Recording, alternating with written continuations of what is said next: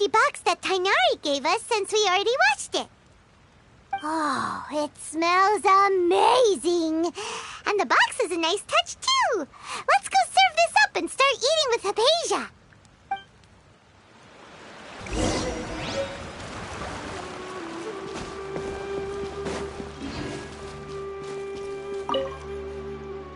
Are you already finished cooking? Smells delectable. I'm truly thankful whenever I can enjoy a proper meal like this. Cooking really isn't my forte.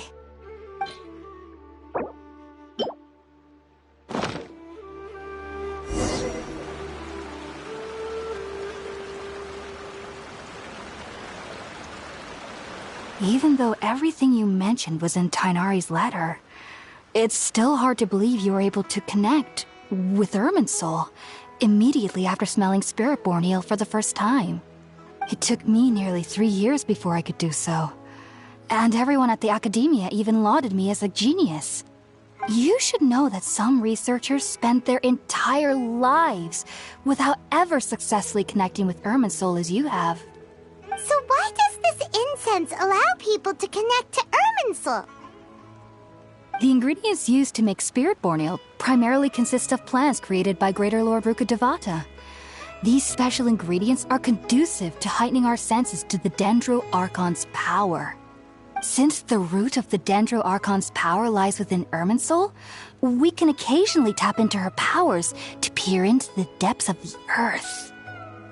Naturally, anyone who can establish a connection with Irminsul in their first ever attempt must be a person of great understanding. Makes sense. But Paimon's got a question.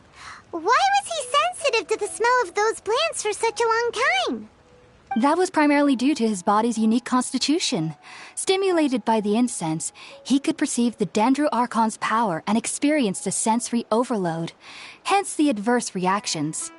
Taking in any scent similar to the ingredients of Spiritborn ale would cause adverse effects. Not to worry, though.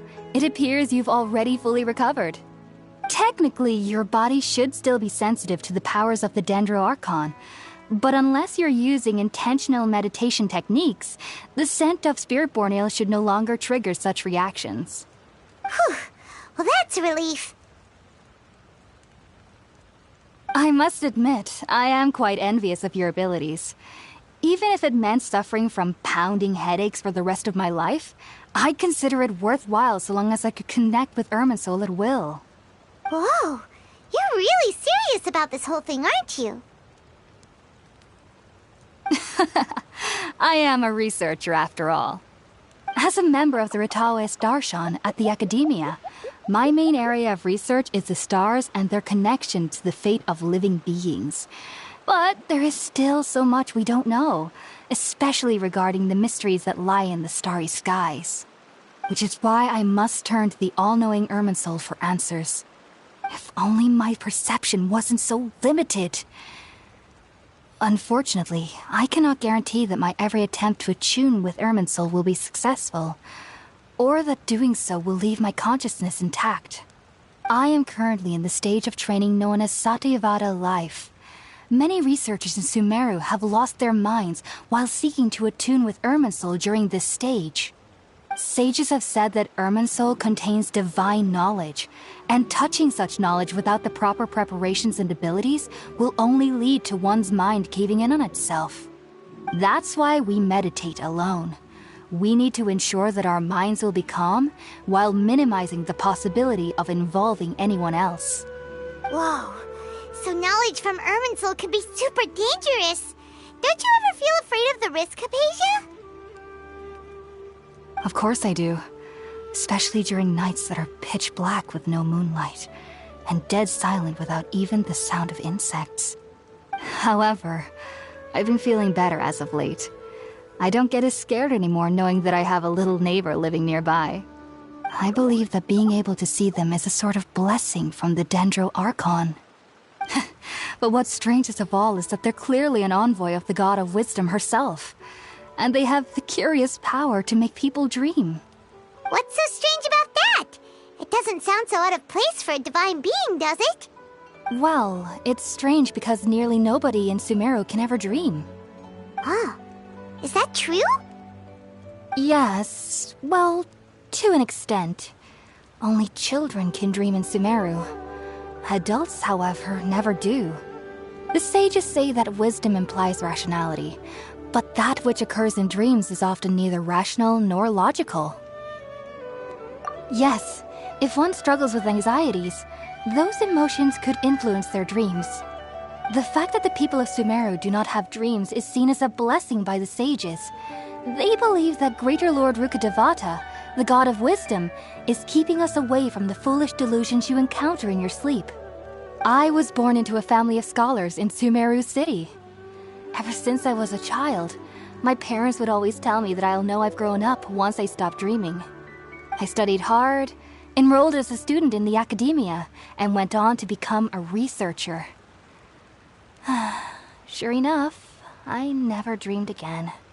But then, on the day I scared the little Aranara, I suddenly saw a dream again. It was incredible. Though I don't exactly remember what I saw, I clearly recalled the feeling.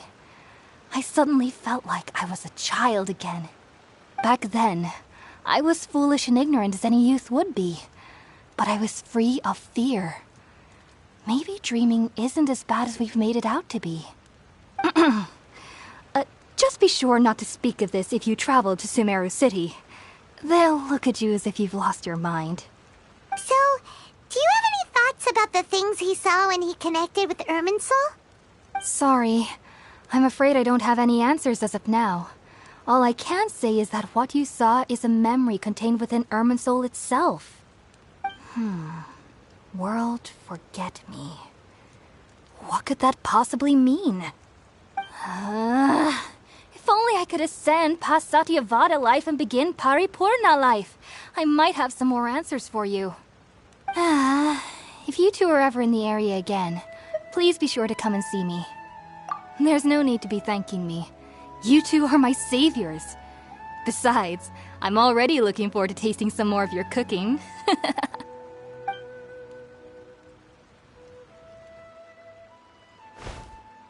Now that we know Hypatia is alright and had the chance to ask her some questions, Paimon thinks it's about time to head back to Gandharvaville.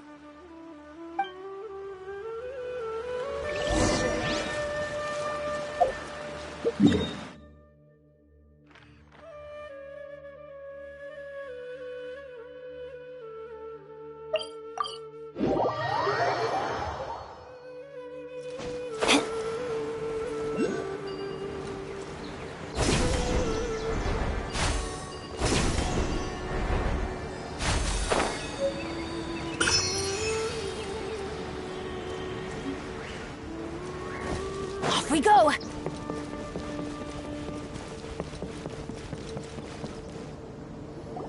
Think about it, Tainari. Refusing to join is tantamount to burying your head in the sand. I understand that you're a forest watcher and that it's your duty to combat the effects of withering zones.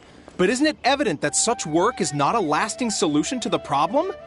As Sage Kage clearly stated, your presence and guidance in Sumeru City is pivotal in finding a cure for Irminsul. How could you possibly refuse? Keep your emotions in check, Ghulam. Let's at least listen to Tainari's reason for declining. We're here to invite him to the Academia, not to cause a scene. Sage Kage, I am truly honored that you came here in person, but I'm afraid I must still decline your invitation. I am merely a forest watcher. How could the great minds of the Haravatat have any need of someone like me? Well, it turns out that your refusal letter had some implications on your master's reputation. He is a renowned sage of the Immorta, after all. So now I've come here in his stead. I see. Well, I figured that given his temper, he would come here and berate me personally. Tainari, your master is an integral part of this effort, and now he requires your assistance. And what exactly does my master need of me, Sage Kage?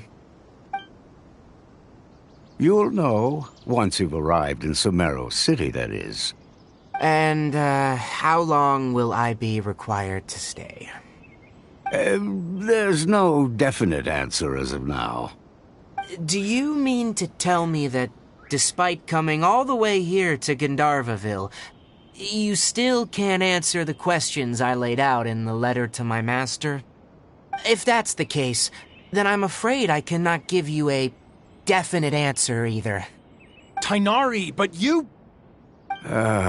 So be it. Come, Gulam, we're leaving.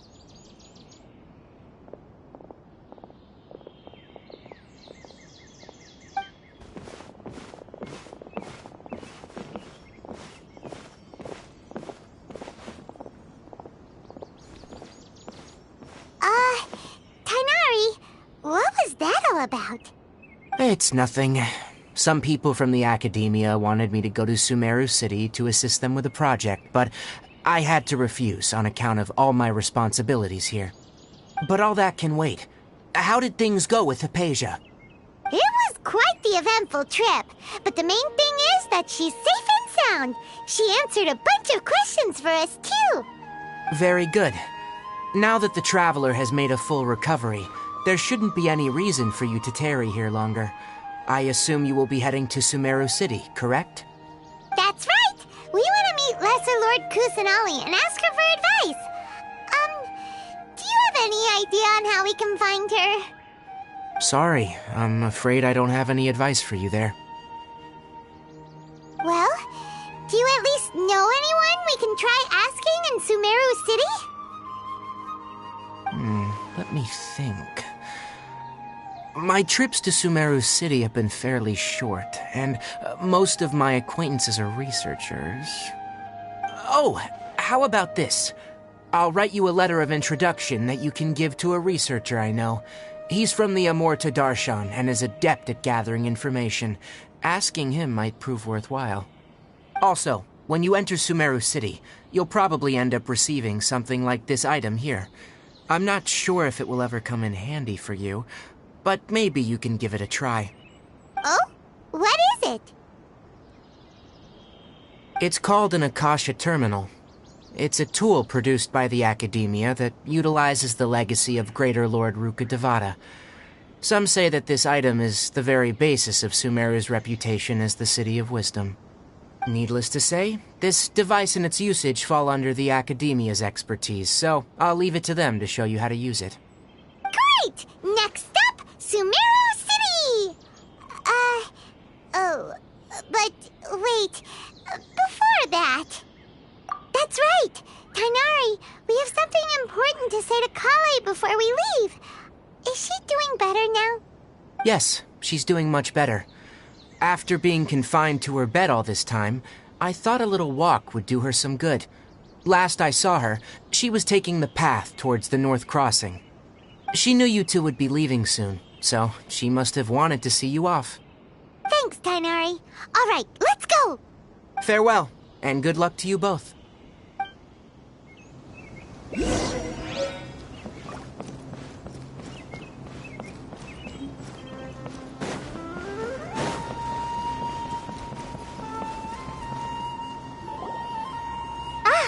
I've been waiting for you two.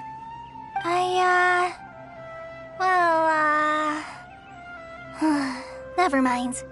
I guess I should just wish you two a safe and successful journey. Thanks for waiting here just to see us off, Kale. We're headed to Sumeru City. Don't worry about me. I can take care of myself. My condition won't be getting in the way of my duties. I want to be a forest ranger after all. It's up to me and the others to protect the rainforest here. And,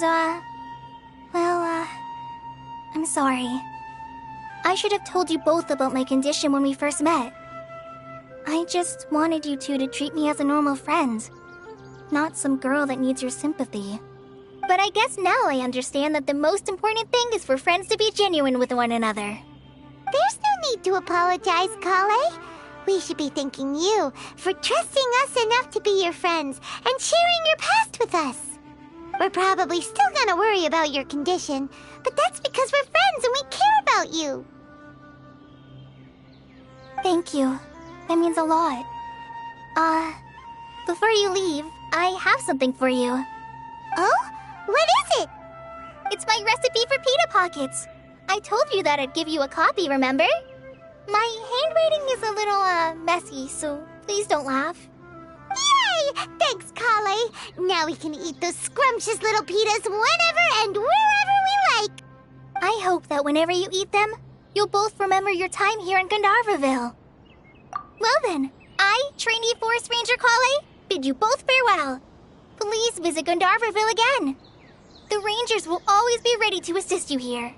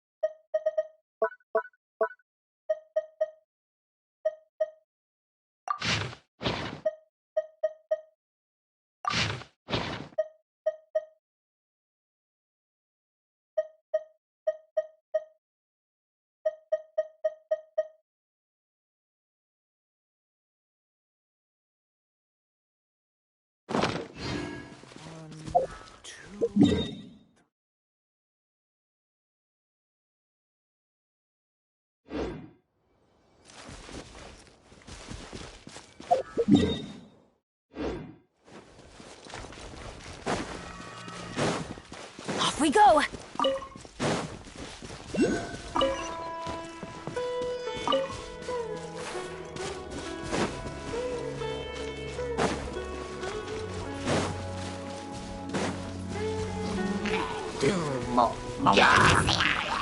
Get out of here!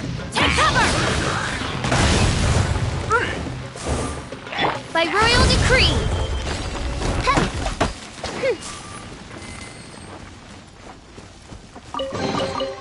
What trinkets lie veiled within this desolate plain?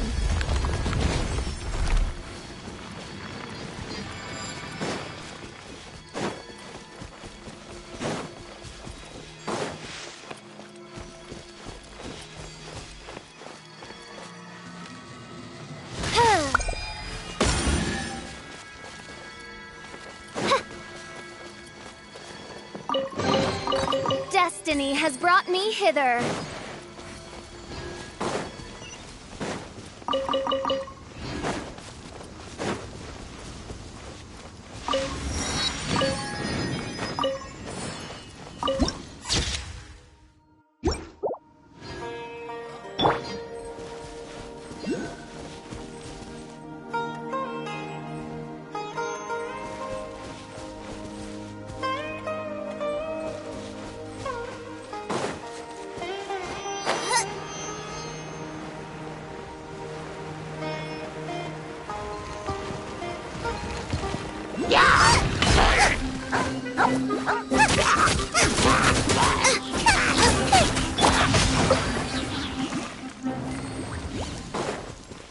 Time to act.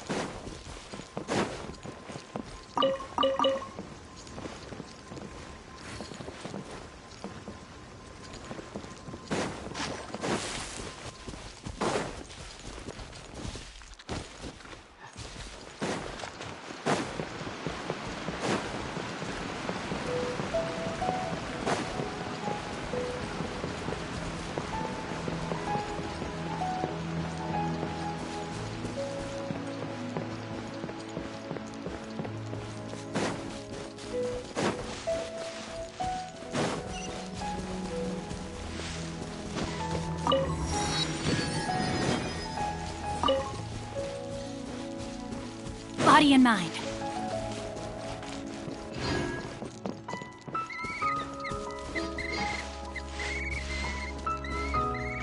All my goods come directly from the palace of Alcazarzo.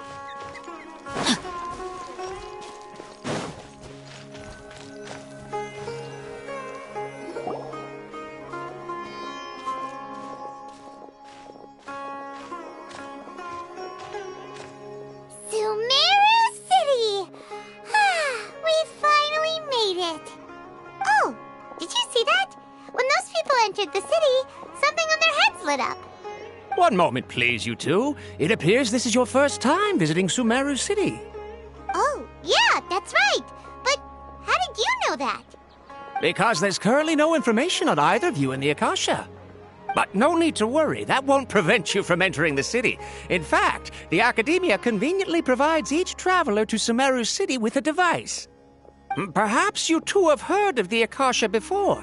It's our beloved Greater Lord Rukkhadevata's lasting legacy, a treasure trove of collected knowledge.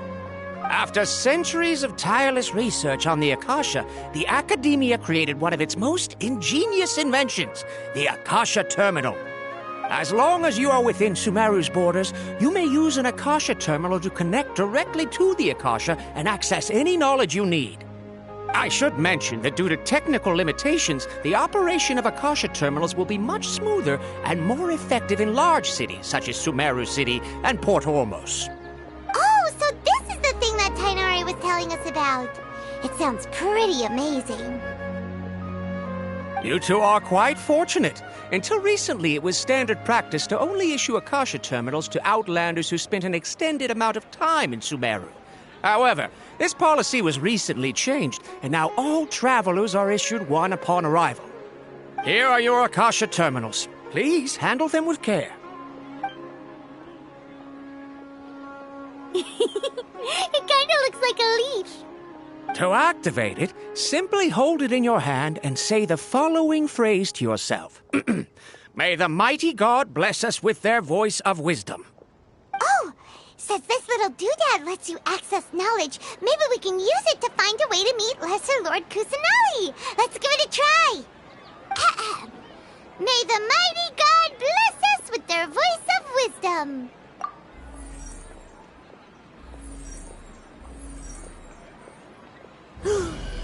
Whoa! Just now, something clicked, and Paimon suddenly knew how to use this thing. It seems all we need to do is concentrate on what we want to know, and bam! You get it. Oh, that'll come in real handy. Exactly. That is the power of the Akasha. And with that, let me officially welcome you both to Sumeru City. May the wisdom of the Dendro Archon always be your guide. Okay, now that we're in, we can check the Akasha about Lesser Lord Kusanali. Let Paimon try. 500 years ago, the sages found a newly born deity from within some scorched ruins. The deity now resides in the sanctuary of Suristana. Seems pretty similar to what Kali was telling us. Okay, next, let's concentrate on asking how to meet her.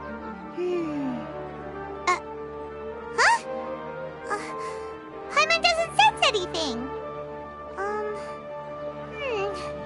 The Akasha didn't respond to Paimon's question. Oh, come on! Focusing on this question feels like when you have something you're trying to remember and it's on the tip of your tongue, but you just can't think of it. Paimon's brain is exhausted. Oh, smart idea. But what are you going to ask it?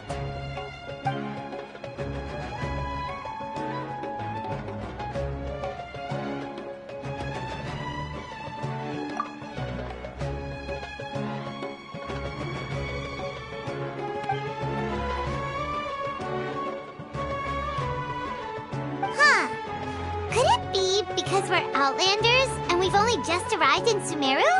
You know, maybe we're not qualified to receive an answer to this sort of question or something.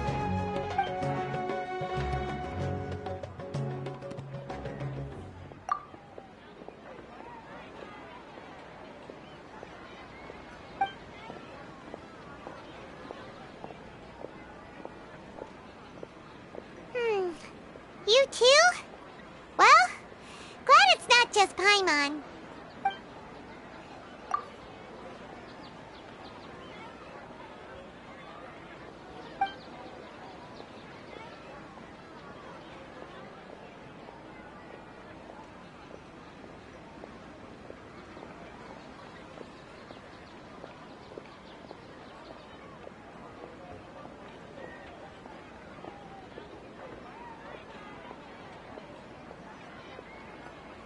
Uh-oh.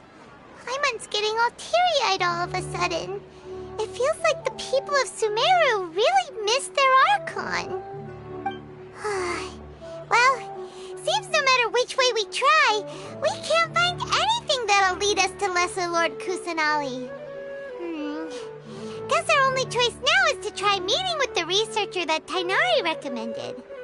He's from Sumeru and even has a position in the Academia. Maybe he'll be able to access more info from the Akasha. Let's see. Tainari wrote an address on the letter's envelope. Oh, it's not far from the city's gate. And did all the cumbersome tests again. Hello, are you Rohawi? Yes, that's me. Can I help you? Great! You see, Tainari sent us here and... What? Tainari? Please, there's no need to say anything, really. Sure, I admit that the article I published last month wasn't my best work, and maybe the data didn't produce the most convincing results, but... Here! This is a letter from Tainari! Oh, let me see... Ah! Ooh, what a relief. You two nearly scared the life out of me. So you two just have some questions for me? Seems even Tainari acknowledges my innate ability for procuring information. So, what is it you two would like to know? We want to meet with Lesser Lord Kusanali. Do you know a way we can do that? You mean you want to meet the Dendro Archon herself? This isn't exactly my area of expertise, but let me see what I can find in the Akasha.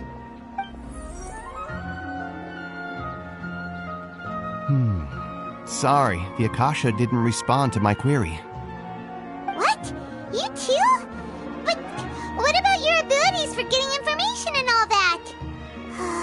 Paimon was sure you'd be able to access more info than we did. Well, as I said, this isn't my area of expertise. I am but a lowly researcher, so the Akasha doesn't see a need for me to know more about the Dendro Archon. All I know is that ever since Lesser Lord Kusanali returned to Sumeru, she's never left the Sanctuary of Sorasthana or made a public appearance. Huh. Didn't expect her to be such a mysterious figure. The Dendro Archon is somewhat of a recluse. Perhaps she just doesn't want to entertain visitors, which would explain the lack of information in the Akasha. But then what can we do? No need to worry just yet. I'm only hypothesizing here. You could certainly try asking around and see if anyone else has ideas. And besides, you two should consider the bright side of things. Not being able to see Lesser Lord Kusanali may not be a bad thing. In this world, there will always be information you cannot obtain from the Akasha and things you can never accomplish. Knowing when to yield is a form of wisdom. Take me, for example. It's a miracle if my brain cells can spit out one paper every 3 years. But Tainari? That guy can publish 3 papers in just a single year. Okay. Thanks for your advice. Don't mention it. If you two ever want information about things like who's been promoted within the Academia or relations between the 6 great sages, come find me.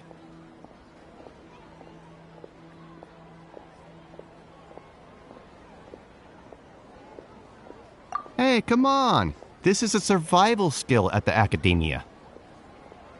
Oh, Paimon's expectations were pretty low, but this is so low it's like digging holes in the dirt. So what do we do now? Even if we want to talk to someone, we don't know anybody here. Huh? Like who?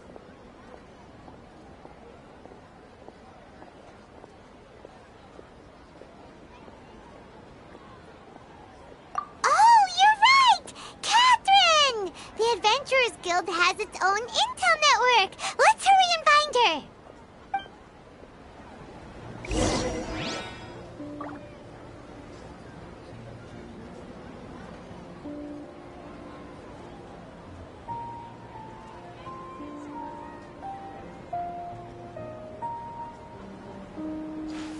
How can my own brother say something like that about this? Don't forget that.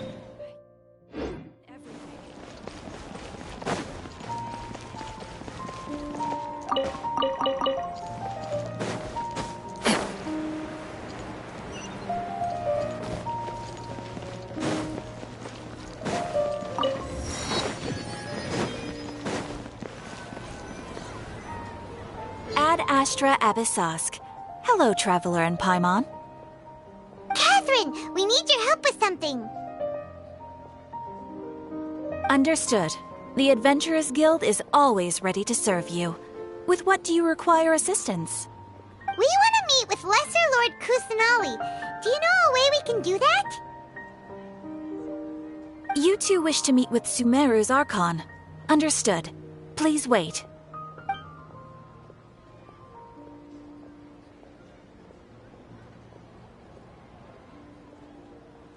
I apologize, but I am unable to call up any relevant information in the Akasha. I'm also unable to locate any pertinent information in my personal memory. Aww, another dead end. Well, if Catherine can't help us, then we really don't know anyone else to ask now. Please do not worry. I may know of someone who can help you two. In Sumeru, the Adventurers Guild does not serve as the vanguard of information. Rather, there are numerous active mercenary groups collectively known as the Eremites. They take on various contracts and work all across Sumeru, so they naturally accrue intelligence. An Eremite brigade called the Corps of 30 is in charge of Sumeru City's defenses. Not only are they the oldest brigade, but they are responsible for managing and coordinating the affairs of all other mercenary brigades. Corps of 30? What a weird name. Supposedly, they are named as such because their ranks numbered 30 at their inception. Asfand, an advisor with the Corps of 30, maintains good relations with the Adventurers Guild. Though he's already retired, he and his words carry great weight within mercenary circles. If you'd like to get in contact with him, you can find him at the Corps of 30's headquarters, the Citadel of Regzar. You're welcome. I wish you two the best of luck. We look forward to your exploits in Sumeru. All right, off to the Citadel of Regzar we go!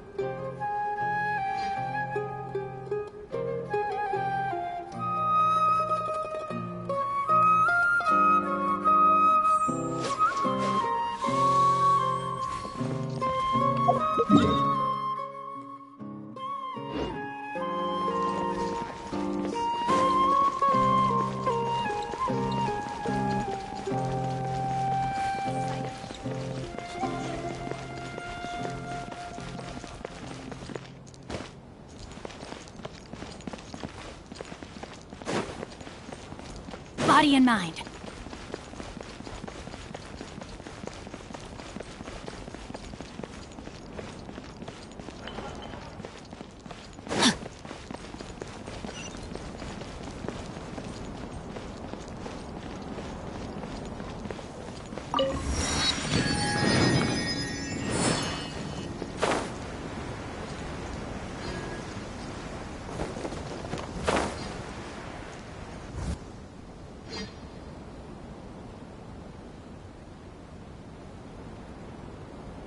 Welcome.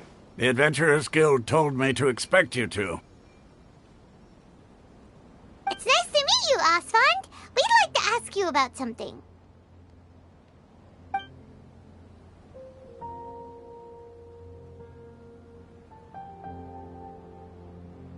I see. So, Catherine's the one who sent you this way. Ha! It's true that the Eremites' network is vast, but even I can't help you meet the Dendro Archon. Wait, seriously? That's it? Afraid so. The Eremites aren't terribly religious, so we don't know much about divinities. As far as the Akasha goes, we can access even less than you. We originally came from the desert. The gods there died off long ago. Since those days, we've used our own two hands to carve out a living. We don't beg gods for their aid. It isn't just us, though. If you ask me, I think most in Sumeru aren't interested in Lesser Lord Kusanali. Oh? Why's that? Just take the Academia, for example. They're the ones who truly rule Sumeru. Although they believe in gods, most of them only care for the late Greater Lord Rugudevada. In their eyes, she was the one who founded Sumeru and gifted us with the Akasha. Lesser Lord Kusanali just happened to inherit her legacy. Because of the Academia's influence, most citizens are more familiar with Greater Lord Rugudevada and hold her in greater esteem. Not to mention that Lesser Lord Kusanali never makes an appearance, and the Academia never announces anything about her. As far as the people of Sumeru are concerned, she's just a god that exists. And that's all. Really? Aw. After hearing all of that, Paimon sort of feels bad for Lesser Lord Kusanali. Ha! But who knows? We're all just guessing when it comes down to it. Besides, I'm sure the God of Wisdom doesn't worry about her reputation among people like us. All right. Well, thanks for the info, Osfond. No problem. Always happy to help out the Adventurers Guild.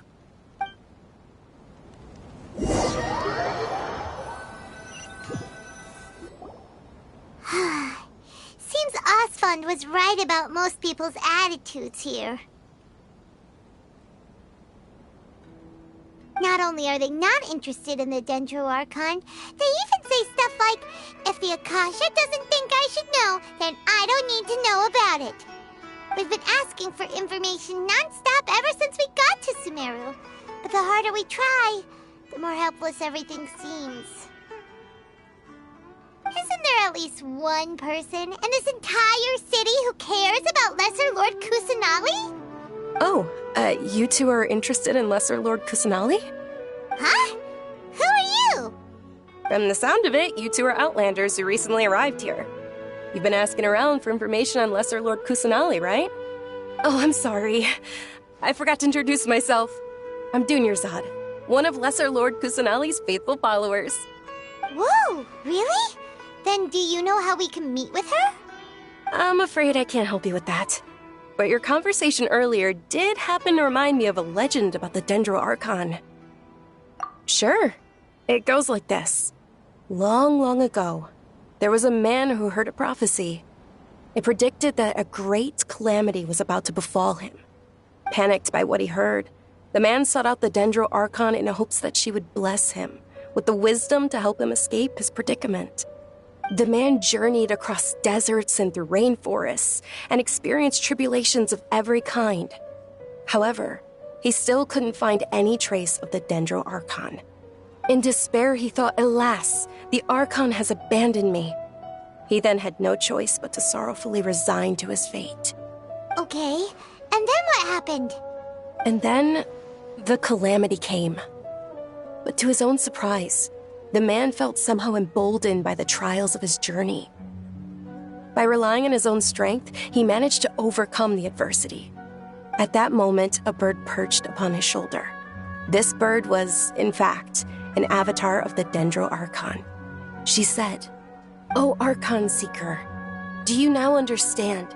She and her wisdom have long been found by you. Along your journey, we were in every flower and blade of grass, every ray of sparkling sun, and every breath of dancing wind. So long as you continue to think and ponder, we'll be wherever you go." Yeah, thanks for the story! Paimon feels all warm and fuzzy inside after that. In a way, it seems like this story is also one of the Dendro Archon's avatars. Dunyarzad, since you worship Lesser Lord Kusanali, can you tell us anything else about her? Of course.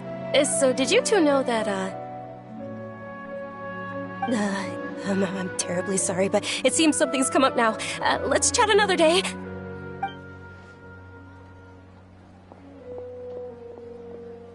Hey, wait! What the heck just happened? It looks like they're searching for someone. Dunyarzad was acting super nervous just now.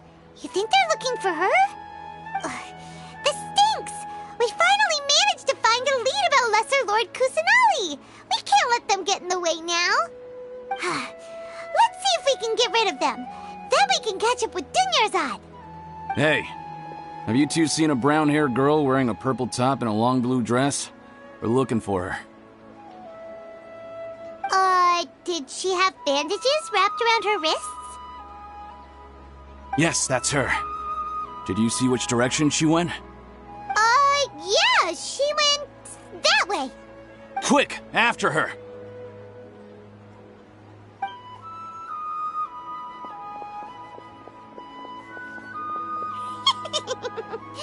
That should keep him busy for a while. Let's hurry and find Dunyarzad!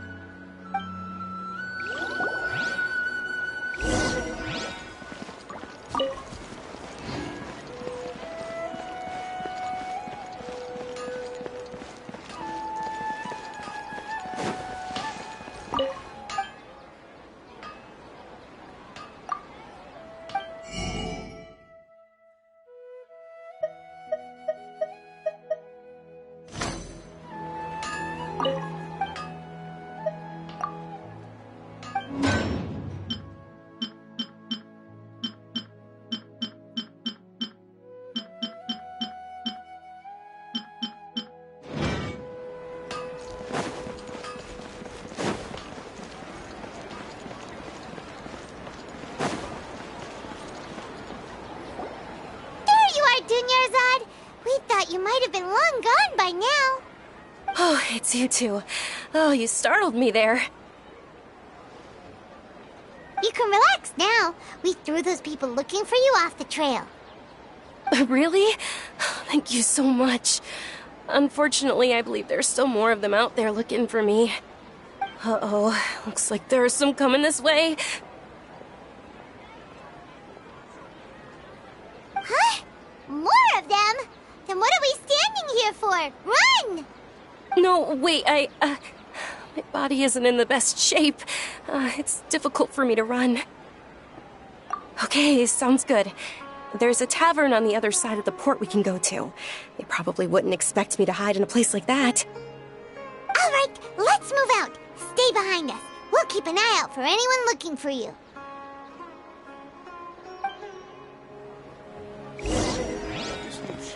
Trust me, just take my word.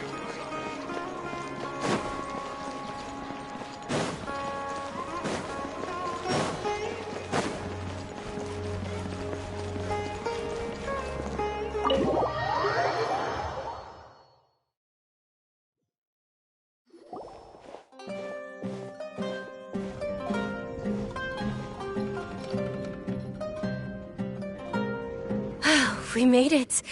Oh, they shouldn't be able to find us now. Wait! Stand down, Dia!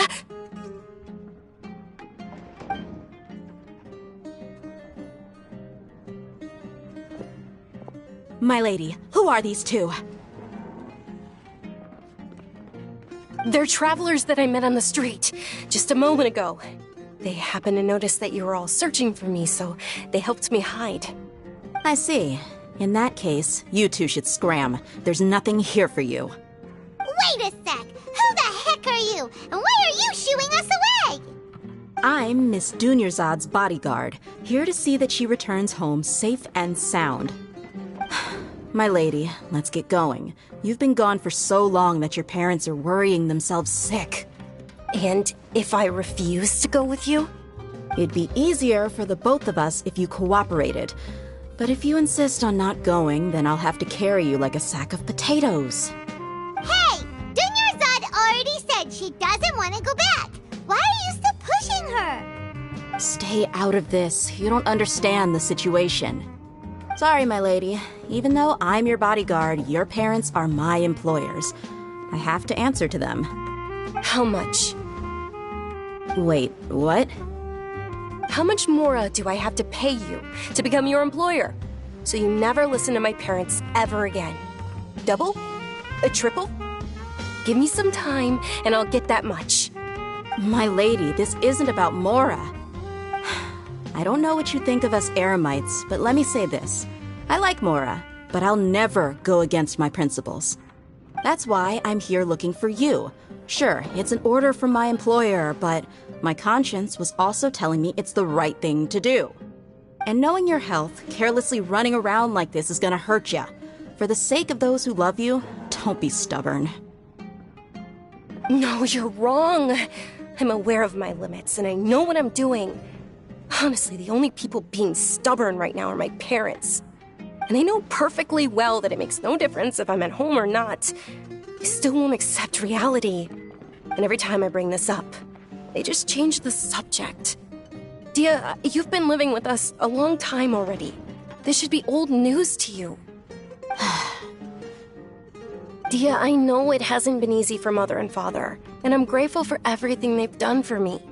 But there's someone else in this world I'm also grateful to. Because she saved me. The love I have for her is the same I have for my parents.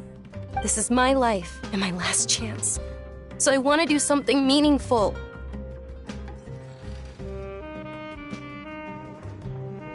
My lady, are you sure what you're doing now is meaningful? Yes, I'm sure. At least, it is to me. Fine, I won't ask you to return home anymore. But let me make something very clear. I'm only doing this because I respect your determination, not because I agree with you. Thank you, Dia. Sorry for being so rude just now. My nerves were acting up. And I even brought up your payment in such an offensive way. Don't worry about it, my lady. I did say that I like Mora. Besides, that's our next topic of conversation. Today's little excursion caused such a ruckus that every single bodyguard at the estate was deployed. It wouldn't be easy to hide things from your old man. Since this definitely won't be your last escapade, here's a little tip. You should at least make it look like your room and things are still in order when you leave. Also, you'll need someone to cover you for when you're out and about. So, I'll let you hire me, my lady. This way, everyone wins. As for the pay, let's say half of what your father pays me. We can settle the bill when we return to the estate. Okay, deal. Yay! Looks like they've reached an understanding.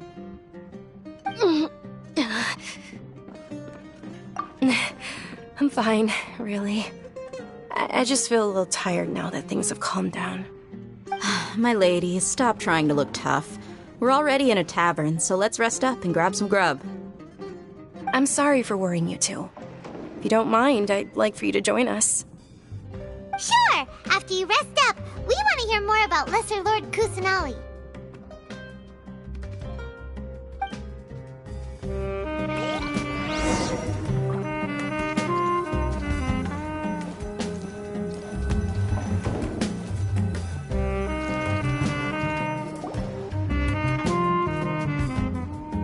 Ha! Well, if it isn't Dia, haven't seen you in nearly half a year.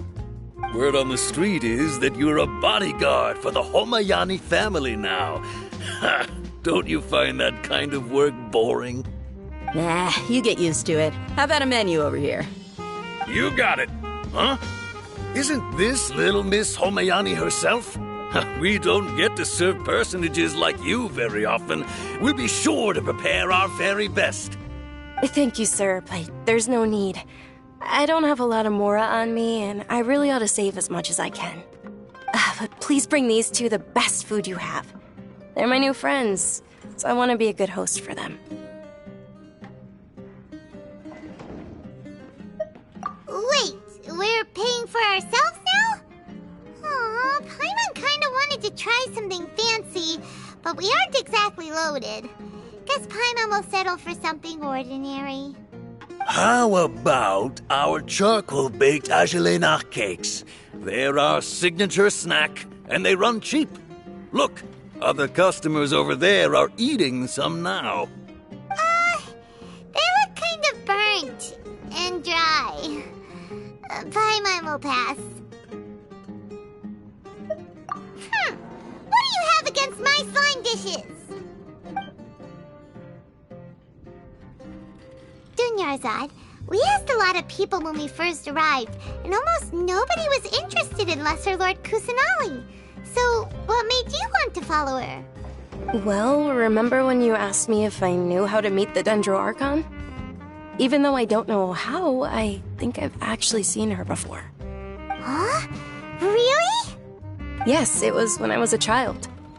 At the time, my illness had kept me bedridden for the better part of a year.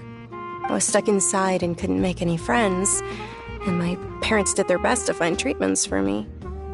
But even then, the Akasha didn't have any helpful information. My younger self no longer had any hopes or dreams. One flare-up was so bad that I was in a semi-conscious state for several days. Then one night, I woke up alone in my room. I was terrified. My body was paralyzed. Even if I cried, there was no sound. At that moment, an ethereal voice spoke in my mind. Dunyarzad, don't be scared. You don't have to cry. Dunyarzad, don't be scared. You don't have to cry. Who are you? How do you know my name? How do I explain this? You might not be able to understand, but actually, I know everything about you. Really? Of course. I know that you're scared of thunder, that you hate taking medicine every morning, and that you love counting the petals on your mom's skirt. Wow, you really do know everything. Dunyarzad, is there anything you want? Want?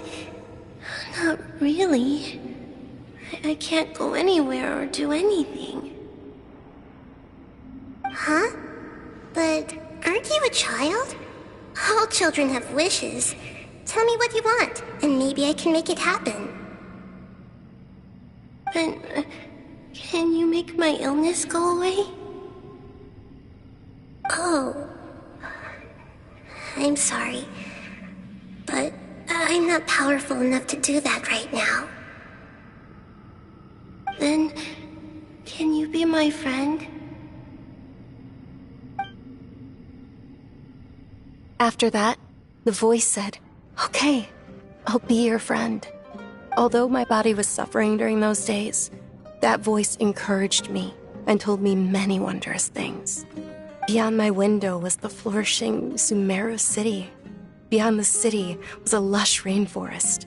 And beyond that was the wall of Samiel, deserts, and all of Tevat. Once I finally made it through that bout of illness, I couldn't hear that voice anymore. I told my mother about it, but she said that I must have been dreaming. But I know that that voice wasn't a figment of my imagination. Before that, I had never heard of Tevat. Yes, for sure. If it weren't for that voice, I would have never grown curious about the outside world, nor would I have learned how to read and enjoy so many books. That voice sparked a desire for wisdom.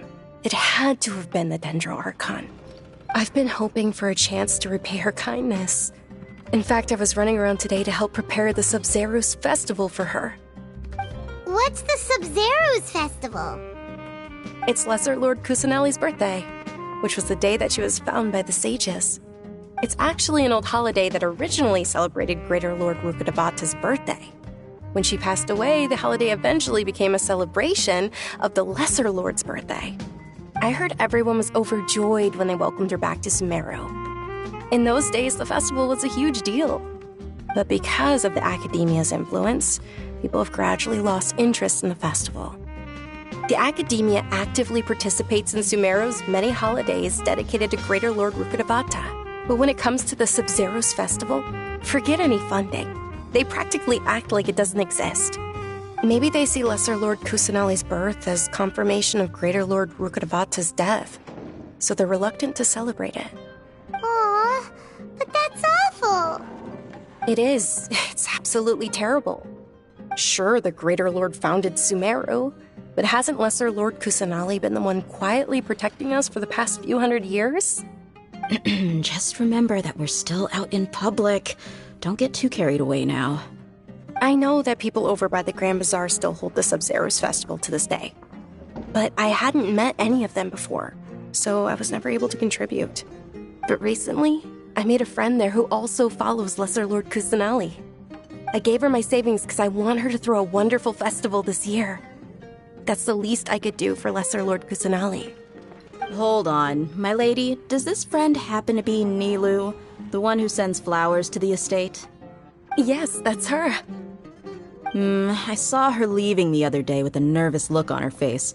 It seemed like she was hiding something in her arms. Did you give her something? Yes. Initially, I didn't have much Mora prepared, so I had Nilu sell one of my skirts. I've agreed with Nilu to meet up at the Grand Bazaar today and see how things are coming along. Dia, would you accompany me? Sure. That's quite the trip, though. I'll carry you. No, that would be too much, even for you. You might as well just accept the lift. If I let you walk, who knows how long it'll take us. And if anything happens to you, then I'd really never hear the end of it from your father. But of course. Nilu will be thrilled to hear there are more people interested in Lesser Lord Kusanali.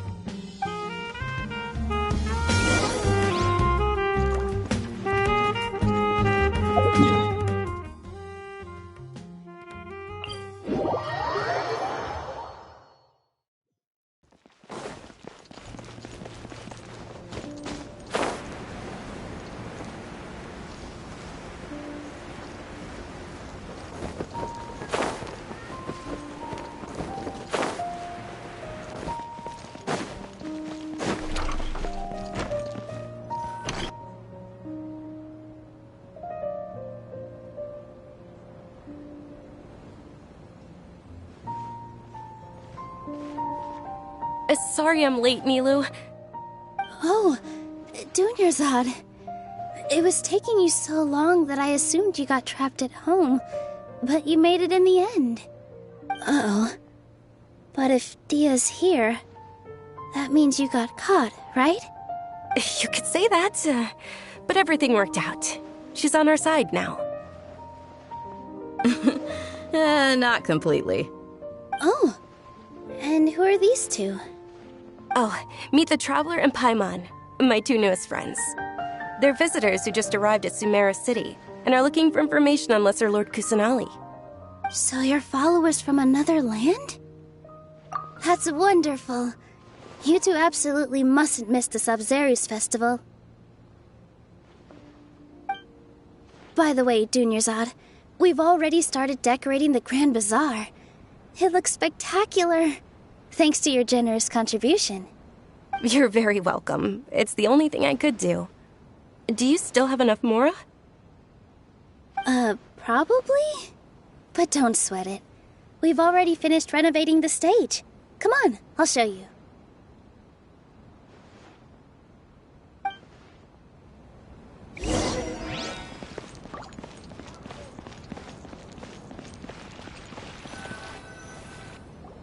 Wow! This place is amazing! Not bad. Last time I was here, the stairs were full of holes. The stairs were nothing. A little while ago, we discovered that the tree above the stage had a huge chunk of bark ready to fall off. Mr. Zubair was worried sick. We reported it to the academia many times, but they never sent anyone to deal with it. We didn't want anything bad happening, so we were going to cancel all the stage performances. Oh, probably because it was the theater asking. The academia looks down on performers like us. They probably think it would be best if the theater closed down completely. We can't let that happen, though. Not only would everyone involved in the theater go hungry, but then we wouldn't be able to hold the Sabzeruz festival anymore. Thank the Dendro Archon for Dunyarzad. With the Mora she gave us, we hired someone to patch up the tree, and we also gave the stage a much-needed makeover. The stage is going to be even prettier when it's festival time. I can't wait for you to see it. And I can't wait to see you on the stage. You've been practicing so long already. It's almost time for your dream to become reality.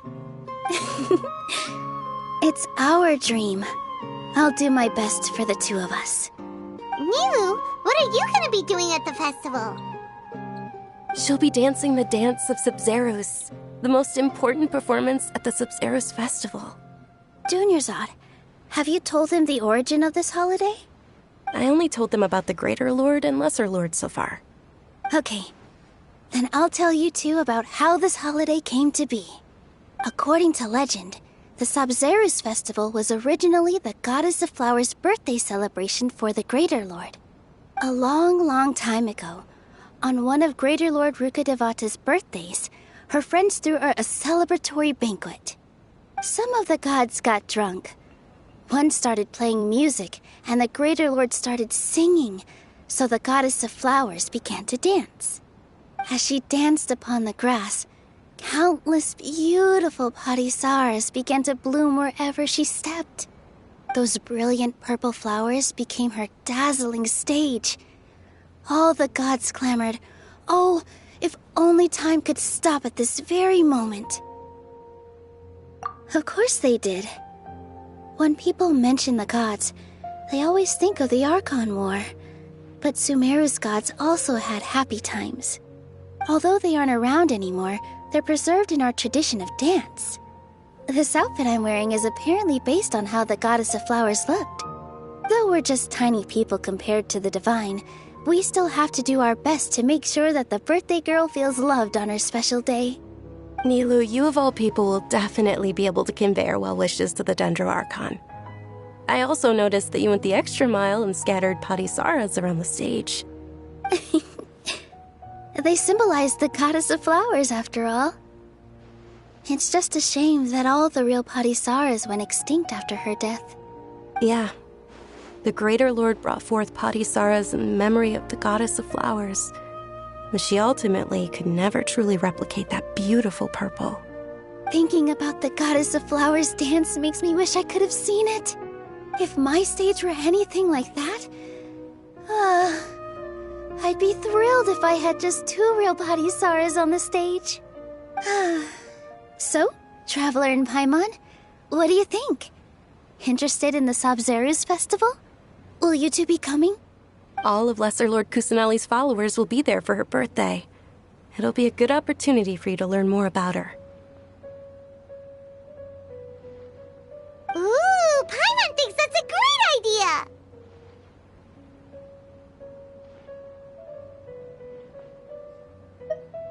Of course Paimon wants to watch. Those two things aren't mutually exclusive, you know. So how about we all attend the Sabzeruz festival together? Dunyarzad, let me show you which stage decorations we've picked out so far. Traveler and Paimon, if that doesn't sound interesting to you, then feel free to explore the area. Everyone at the Grand Bazaar loves Lesser Lord Kusanali, and we're all looking forward to the Sabzeruz festival. In that case, we'll take a look around.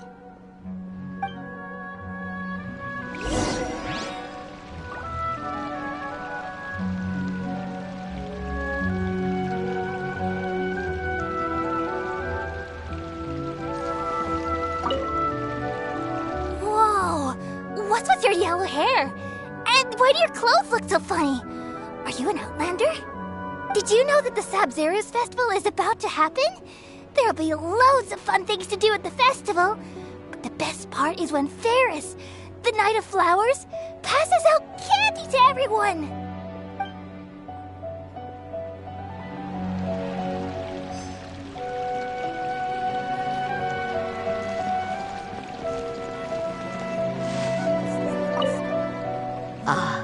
Dancing at the Sabzeruz festival. You know, I also danced when I was younger. As a child, I even asked my grandmother why we performed the dance for the Lesser Lord when it was originally done to honor the Greater Lord. My grandmother said that Greater Lord Rukkhadevata is a beloved deity and honored by all. And Lesser Lord Kusanali is too. If the Goddess of Flowers ever knew Lesser Lord Kusanali, then she would certainly have wished to be her friend and hold celebrations for her too. The Sabzeruz festival has been losing its appeal over the years. That is, until a wealthy benefactor stepped in this year and brought the festival back to life. I heard she forked out a lot of mora to make it all happen.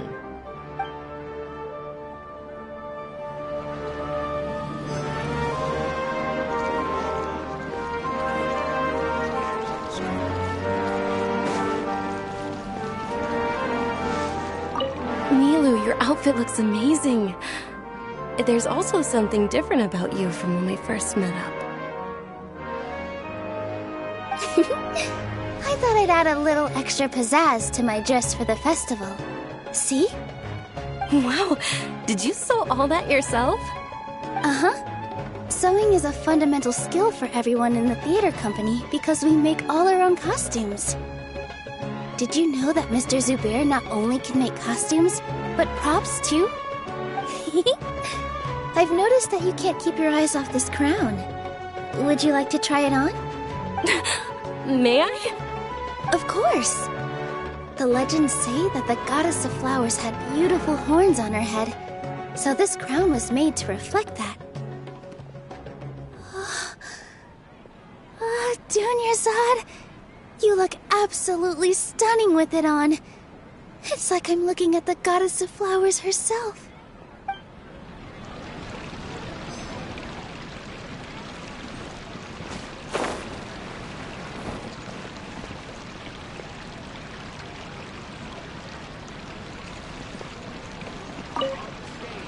Things are really shaping up, and there's a buzz around the festival this year. We're expecting people from all over to come by this year and buy things during the festivities. Don't be fooled into thinking that Sumeru City has the best of everything. Some festival snacks are only offered here in the Grand Bazaar. And when it comes to musicians, dancers, or singers, the Grand Bazaar's got the best of the best. Sure, those folks at the Academia might not like it, but what's a festival without song and dance?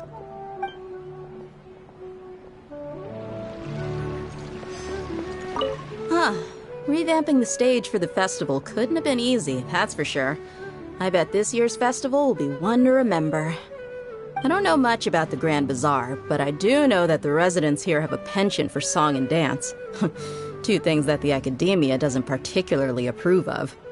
Oh, and the perfume sold around here is a lot better than what you'll find elsewhere. The fragrances are longer lasting and they're gentler on your skin and... I mean, that's what I've heard at least. Hey!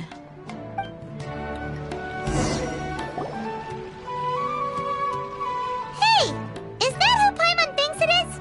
It looks like... Catherine!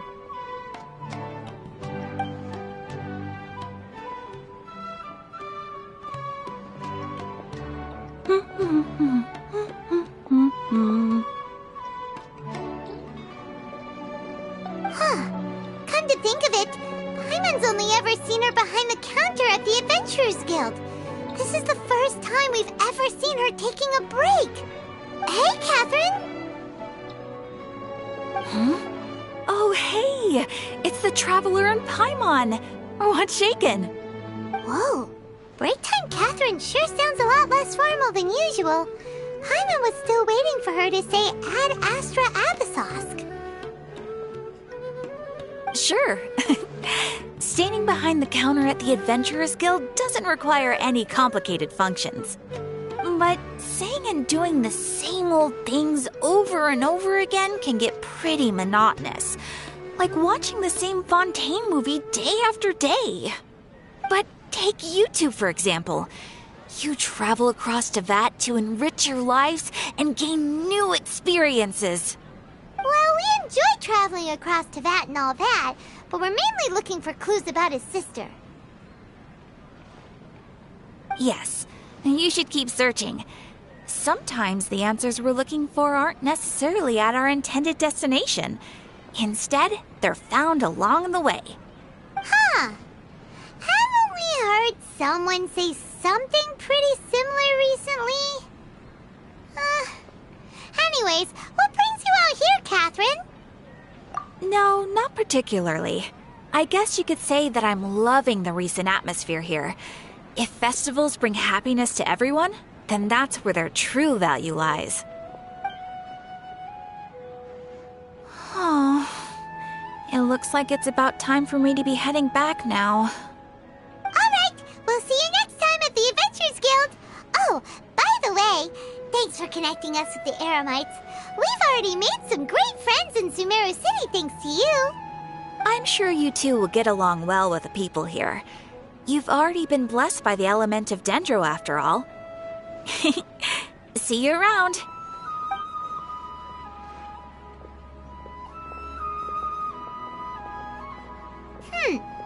There's something really different about Catherine today. Hey, traveler. Paimon. Oh, hey, Dia. What's going on? I've got something to tell ya. My lady knows you're looking for ways to meet Lesser Lord Kusanali, and she's been trying to come up with a way to help you. Well, I have an idea that might help. Are you serious? We'd love that! It might not necessarily pan out, so don't get your hopes up too much. I'll need to take you two somewhere and ask someone some questions.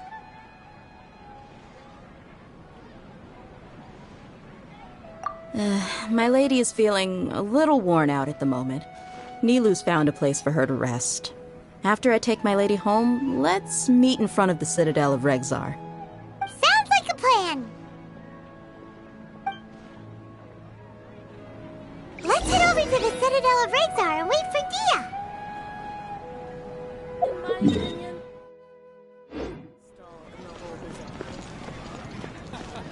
Every item I sell here comes with its own Body and mind.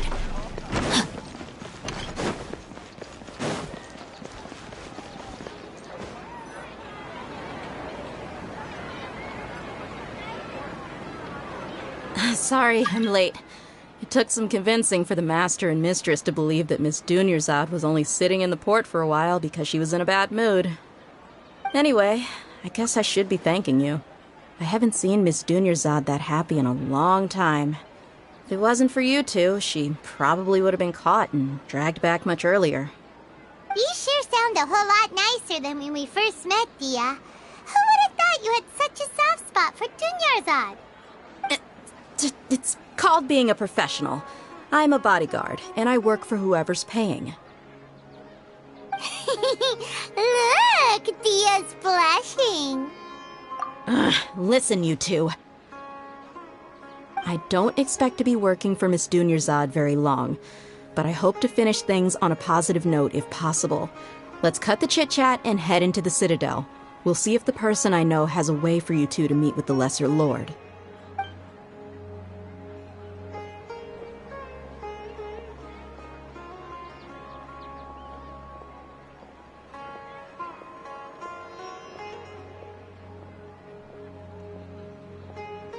Oh, hey, Chief.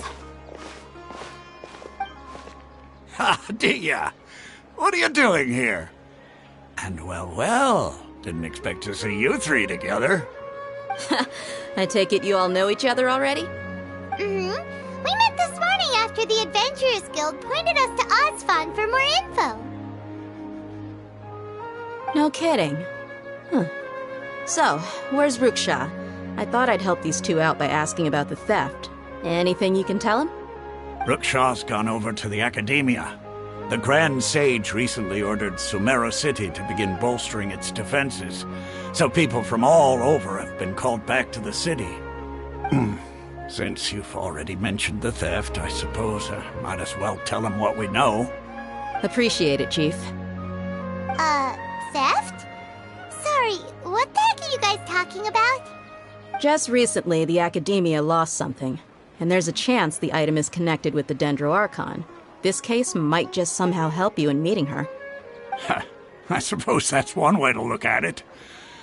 But if you ask me, the case is more about the Academia than anything else. Let me fill you in. The Academia recently sent a convoy to pick up an important package from Aru village. Word got out, and the convoy was robbed on its way back. The Grand Sage took the whole matter very seriously. Not only did he dispatch the Matra, but also enlisted our help in the search for leads. All we know so far is that whatever was stolen is currently in Port Ormos. You two have heard of Port Ormos, haven't you? It's the largest commercial port in all of Sumeru. You can travel there by leaving Sumeru City and heading south along the river. The Academia's grip isn't long enough to reach all the way to Port Ormos, so the city's a little more laid back, meaning the population's also a mixed bag. You never know who you'll meet there. Apparently what was lost has a great deal to do with the Akasha, knowledge, and even the gods. I'm afraid I don't have any other details for you, though. If you're interested, maybe you could head to Port Ormos and ask around yourselves. If you want my advice, try introducing yourselves as students of the Academia once you're there. Are you serious, Chief? All the Academia students are in Sumeru City, you know. Why should they pretend to be students in Port Ormos? If you're also interested, just go there and see what happens. Count me out. I've got plenty of work to do here for the Homayani family. And take it from me, if you two really do decide to visit Port Ormos, you'd best watch your backs. Let's just say that the Eremites there aren't nearly as friendly as those here in Sumeru City. There are even some extremists who go around shouting slogans like, "Retake Sumeru for King Deshret." Word is that more and more are joining their movement. They're becoming a real headache for Chief and the others. You bet they are. King Deshret's been dead for thousands of years. Now they start spreading rumors of his return. Ridiculous. Not everyone's like you, Chief. Even the desert natives who abandoned their homes in the wilderness still wish to have a god of their own. Well, Traveler, that's about all the information we have for you. Thanks, Dia, and you too, Osfond.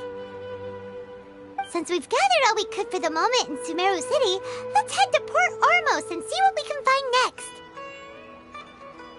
Miss Dunyarzad is looking forward to seeing you both at the Sabzeruz festival, so be sure to get yourselves back here in time for that. Good. Then we'll see you both at the Sabzeruz festival.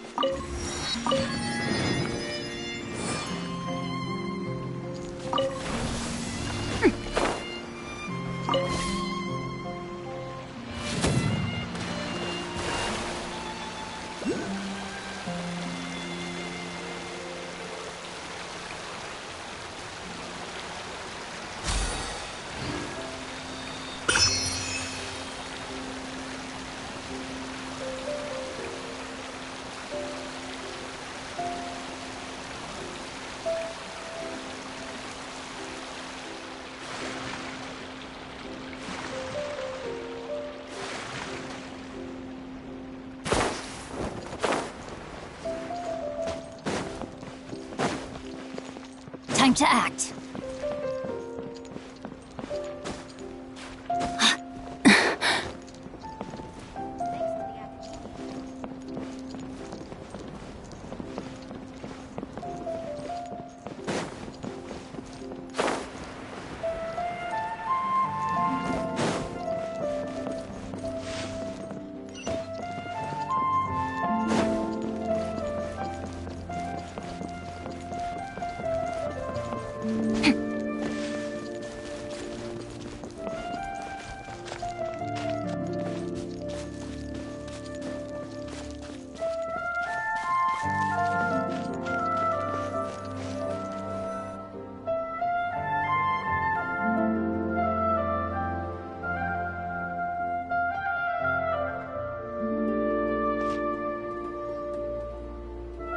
Come and have a good look yourself. Traditional spices of the highest quality, made with pride and experience. You've got a deal. I can't thank you enough for always looking after my business. Believe me, I'm not making this up. Several Eremite mercenary groups are nearly in open conflict, but does the core of 30 care? And that's not all. Did you know that... Wow! Talk about hurly-burly! This place is busy! Guess that's only to be expected for the largest port in Sumeru. Maybe it's because of what Dia told us earlier, but Paimon can't seem to shake the feeling that there's also danger lurking in these crowds. Ooh. Let's get our bearings so we can start looking for leads. We know that whatever the Academia lost is related to the gods. But other than that, we don't have much else to go on. Osfun told us to try posing as Academia students while asking around. Paimon checked the Akasha on the way here, and the Academia doesn't seem to have any research facilities in Port Ormos. Paimon doesn't get it. Won't we look even more suspicious going around saying we're Academia students and asking about the stolen item? Well, given all the people that come through here every day, if there's any information to be found, Paimon bets we could find it in the market. Let's ask around and see what we come up with.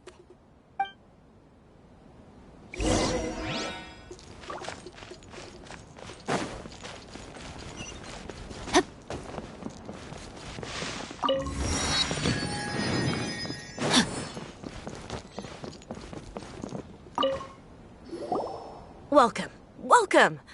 How can I help you two? Hi there. We would like to ask you a question. Do students from the Academia ever come to Port Ormos? Of course. Especially around this time of year. Students from Sumeru City that are about to graduate often come to Port Ormos to cut loose a little. Many people often talk about how hard it is to get accepted into the Academia, let alone graduate. But those who finish their studies and go on to become full-time researchers at the Academia have it even harder. Sure, we may not be Sumeru City, but Port Ormos offers beautiful scenery and a stress-free environment. Some even say it's good luck to come to Port Ormos, so students and researchers come flocking here when things get to be too much at the Academia. You see over there? Those are students from the Academia. They've been looking worried and miserable ever since they got here a few days ago. If you ask me, the life of a merchant is better. So long as the Akasha teaches us what we need, then life is good. Those students seem to be discussing something.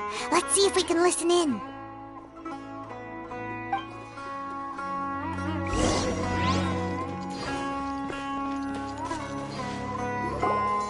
It's no good. I've tried asking around, but I haven't been able to learn anything useful.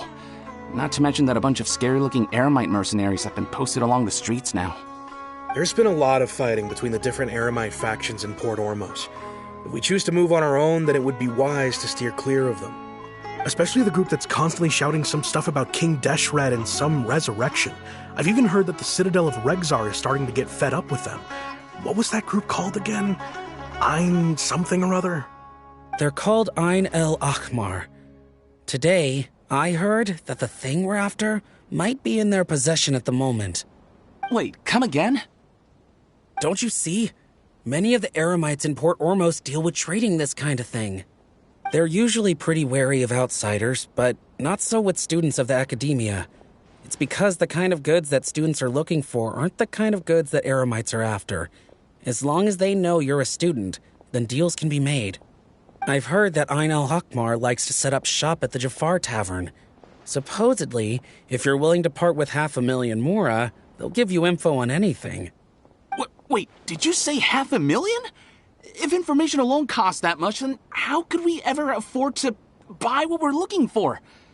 I guess we might as well give up on trying to graduate this way. I wouldn't worry too much. Our field of research is very niche. Who else could possibly be after that kind of shady knowledge?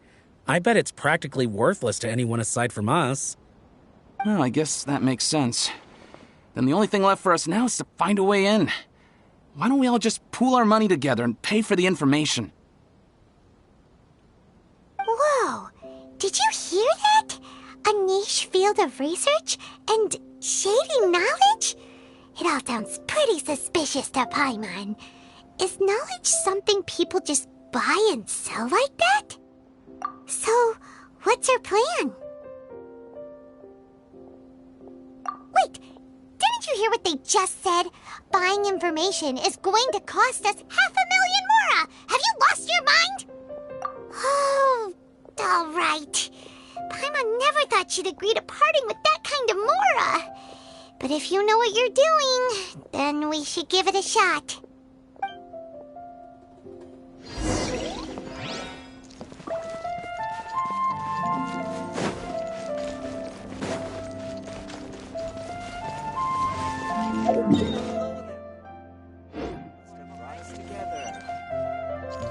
Time to act.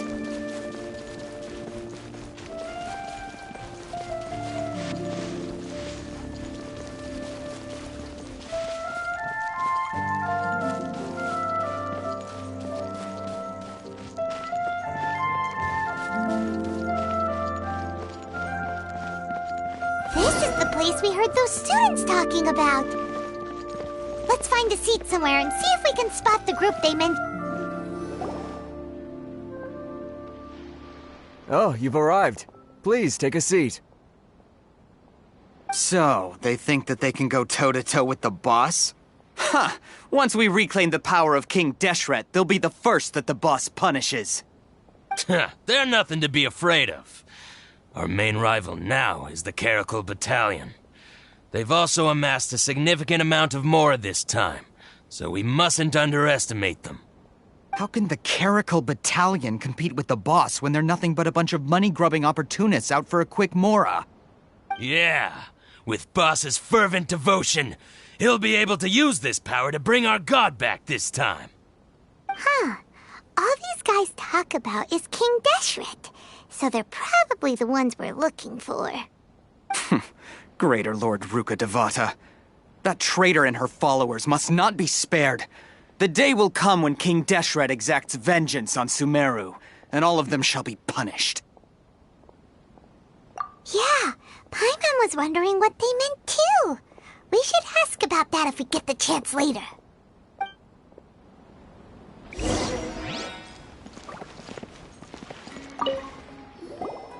Huh?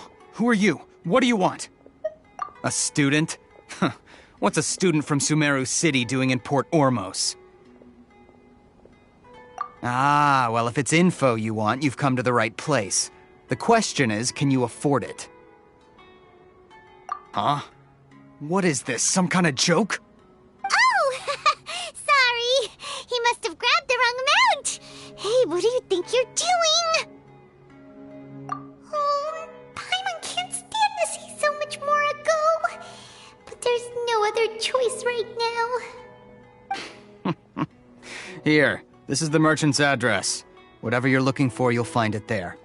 Hmm? Well, what are you waiting for? Oh, that's right! We heard you mention King Deshret just now. We're actually interested to know more because we're, archaeology students! Fine. Since you've already handed over the Mora, I guess I can throw in a little extra info. As you can see, members of Ain al-Ahmar are devout believers of King Deshret. Years ago, King Deshret founded the great desert nation that was our homeland. It was an advanced civilization, far beyond anything you'll see in present-day Sumeru.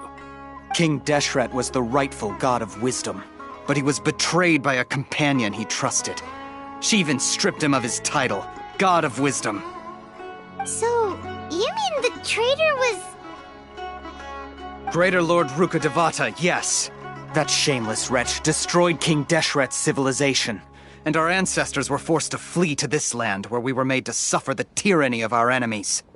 Furthermore, she conspired with the academia to cover up the truth of her actions and create the merciful and benevolent facade for which she is now known. Ugh, just thinking about it sickens me. But the story doesn't end there, oh no. King Deshret isn't truly dead.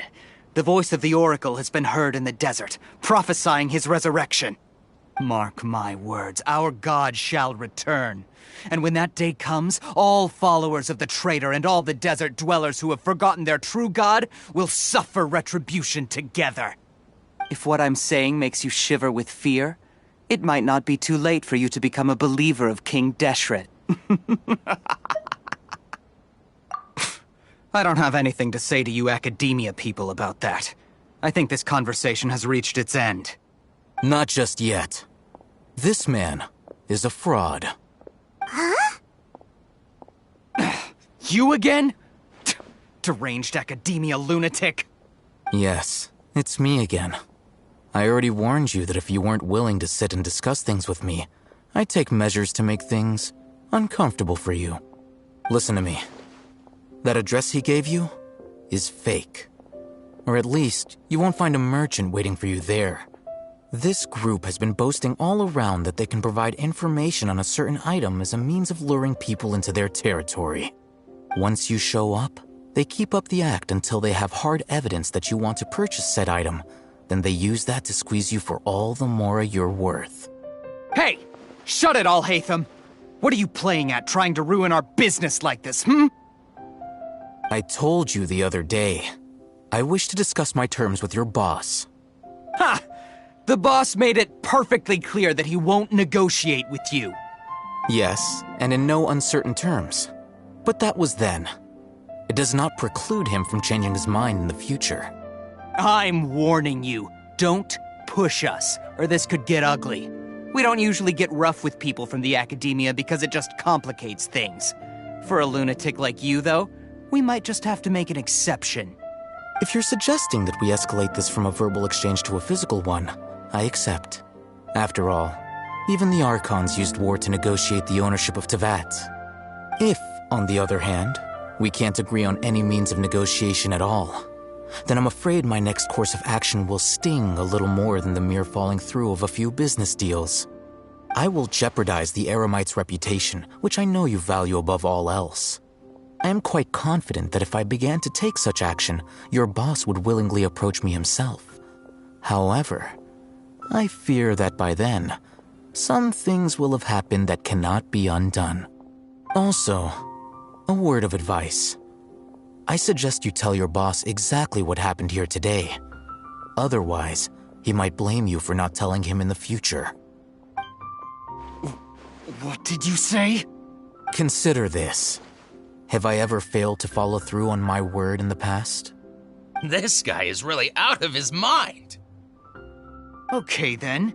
If you really have a death wish, let's meet a week from today. The pier in front of the Pharos Lighthouse, 4 o'clock in the afternoon, sharp. Don't expect us to hold back.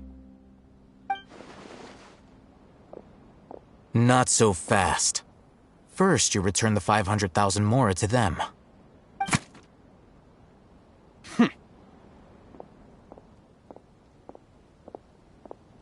Please, I beg you, don't provoke them. We can't afford any trouble with this crowd. They haven't even paid for their food yet. Ah, Mr. Iman. There appears to be fewer staff in the restaurant recently. This wouldn't happen to be because they're all busy spreading the word to the students, would it? Well... Someone who chooses to do business with a group like that really can't afford to get so flustered the instant someone confronts them about it. Consider the meal compensation for our silence. I'd say you're getting an excellent deal. Whoa, did you see that? He not only got us our Mora back, but sent the Emirites running too! Plus, he seems to know a lot about what's going on around here. Let's catch up with him and ask some questions. He went that way! After him!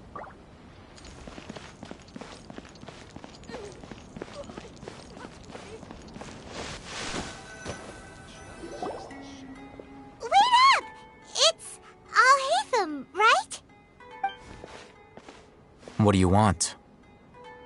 No need for thanks. My goal was to get to them, and you two gave me just the opportunity I needed. We're even. Oh, I advise you to keep your distance from them.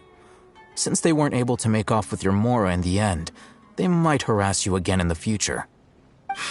All right. Goodbye. Hold your horses! We still have something to ask you about! Since you tore through their scam right in front of them, you must know the real story about certain something, no? Who exactly are you two? And why are you inquiring about that? A student. Right.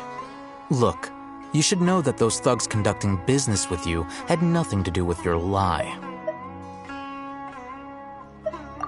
Huh? Oh, yeah! He's really strong. Weren't you saying something about a physical exchange? We can help with that. He doesn't even have a vision. Forget it. Maybe not, but he can still use elemental energy. Otherwise, there's no way we'd go asking for info from from guys like that. Those high-headed thugs are definitely gonna bring a lot of backup for your next meeting. Even if you don't go alone, you won't regret taking us with you.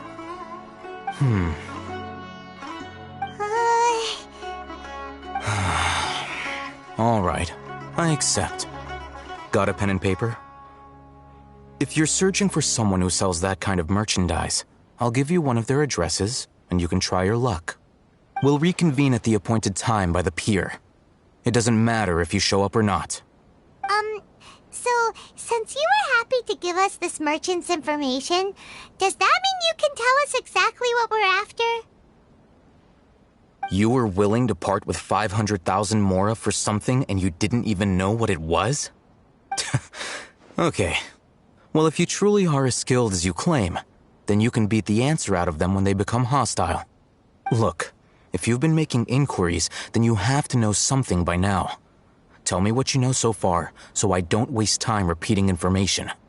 We know it's connected to the academia somehow, and that not only do the Eremites deal in it, but some students want to get a hold of it too. What else? You know almost everything there is to know, but you're unable to compile this information because you've never seen the object before. This is what you've been looking for. Huh? Paimon can't tell what it is. It looks like some kind of ornament. This is a knowledge capsule. To put it simply, it's a vessel that can store a fixed quantity of canned knowledge. It's like a miniature Akasha. Anyone who links it to their personal Akasha terminal instantly becomes privy to its contents. Correct. Anyone. Unlike the Akasha, which heavily regulates who can access what information, knowledge capsules confer their contents without any requisites. That's amazing! It's essentially a convenient and harmless vestibule for knowledge. Unfortunately, it's illegal in Sumeru to privately possess or trade them. They were created as a means for scholars to transfer knowledge gained from Irminsul into the Akasha, and are intended to be destroyed immediately after use.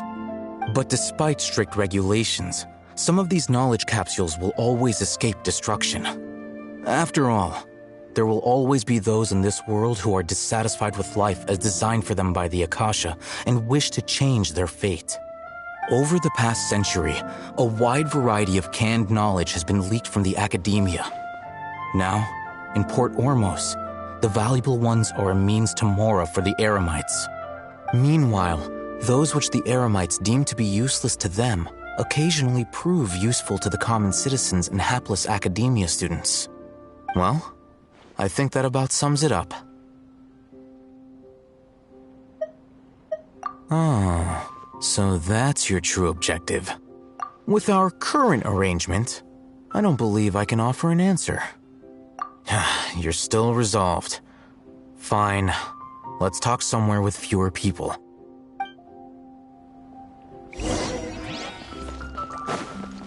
Body and mind.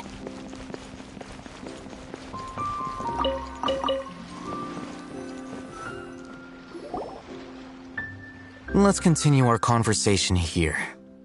If you wish to learn more about the knowledge capsule that the Academia lost, then you must help me with something. I need you to find someone named Dory, a traveling merchant. Unlike the peddlers who hawk inferior knowledge capsules, she often has quality goods in stock. Some say that as long as there is profit to be made, there is nothing she won't dare to sell. She's guarded against people from the Academia because most of her wares don't comply with Academia regulations. I think she blacklisted me. I met with her informant, but it soon became clear that they had no intention of letting me get any further.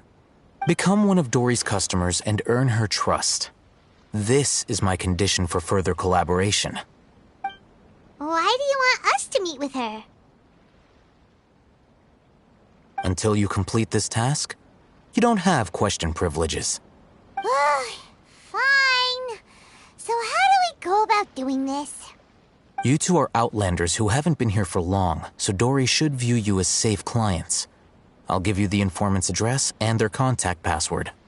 Beyond the password, though, I have no way of knowing what other tricks she might have up her sleeve.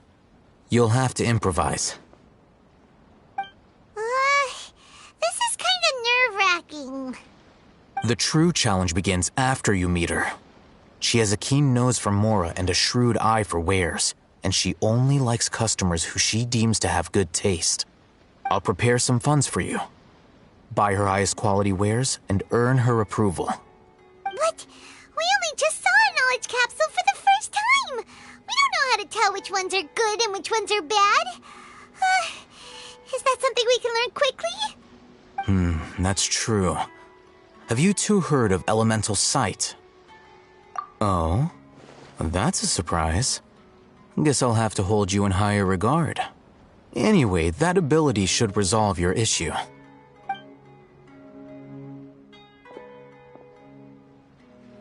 Here are 2 knowledge capsules. Tell me, can you detect any difference in their quality?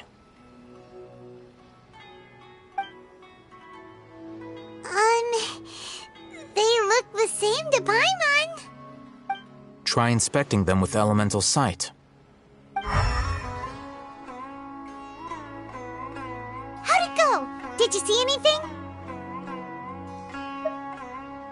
Rumor has it that higher quality knowledge capsules generally appear brighter when viewed through elemental sight. That's because knowledge originates from Irminsul, the root of Dendro power itself. The more powerful the knowledge, the richer it is in Dendro energy. However, some canned knowledge with a high concentration of elemental energy is of little use in contemporary times, so those capsules are of little value. Using elemental sight is merely a stopgap measure, but it should suffice for earning Dory's trust. That sounds pretty impressive. Here's a sheet with the informant's location and contact password, and here is the Mora for purchasing canned knowledge. Don't be cheap. You'll need to spend to catch Dory's eye. If there's any Mora left over, just keep it. Oh, and be sure to exercise some caution. There have been Matra present in Port Ormos lately. Your efforts will be for naught if they catch you. Matra?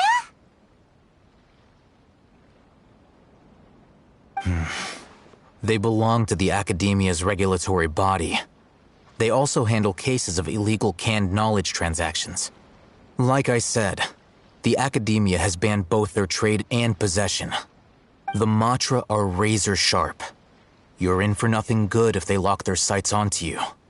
If you two want to back out, now's the time. Okay, then we have a deal.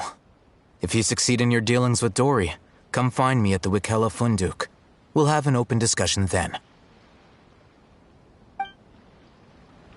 Looking at what Al-Haytham wrote, Dory's informant is a traitor near old... Let's follow these instructions and try to get in contact with him.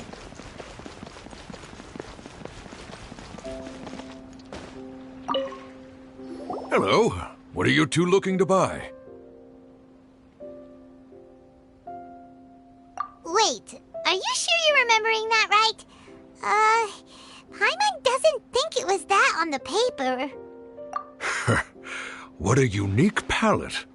We have unripe hara fruits, but we usually keep them in the back. I'll have someone escort you.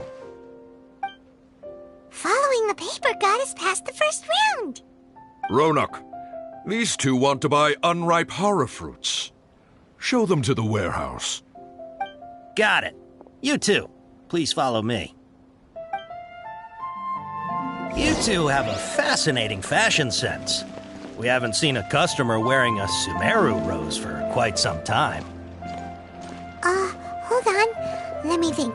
Sumeru rose means common merch. No, look again. We're obviously wearing morning flowers. My mistake. I do apologize. Whew. That pop quiz sure was scary. The warehouse is up ahead. Please follow me.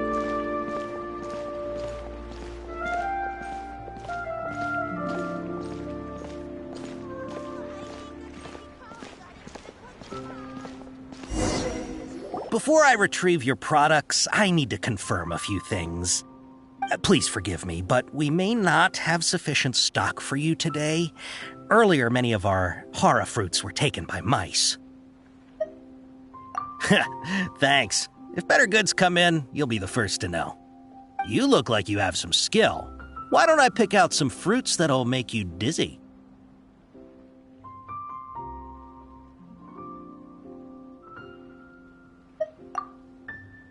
No, that's not it.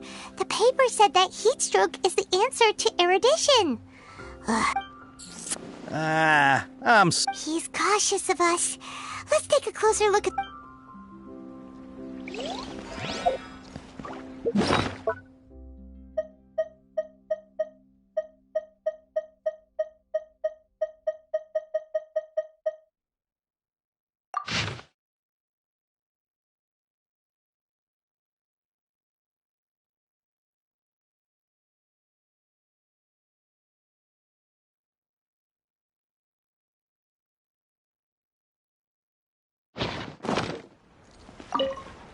Before I retrieve your products, I need to please forgive me, but we may not have sufficient stock for you today.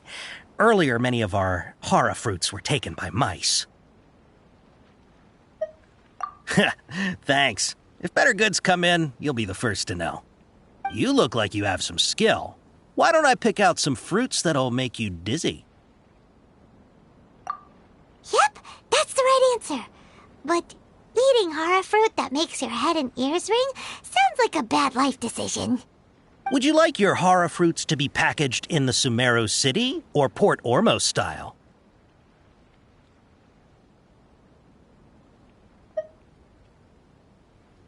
Wow, you two sure are generous customers. We'll be sure to package your products beautifully. Okay, everything has been confirmed. Miss Dory is waiting for you up at... Shoot! It's the Matra! Run! What? The Matra? Where? Al-Haytham said we're done for if they catch us. We gotta get out of here.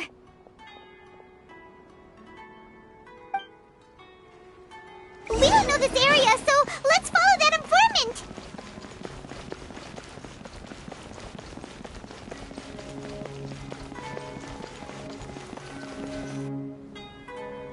He ran that way!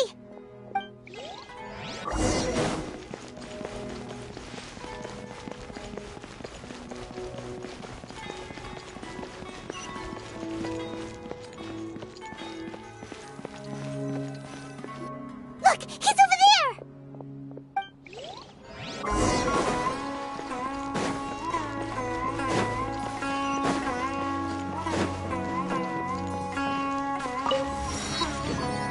Time to act.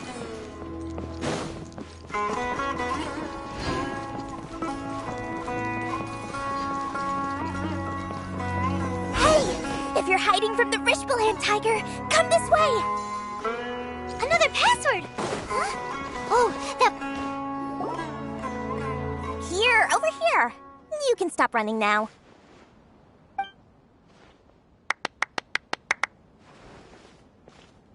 So you were the one who was calling out to us just now. But, Are we definitely gonna be safe here? These two good customers wish to buy some horror fruit, Miss Dory. And if there's nothing else, I'll just excuse myself. Oh, very good. Thank you. Huh? Wait, you're Dory? Paimon sure thought you'd look a whole lot scarier. Hey, what are you trying to say, Princess Pea-Brain? I can be scary enough when I need to be, believe you me. If you don't watch what you say, then you can forget about doing any business. But it seems you two have actually done pretty well so far. Not only did you manage to find the informant, your reactions were also pretty sharp. You don't really look like criminals or anything, but I bet my Mora that you've been involved in some shady dealings, haven't you? Paimon's not sure if that's supposed to be a compliment, but we'll take it. I can't risk doing business with people who start huffing and puffing after just a few paces. No matter how much Mora they might have.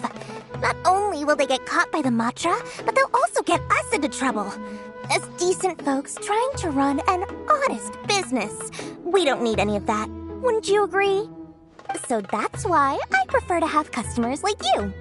It's your first time here, but don't worry, I won't ask too many questions.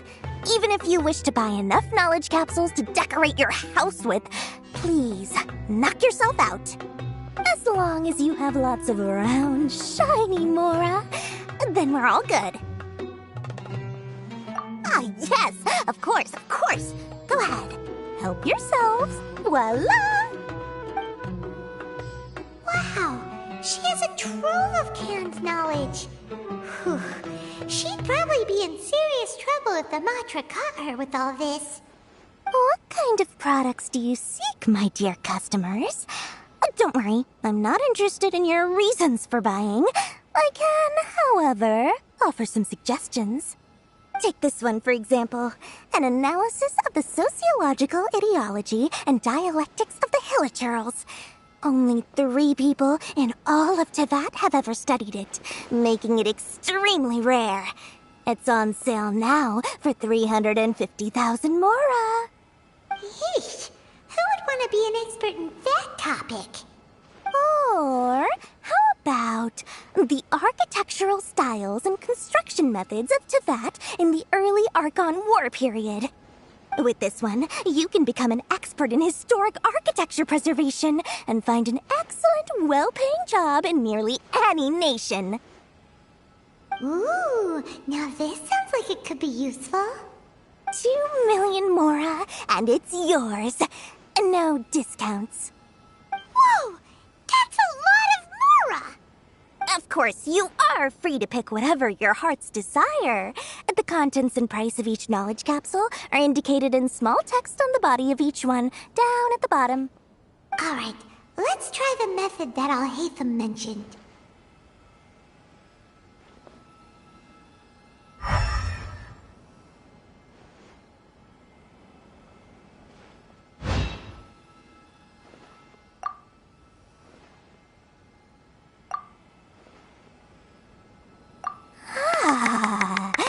You've really got a good head on your shoulders, and quite the eye for quality. We'll take these, please and thank you. My oh my, you are blessed with a taste for both the exquisite and the extravagant. Customers like you are a rare breed. 1 in 100. No, 1 in 1,000 even. Listen. I have a special offer for you two. If you spend just 100,000 Mora more, you can pick any knowledge capsule of your choice up to a value of 1 million Mora. Say what now? Hey, did you hear that? Spend another 100K and we get a capsule worth a whole million! But all the canned knowledge we just bought is easily worth 500,000 Mora. If we spend just a little more, we can get something worth 1 million Mora. Isn't that a fantastic deal? Think about it. We've gone to all this trouble to get this canned knowledge. And so far, everything we bought belongs to Al-Haytham. Aren't you even the least bit curious about how this whole canned knowledge thing works? We're talking instant knowledge here. Don't you want to try it yourself?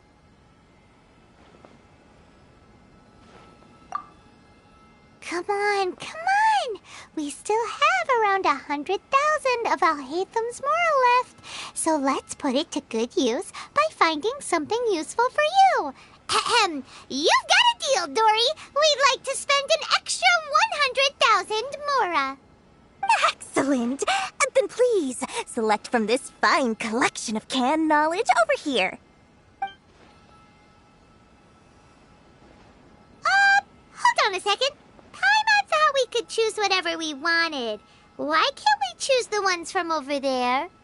Oh, but my dear customer, the knowledge capsules over here are worth 1 million Mora each. I'm sure discerning customers like yourselves will be able to find something to your liking. Please, take your time. Uh-oh, Paimon has a bad feeling about this. Let's use Elemental Sight again to check these.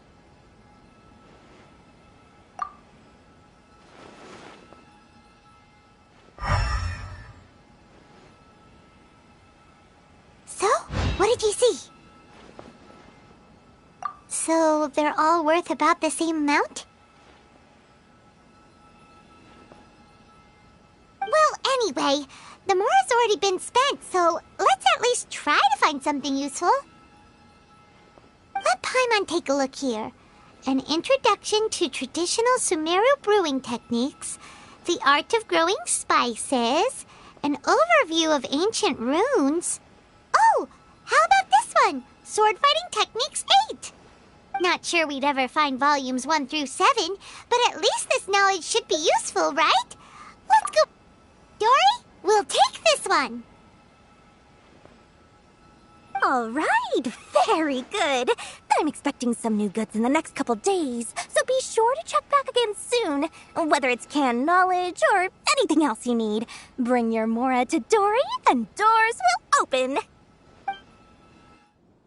Our dealings with Dory went smoothly enough. Let's head to Wakala Funduk and meet up with Alhaitham. Hopefully now he'll finally tell us about what the Academia lost. True history is sometimes even more...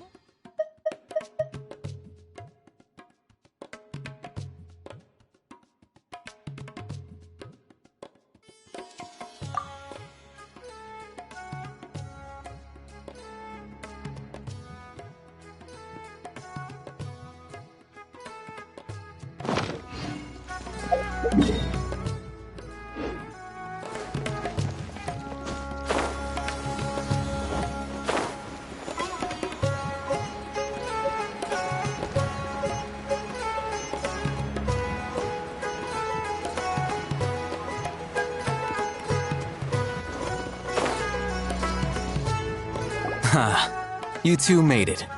And from the looks on your faces, you were successful. Whoa, there's so many people from the Academia here. Why would you pick this place as our meetup spot? Well, Wakela Funduk is under the Academia's control, so naturally the Academia has people working here. I came to Port Ormos under the pretense of conducting official business. You're a pretty daring guy. Relax. No one here is interested in anything we say, and the Matcha won't come here. Okay now, tell me how your encounter with Dory went. Okay, we did what you asked. So, can you tell us about the knowledge capsule that the Academia lost now? Before that, I have to ask. Why are you two so intent on tracking it down? You don't have to answer, of course.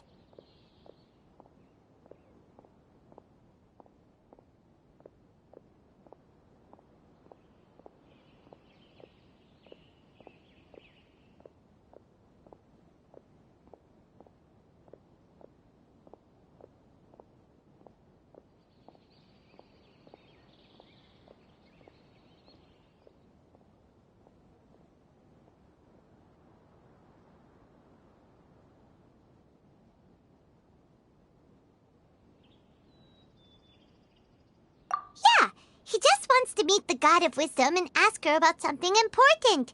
We've been in Sumeru for a while now, but we still haven't found a way. When we heard that the Academia had lost something that might be related to the gods, we came here in case it turned out to be our lucky break.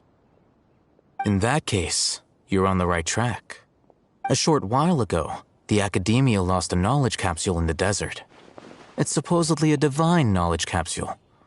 Use it, and you'll gain the wisdom of the gods. Wow, there's really such a thing as that? Hey, if we find it, do you think we could learn how to meet the Dendro Archon? Ooh, or how to find your sister? I highly doubt it has any mystical properties, but it does indeed exist. And it's right here, in Port Ormos. So, where exactly? That's what we need to find out next. I won't deny that. I am investigating because I'm curious as to what the divine knowledge capsule truly is. As you know, the Eremites in Port Ormos also have their eyes on it. It is an extremely precious item. The knowledge contained within may bring great power or wealth to whoever has it in their possession. Several brigades have been vying for ownership of it as of late, but there is still no victor.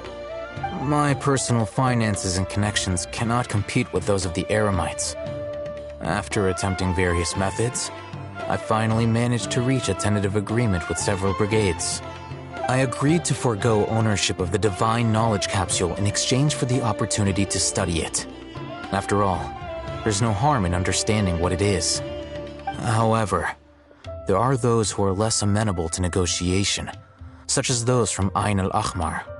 They adamantly believe that the divine knowledge capsule contains King Deshret's power, and that he will return to this world when they obtain it. They refuse to let anyone from the Academia tarnish their deity's soul. So you kept hounding them because they refused to cooperate with you? Yes. Ain al-Ahmar isn't exactly wealthy, but its members are determined to get that capsule by any means necessary. To that end, they've resorted to many methods more foul than fair in order to amass sufficient funds. So, I've been sabotaging their business to force them into negotiating with me. The divine knowledge capsule should be up for a secret auction within the next few days.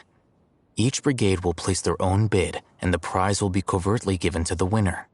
To ensure the capsule's security and to evade the Matra's notice, the winning brigade will not publicly disclose their victory. Unless I know whose hands the divine knowledge capsule ends up in, my agreements with them will fall through. Dory is the most reliable source of information, but that avenue was previously closed to me. With you on board now, the situation is different. In other words, you wanted us to befriend Dory so you could find out where the divine knowledge capsule is. Yes, you can say that. But this arrangement harms none of us. The day after tomorrow, go back to Dory and try to purchase information on the divine knowledge capsule's whereabouts. If she has no information, wait 2 days and approach her again. If I get the opportunity to study the divine knowledge capsule, I will relay my findings to you. Will that suffice as compensation? Okay, then we'll meet up in 2 days. Alhaitham, before you go, we actually bought a knowledge capsule for ourselves, but we're not sure how to use it. You two want to try using a knowledge capsule? Sure, I can teach you.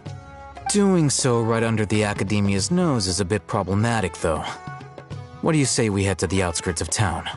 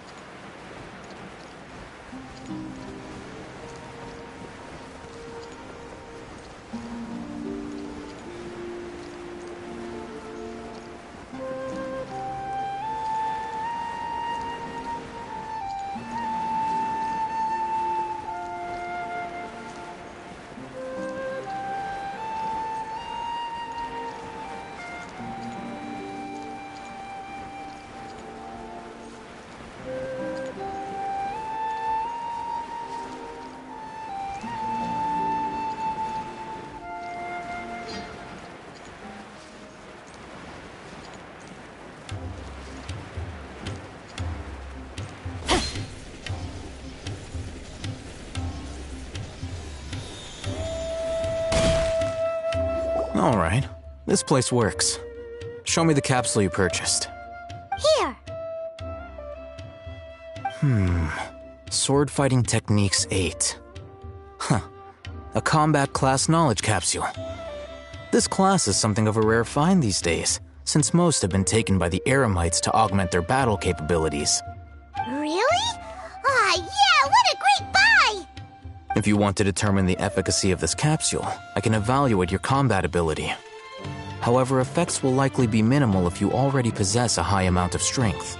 We can conduct a controlled experiment where you fight 2 battles, one before using this knowledge capsule and one after. While you fight, we can use an Akasha terminal to monitor your various physical parameters. There may be variances in your physical strength between the 2 tests, as well as a disparity in your opponent's abilities. But don't worry, I'll run statistical analyses afterward to mitigate any confounding effects. Wow! Haytham! You must have been one of those guys at the Academia who got top grades on everything. Paimon's curious about something, though. You definitely weren't one of those students who needed canned knowledge to graduate from the Academia, right? So why are you risking getting caught by the Matra for this capsule? When you are unable to understand a researcher's actions, most cases can be attributed to curiosity. This is but one theory. Sounds like you're trying to avoid the question. All right, let's begin the test. Just fight as you normally do.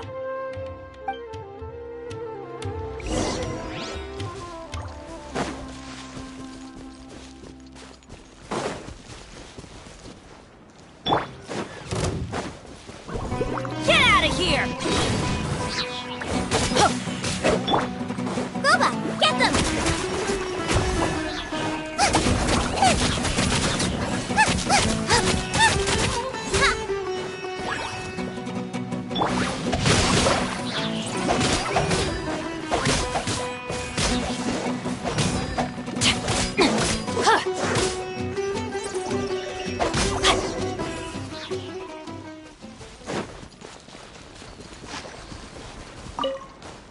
All right. I'll link your Akasha terminal to record data. The next step is to use this knowledge capsule. Hold it in your hand. I'll help you establish a connection with it so you can activate its power.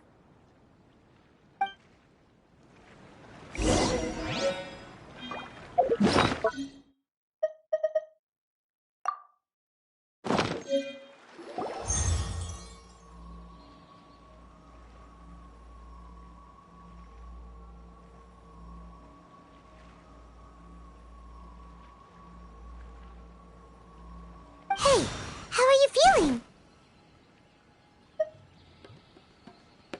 You mean that it worked? All right. Time for round 2. Fight with the same composure as before.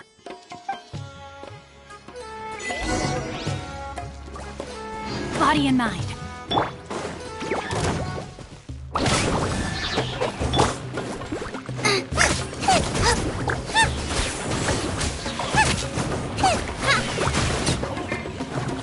Odd, reveal thyself!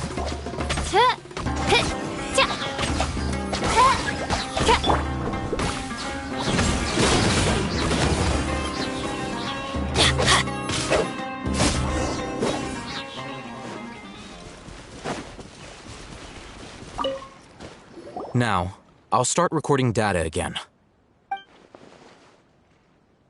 Oh, Haytham, how's it going?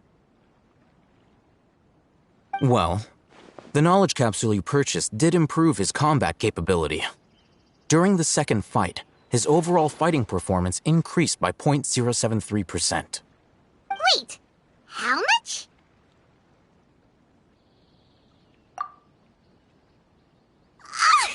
Dory's such a jerk! She totally scammed us! 1 million mora?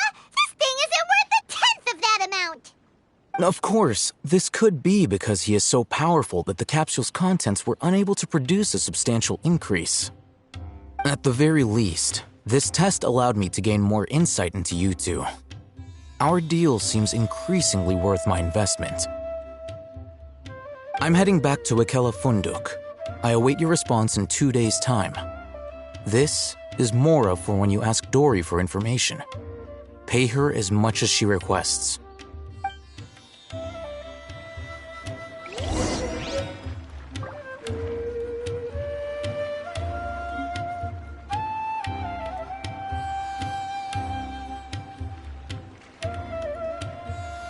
Benny's Adventure Team, assemble!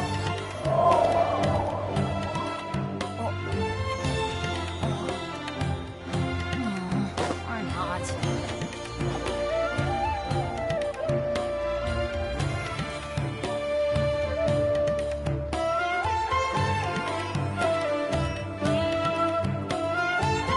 Oh, wow! Where did that come from?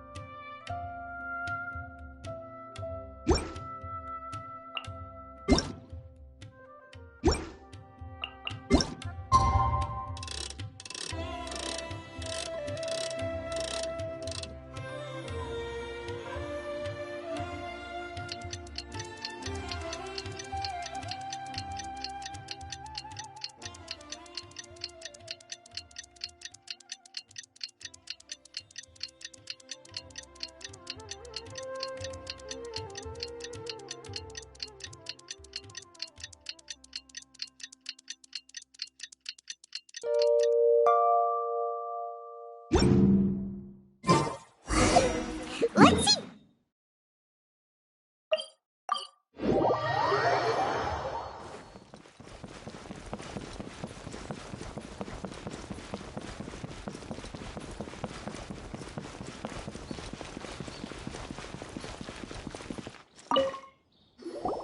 Over here! Oh, welcome back, my loyal patrons. What can I do for you this time? You name it. Canned knowledge, supplies, or anything else you need. I'll find a way to get it. Where there's a waterfall of Mora, there's a way. Can you really get us anything we want? Anything at all? Aha! So it appears that canned knowledge alone is no longer sufficient for your opulent appetite. Then please oblige me. Tell me what you have in mind. Oh! I knew customers with pockets as deep as yours would undoubtedly crave something more profound than ordinary canned knowledge. But you know, that kind of information isn't going to be cheap. After all, I had to work really hard to weasel my way into the auction site. Not to mention that if anyone found out that I was the leaker, I would be in big trouble. But how can we be sure your information is accurate? Paimon's curious how you just happen to have this kind of info the moment we need it.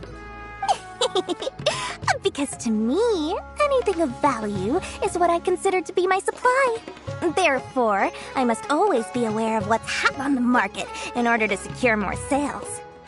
As for the information's authenticity, well, you've no need to worry about that. I used a camera to take a picture of the transaction. That way, no one can dispute it. It's always a pleasure doing business with such sterling patrons. Now that you've paid in full, here's the scoop. The Divine Knowledge Capsule was purchased yesterday by a certain Misery, leader of Ain el-Ahmar. Ain el-Ahmar? You mean the Eremites who worshipped King Deshret? Ah, so you're already familiar with them. The group has done everything in their power to obtain the Divine Knowledge Capsule. After all, they believe it contains the power of King Deshret. That Divine Knowledge Capsule is unlike any other canned knowledge I've seen before. It was glowing bright red. The capsule is clearly visible in the picture I took. You can look for yourself. Thanks for the info, Dory. Please, it's my pleasure.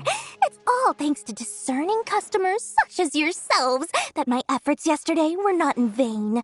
Please, don't hesitate to contact me if you ever need anything else in the future. Mora for Dory opens doors. Well, we figured out where the Divine Knowledge Capsule is. It turns out it ended up in the hands of Ain el-Ahmar. Let's head back and talk to...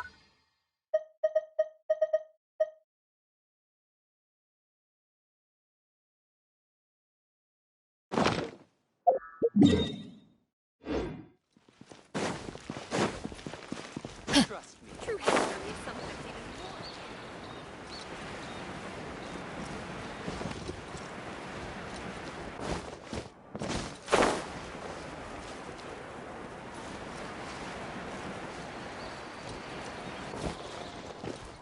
Oh, hey, Thumb! We got the info you wanted! Really? All right. Let's hear it. Dory even gave us evidence to verify the intel. Have a look. Huh, look at that. Clear as day. It must have taken some guts just to infiltrate the scene of the Eremites' transaction. But then to get close enough to take a picture like this. Bold move, Dory. Very bold move. All right. The person in this picture is indeed Misery, the leader of Ain al-Ahmar. And the glowing red capsule he's holding appears to be the Divine Knowledge Capsule. In which case, if we play our cards right, when we confront them next week, we should be able to force them to show their hand. At first, Paimon didn't get why you were provoking these Ain el-Ahmar guys. But now, it sort of makes sense. Everything's playing right into your hands. After we defeat them, we can finally have a serious talk with their boss and get them to lend us the Divine Knowledge Capsule. Thank you for your time and efforts. Take a few days off while I make some preparations. Let's meet up again on the afternoon of the arranged date, 3 o'clock sharp. See you then.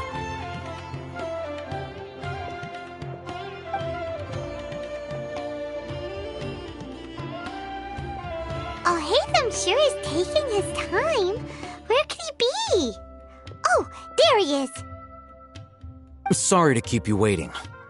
Let's head to the pier in front of Pharos Lighthouse. Yep, let's go.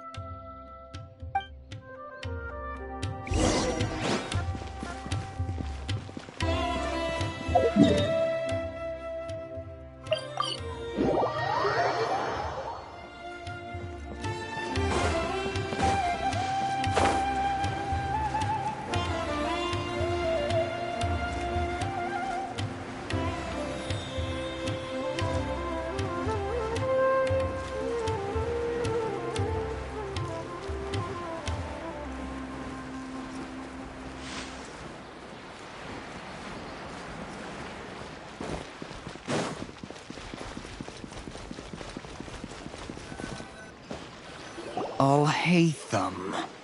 I knew you were crazy, but I didn't know you were crazy enough to actually show up. It was I who demanded that these negotiations take place. I was more worried that you might go back on your promise. But to your credit, it appears that you're sticking to your word. This is turning into quite an occasion. I also brought some backup. I assume you don't mind. Backup? Aren't you the brat from the restaurant the other day? You've come to support this lunatic because he helped you out? Fine. Your funeral. I'm not going to mince my words. Once we're done with you, you'll be nothing more than fish food. Get 'em, boys!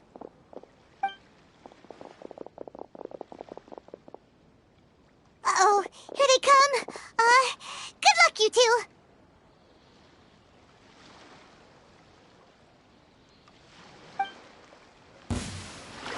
That's close enough. Where do you think you're going? By royal decree. I'm going in. Wings of darkness. Come, sever night from day. Eat this!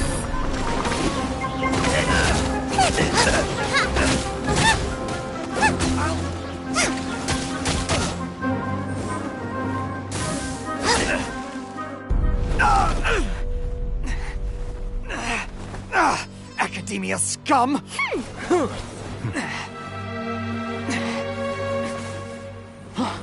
Boss! Finally! Did you use it? Great! Now we can...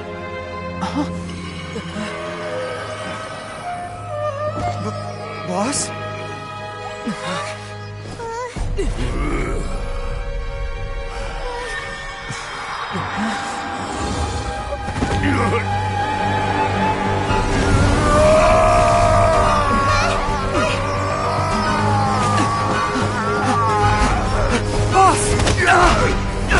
Boss!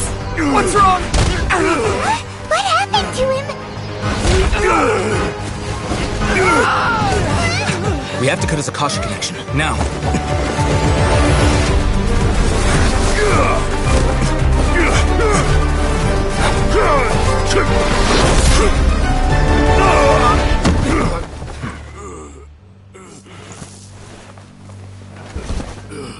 Target acquired. Arrest him!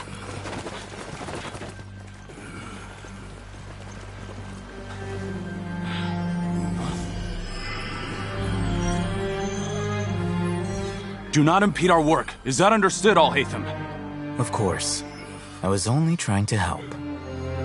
Take him away!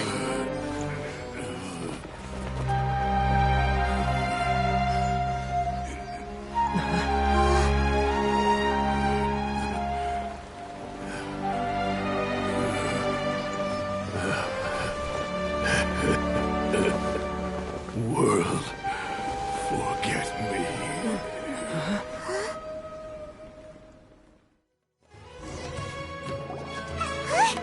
What in Tibet just happened? It's like that big guy suddenly lost his mind. It looks like he used the Divine Knowledge Capsule. You mean the Divine Knowledge Capsule did that to him? Oh, yeah. You mean how some researchers go insane after getting knowledge from Irminsul?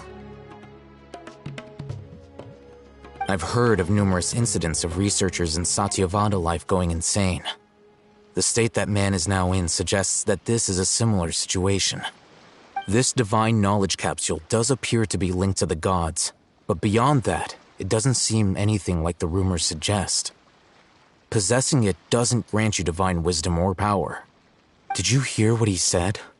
World, forget me. What could that possibly mean?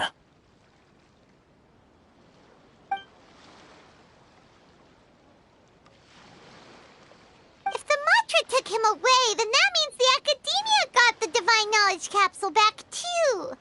What a shame. We were so close. Still, Paimon didn't expect the Divine Knowledge Capsule would be so dangerous. Imagine if we tried to open it. Oh, who knows what would have happened to us? As things stand, there is no reason for me to remain in Port Ormos. I believe our collaboration has also reached its end. Oh, we were so busy trying to find the Divine Knowledge Capsule that Paimon forgot to ask you something. Since you're a member of the Academia, do you have any idea how we can go about meeting Lesser Lord Kusanali? Truthfully, I don't. Lesser Lord Kusanali appears to exist outside of Sumeru's entire administration. Most of the time, you wouldn't know she exists at all. Moreover, since the Academia possesses the Akasha, a symbol of our deity's wisdom, scholars have no reason to desire to make contact with the deity herself anyway. Everything about Lesser Lord Kusanali is such a mystery. I'm heading back to the Academia. How about you two? It's almost the day of the Sabzeruz festival. Maybe we should head back too. We've been rushed off our feet over the past few days, so maybe a little rest and relaxation will do us good. Then we'll part ways here, Al-Haytham, until we meet again.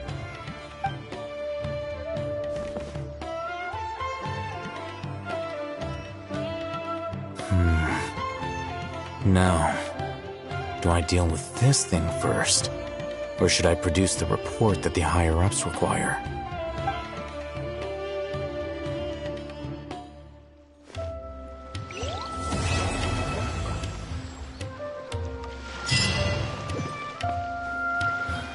That's enough work for today.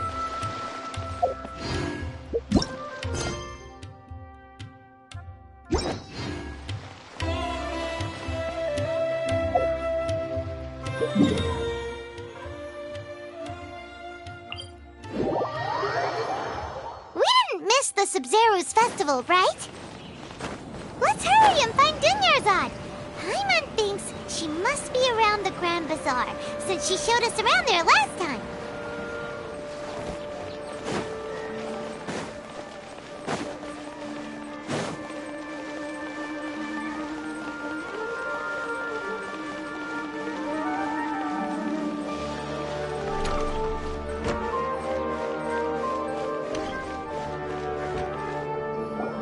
There she is! Dunyarzad, we're back! Just as promised, Traveler and Paimon. I'm so glad that you two came back to celebrate Lesser Lord Kusanali's birthday. Indeed. The festival's tomorrow. We've been preparing for so long that I can't help but feel a little nervous. There's no need to be nervous. Paimon's sure that Lesser Lord Kusanali will feel everyone's gratitude. Thanks, Paimon. I hope that everyone who comes to the festival will also have a good time. Speaking of which, did you manage to make your way to Port Ormos? Discover anything over there? Of course we went. A lot of things happened there. I see. Sounds like you two had another exciting adventure. If there is another chance, I would love to join. My lady, if you went to Port Ormos in your current state, we'd both be in for a lifetime of trouble. Dia! You were eavesdropping! It's called covert protection. Keeping an ear out for what's going on around my employer is part of the job. It's all right, Dia. I merely said I would like to go. I know better than to think my body could handle it. The festival's tomorrow. I've been doing nothing but causing trouble for you. So, Dia, please take some time to relax. I'll be fine. Even when you put it that way, it still doesn't feel right. Don't worry, my guardian knight. Okay, fine, but only tonight. Tomorrow's a big day, and many no-good scumbags are gonna try to take advantage of that. Oh, you two must be exhausted from your long journey back to the city. My apologies for not realizing this sooner. I've already prepared a room for you to rest. Please follow me. Whoa, you're so thoughtful. Paimon's so ready.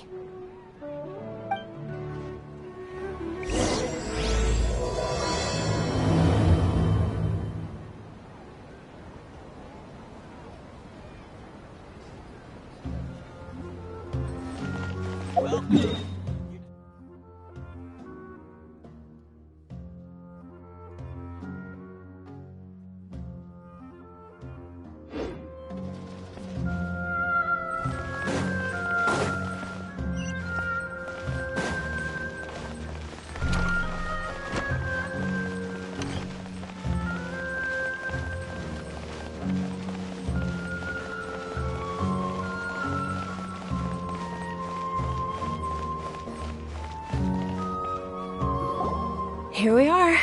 It's also fairly close to where I've been staying. It looks really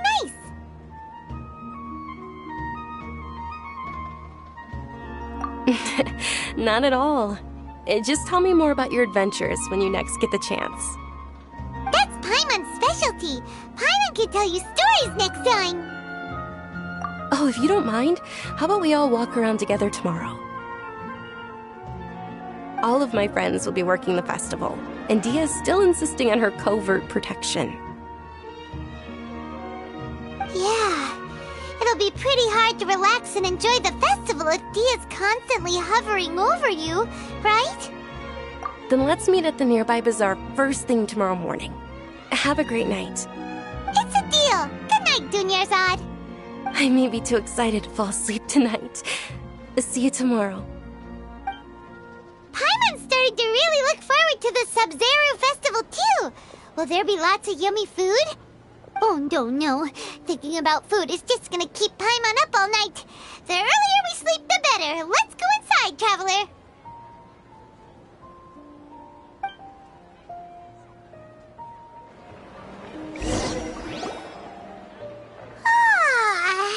Did we oversleep?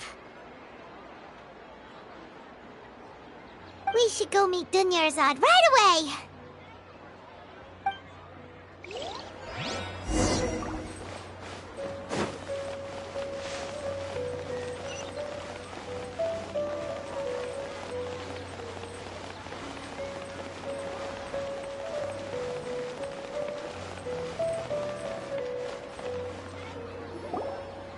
Traveler, Paimon, I've been waiting for you two.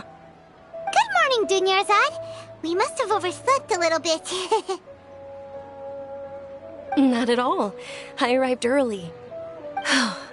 Today is finally here. I must cherish every moment as if it were gold. You've worked so hard for this day. You gotta enjoy it to the fullest. You know it. It's just that, as expected, I had some trouble falling asleep last night. I'm hoping my body won't be too much of an issue today. Well, shall we? Let's start with the stalls over there. Many vendors came out of the blue to support the event, and they insisted on covering costs themselves. Let's go give them some business. They paid for everything out of pocket?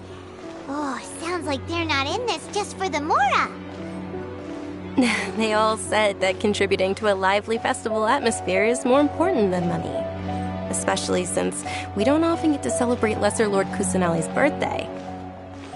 Ooh, they're selling food over there. This is a stall offering foods from the Haftmewa feast. Oh, you could tell straight away. I thought most people nowadays wouldn't know. Mushrooms, flowers, and all kind of fruit? It's all vegetarian stuff. Oh, Paimon's a little disappointed. So, what's the Haftmewa feast you mentioned just now? It's another Sabzeruz festival tradition. People used to set their tables with 7 different foods. Generally speaking, the most common selections were foods like Rukashva mushrooms, Nilopala lotuses, Sumeru roses, Sunsetias, Kapulatas, Hara fruits, and Zaytun peaches.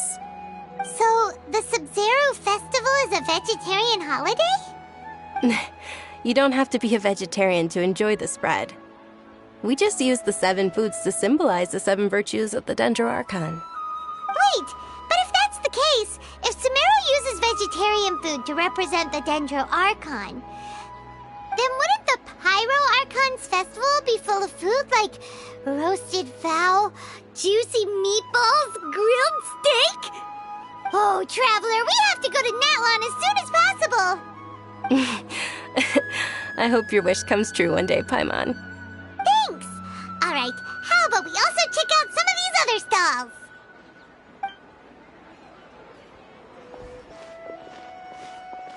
Dear customers, would you like to try your hand at alchemical divination? What's alchemical divination? Those two things sound like they'd be fun to try together. Right? I thought the same when I first heard about it. It is said to be a mysterious craft invented by none other than Lesser Lord Kusanali herself. So, how does it work? It's quite simple. After you give me any 2 alchemical reagents, I'll use them to perform a random transmutation. Sure sounds random.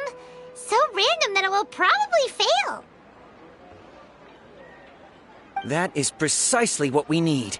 After the transmutation fails, your one and only diviner here will interpret the remnants. Well, according to Lesser Lord Kusanali, everything is interconnected, and all that occurs can be traced back to fate. You could say this is a pearl of old wisdom. Why does everything sound so much more credible when Dunyarzad says it? Are you guys working together? So that's the true wisdom behind it. This young lady sure knows her stuff. So, how about it? Want to give it a try?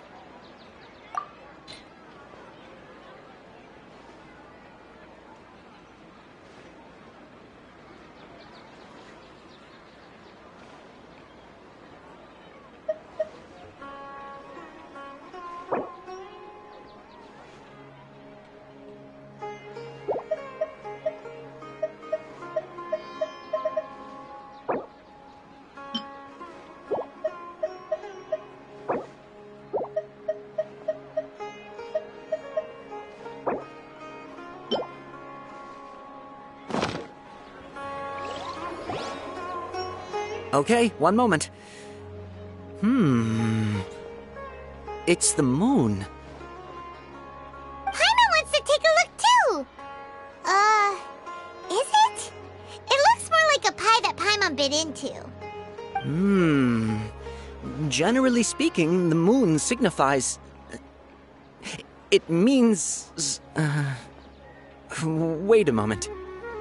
Is he really looking it up in a book? Oh, I remember now. It means illusions and lies. Illusions and lies? That sounds rather ominous. Yes, but this book says that if you trust your intuition and overcome your fears, the sun will surely rise. He's not even trying to hide his book anymore. Naturally, fate will only ever show you the beginning of a journey. It is up to you to forge your own ending. Oh, thank you so much. I'll keep that in mind. Oh, it's nothing. I'm just learning as I go. Guess that was still pretty interesting. Okay, on to the next stall. They say the Sabzeruz festival was very lively a long, long time ago. Large flower carriages used to parade through the city. As they headed towards Port Ormos, people would throw flowers, candy, and liquor all along the way. Dunyarzad's eyes are sparkling right now. I wish I could have seen that spectacle. But if you ask me, I'm sure Nilu's Dance of Sabzeruz will be just as impressive.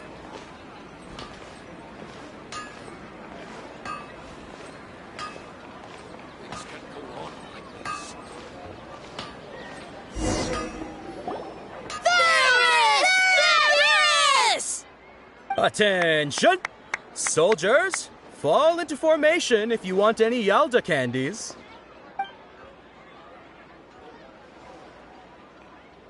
It's a weird guy with a weird hat.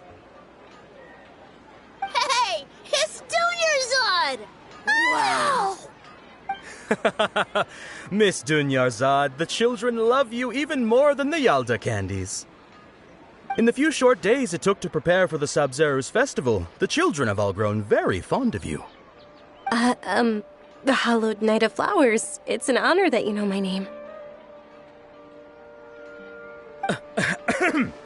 Attention! In the name of Ferris, the Knight of Flowers, I commend you on your contributions to the glorious Sabzeruz festival. All right, little soldiers. Take your Yalda candies and don't forget your loyalty to Lesser Lord Kusanali. Dismissed! Yes, Knight Ferris! Just what is going on here? Ferris, the Night of Flowers, is another Sabzeruz festival icon, and one immensely popular with children. In the past, the actor portraying Ferris would also sit on a flower carriage. It's all thanks to Miss Dunyarzad's sponsorship that the children can make such wonderful memories today. As are we to you, Vihar. Oh, not at all. Oh, speaking of tradition, do you want some Yalda candies? They're a festival staple, and I happen to have some boxes readied here.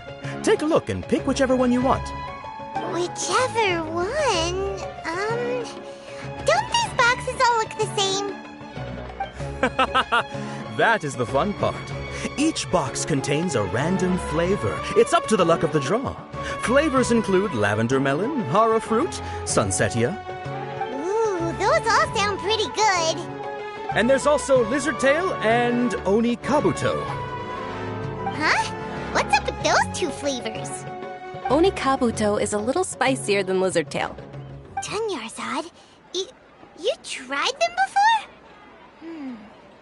Traveler, help Paimon pick one. Paimon wants the sunsetia flavor. It's all right. Paimon believes in you. I also believe in your intuition. Great. These boxes of candy are numbered 1 to 5 from left to right. Which one do you want?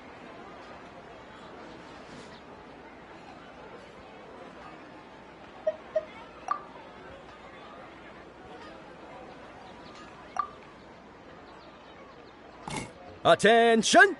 That's unfortunately lavender melon. Oh, Paimon thought you survived so many epic battles because you had incredible luck. But looks like Paimon was wrong. The Sunsetia-flavored candy was in box number 4. How about this? The most important thing is that everyone has a good time at the festival. So please, take both boxes. Really? Thanks a lot, Knight of Candies! It's Night of Flowers, not Night of Candies. Paimon really wilted the carriageless Night of Flowers. They all basically sound the same. We got our candy, so let's keep going. Oh, actually, I just remembered that I left something behind. Since you're here, can you come with me to get it?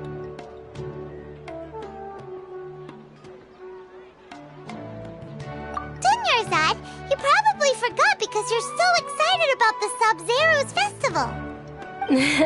How embarrassing.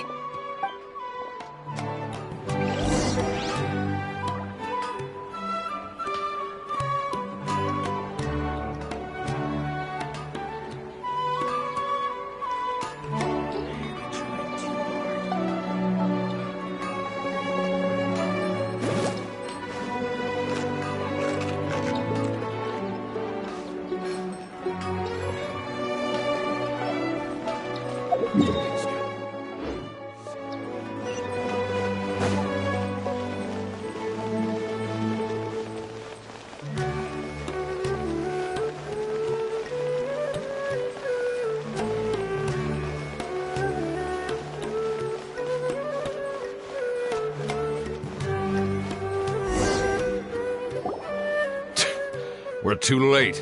Who knew the little lady was such an early riser? I know, right? Hey, wait a minute. Boss, isn't that her? Oh, that most certainly is. We're in luck. She's walking right into our clutches. Those Eremites don't look like they're up to any good. Who are you? I don't believe the Homayanis hired you. That's right. We haven't received any of their mora, but I wonder how much the Homayanis would shell out to get you back. They're a gang of kidnappers! Traveler, hurry and protect Dunyarzad! Hey, did you scumbags even consider that the Homayanis might have hired a merc that outclasses you? You're... Dia! Dia the Flame Mane! No wonder we mercs haven't heard anything about you for so long. You sold your unruly mane to the highest bidder. Don't speak so disrespectfully. My family started working with her as gratitude for her past kindness to us. Don't worry about it, my lady. Just some friendly banter between mercs. One punch and those rabid dogs will expose themselves for what they really are. Aren't your claws all dull by now? Don't get too cocky!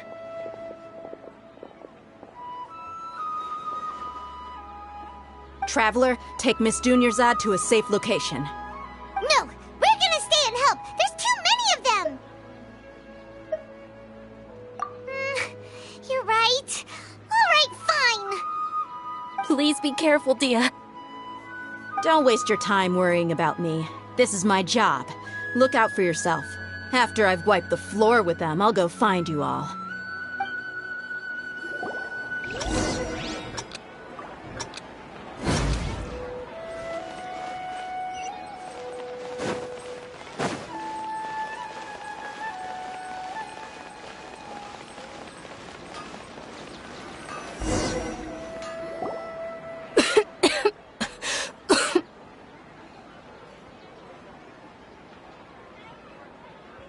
Dunyarzad, are you okay?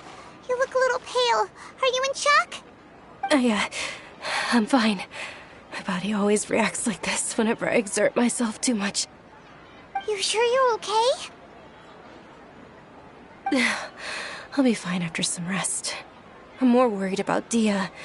After all, none of this would have happened if I hadn't insisted on coming out today. Yeah, don't worry.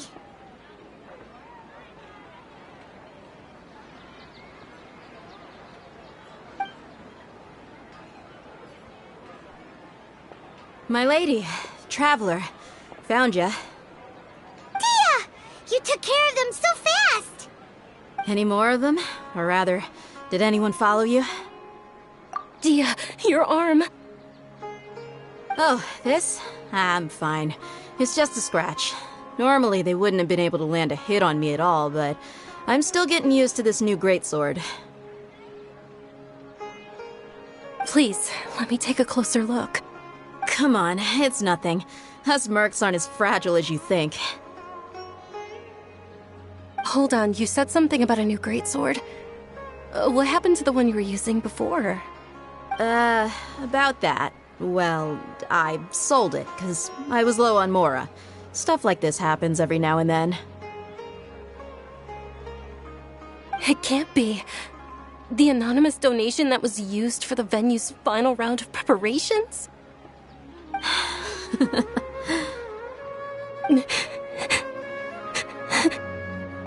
Hey, Miss Dunyarzad, I wasn't trying to make you cry, and I'm not gonna lose my commission because I made my employer cry, am I?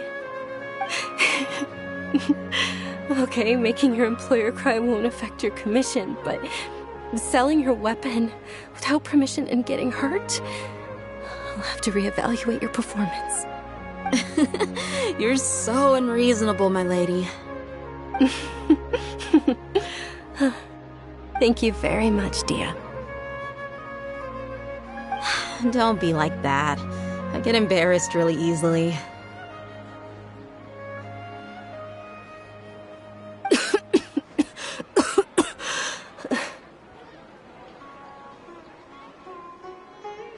Are you feeling unwell again, Dunyarzad? My lady, your condition. Traveler, can you take her somewhere to rest? I'll look around the area to make sure we're safe from an ambush.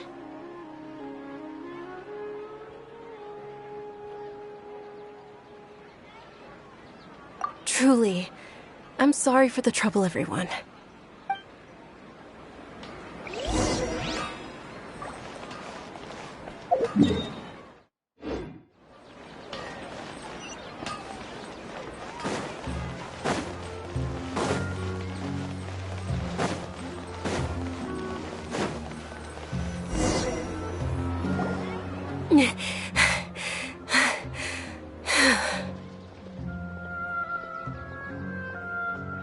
Are you feeling better, Dunyarzad?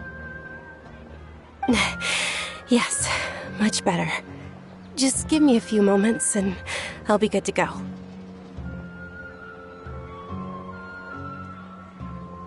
I didn't realize you were concerned about it. I guess I shouldn't continue to keep it a secret. I was actually born with Elazar. It's terminal now. Can't believe it's Elazar! Oh, you've already heard of Elazar. In that case, you probably know about its severity. Sumeru's current medical advancements still haven't been able to find a cure. The disease's progression can only be delayed through environmental therapy. Dunyarzad. There's no need to be sad. I've always lived with Elazar and I came to terms with it a long time ago. Compared to the simple fact that I'm afflicted with this, its effects on my life have been much more painful. I know that my family loves me dearly. They've done all they can to provide the best environment for me so that I can live for that much longer. However, I know I will one day succumb to this. Did you know? Before I ran away from home this time, the world outside of my home didn't even know that I existed.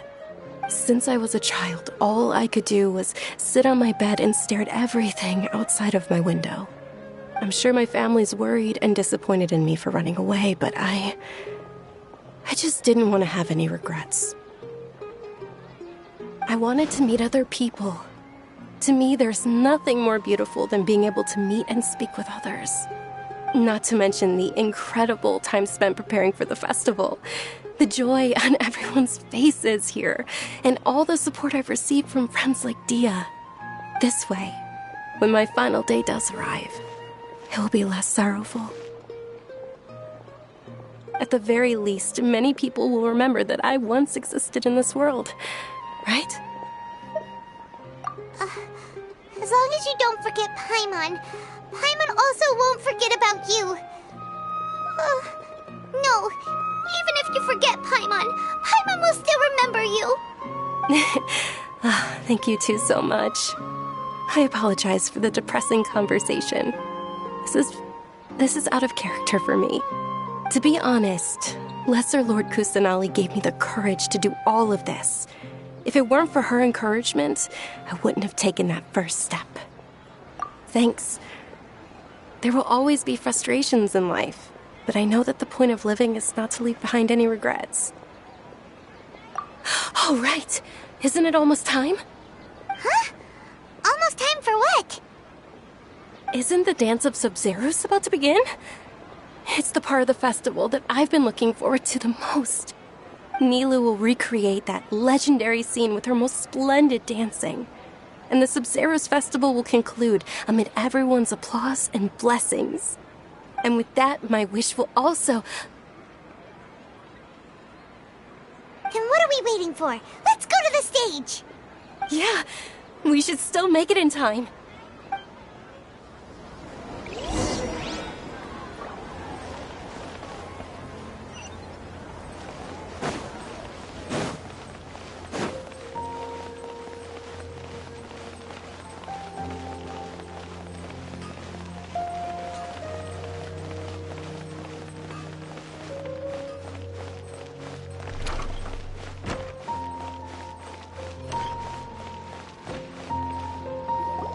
Were you not aware that the law prohibits this type of performance from taking place without prior permission?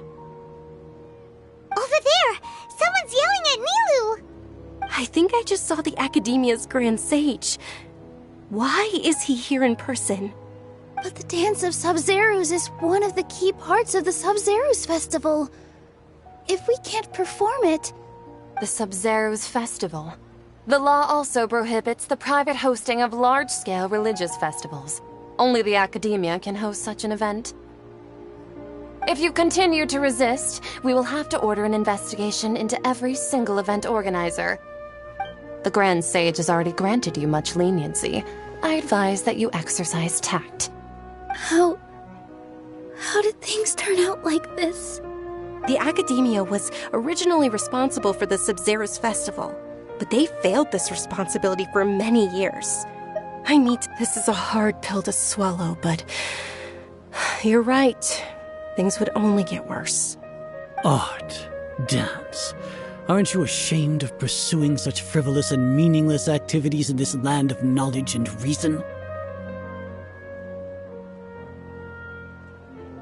Our Archon created the utopia that is Sumeru City for all scholars who sought validity, verity, and truth, while people like you wish to defile it. No. I believe that our Archon never rejected the arts. Even the goddess of flowers dedicated a dance to her. With your lack of intellectual credentials, I do not believe you are qualified to debate with me. What you should be doing is finding workers to tear down this ridiculous eyesore.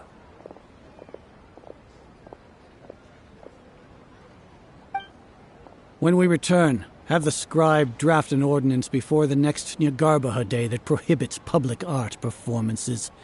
We will announce it to the public later via the Akasha. Understood. I will inform him when I return.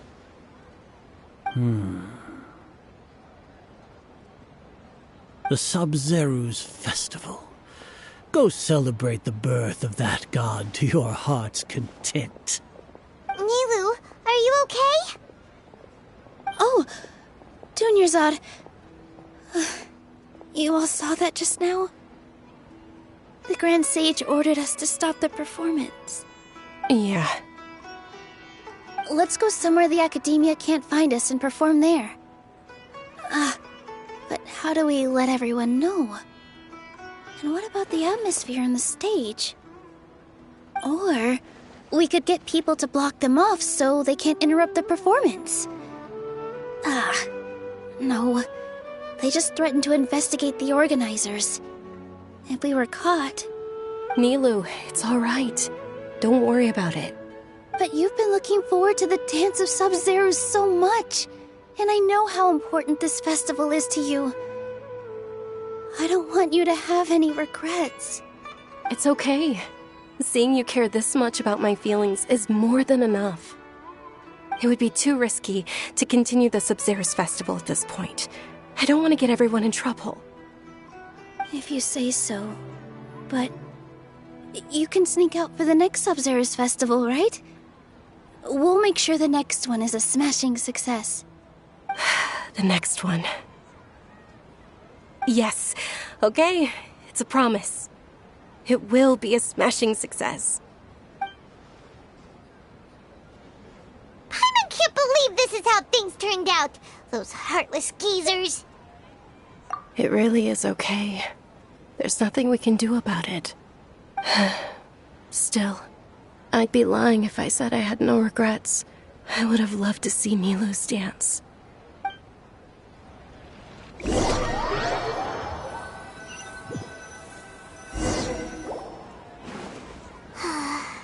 A lot happened today. It's a shame the festival ended the way it did. Nero and Dunyarzad promised to make the next Sabzeruz festival a success, but Dunyarzad is running out of time. Yeah.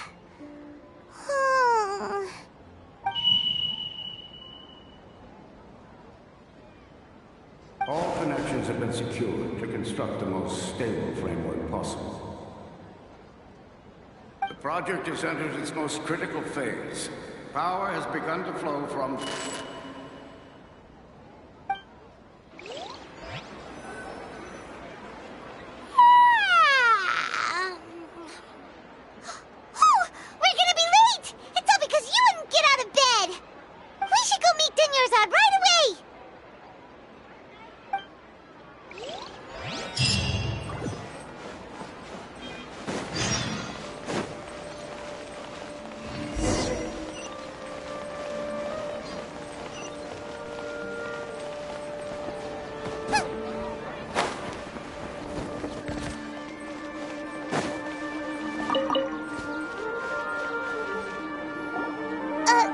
Dunyarzad.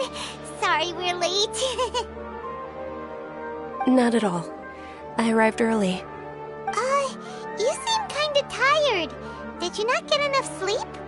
I'm doing well. There's no need to worry. Shall we go? Let's start with the stalls over there. Sure! Traveler? Why are you just standing there? Let's get going!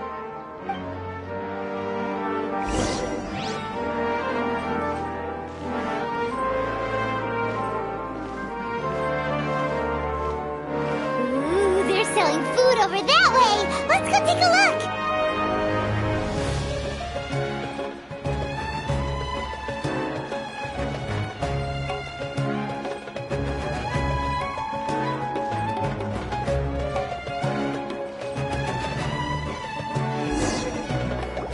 This is a stall offering foods from the Haftmewa feast.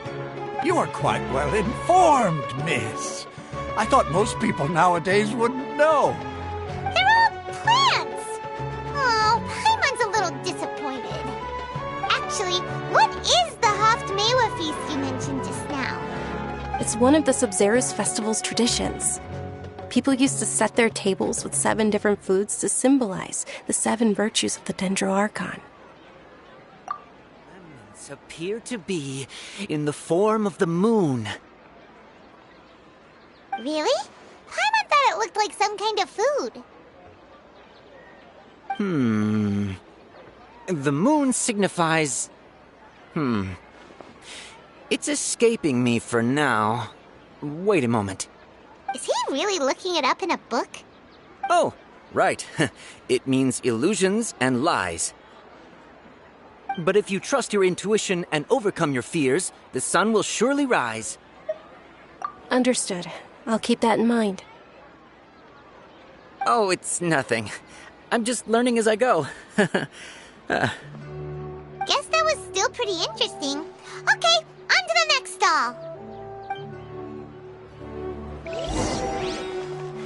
So, where to next?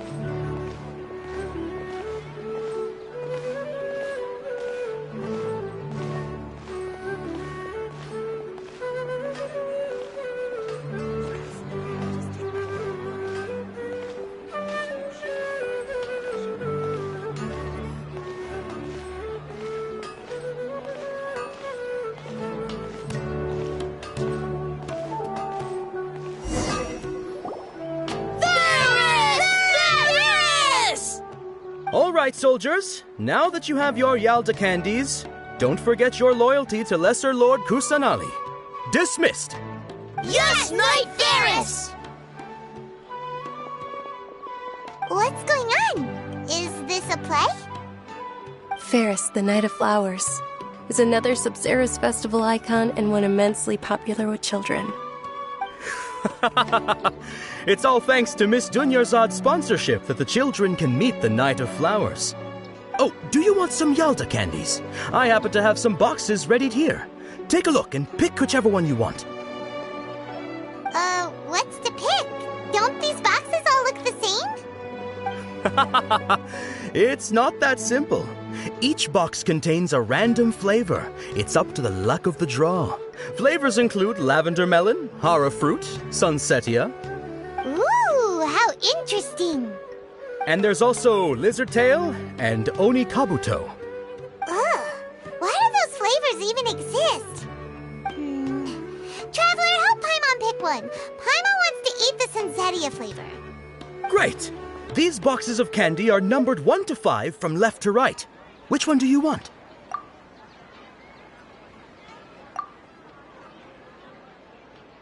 Ah, excellently chosen. Number 4 is indeed sunsetia. Ha-ha! Paimon bet you had incredible luck, and Paimon was right!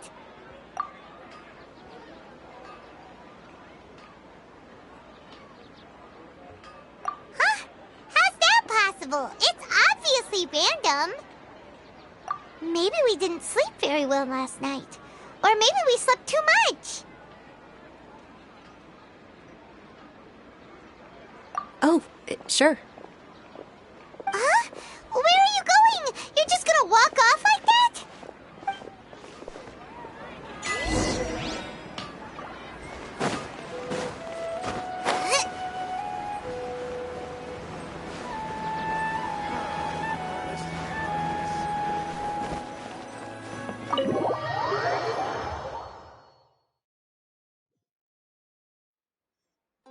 A feeling of deja vu? Oh, Paimon knows what that is. It's when you feel like you've already experienced whatever is going on. In that case, Paimon also felt something like that today. But that's just our brains playing tricks on us, isn't it? So why'd you run here in such a hurry? So that's it! You're intentionally doing things you usually wouldn't and seeing if you still get that same feeling of deja vu. Welcome, you two! Are you here for lunch? What would you like to eat? Got it! You don't look like you're from these parts, but I gotta say, you've got good taste. I'll give this order to the kitchen. Charcoal-baked Angelina cake? Isn't it that burned thing that didn't look tasty at all? Oh, Paimon understands what you're trying to do now. You'd never normally order something like this.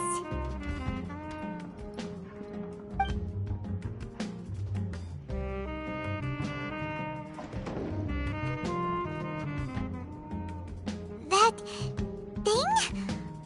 Are you really gonna eat it? Isn't this going a bit too far?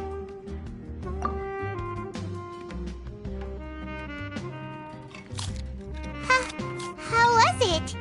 The look on your face is telling Paimon that it tasted awful. Then, you mean...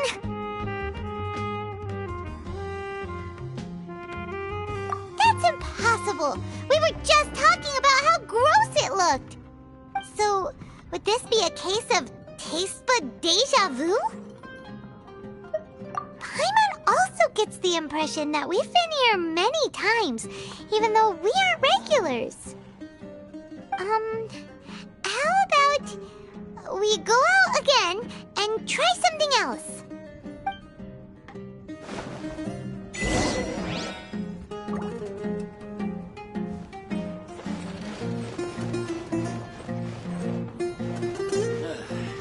Just kidding.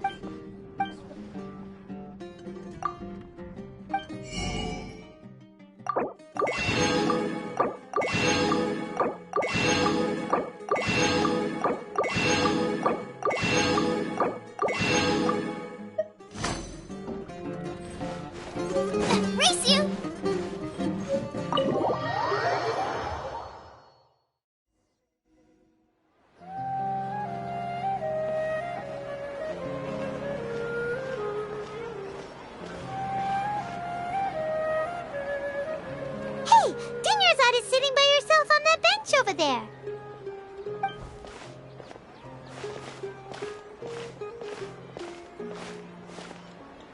What a coincidence, Dunyarzad.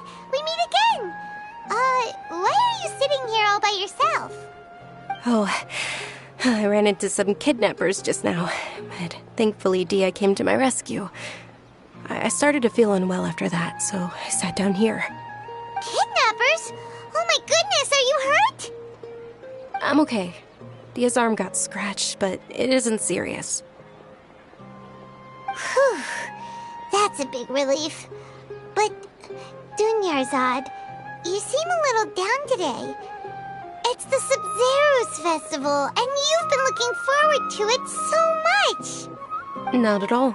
I've always been like this. Excessive physical exertion or strong emotions tend to aggravate my illness. Besides, no matter how amazing today may be, it is but a single day. After however many more days, my time will come to an end. Paimon doesn't quite follow you, and Paimon feels like something's really got you down right now. It really is fine. I don't mind.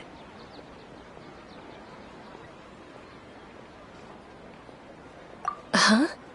Did something happen?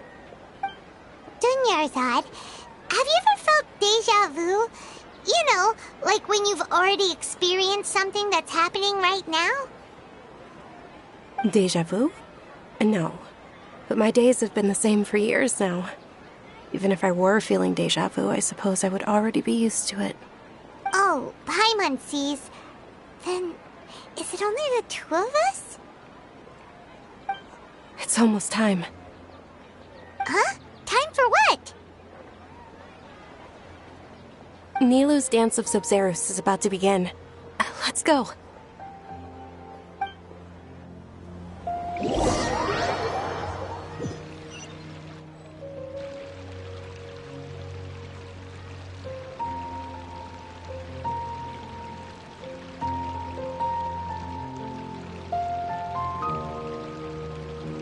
With your lack of intellectual credentials, I do not believe you are qualified to debate with me. What you should be doing is finding workers to tear down this ridiculous eyesore. When we return, have the scribe draft an ordinance before the next Nyagarbaha Day that prohibits public art performances. We will publicly announce it later through the Akasha. Understood. I will inform him when I return. The Sabzeruz festival. Go celebrate the birth of that god to your heart's content.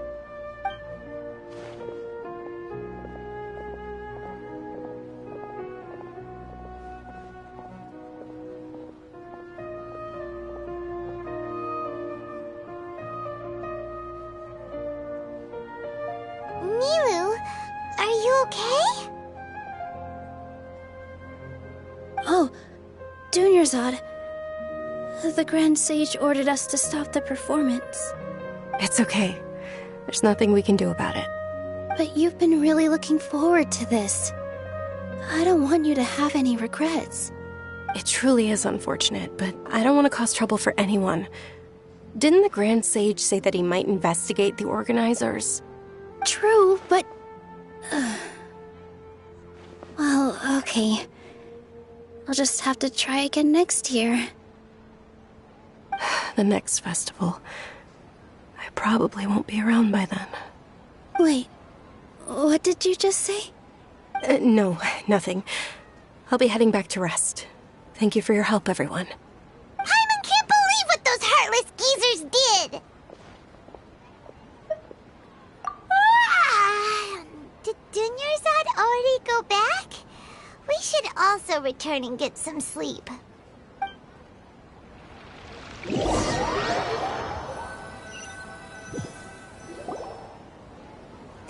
in the end, you still couldn't figure out what that deja vu feeling was all about? Maybe it really was because of exhaustion. Same here. That's why Paimon stopped thinking about it halfway through the day. Then, how about we settle good night's sleep. For now, we can chalk things up to exhaustion. We can do more thinking tomorrow.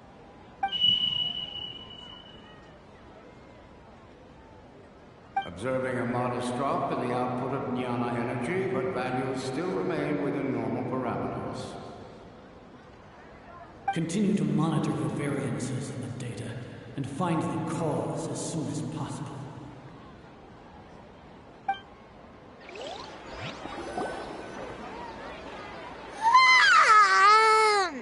Why does Paimon feel so tired after so much sleep? Anyway, we should go meet Dunyarzad right away.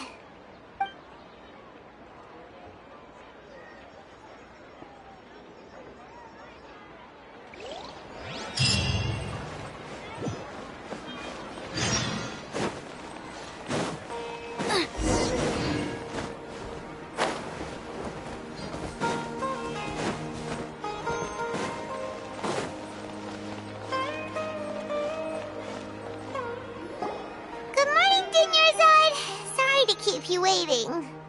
Not at all. I arrived early. Huh? Paimon thinks you sound kinda tired.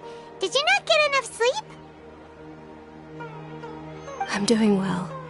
There's no need to worry. Shall we go? Let's start with the stalls over there.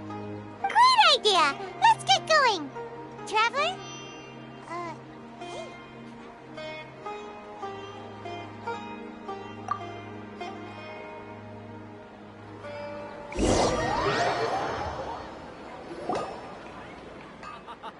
It's all thanks to Miss Dunyarzad's sponsorship that the children can enjoy the Sabzeruz festival.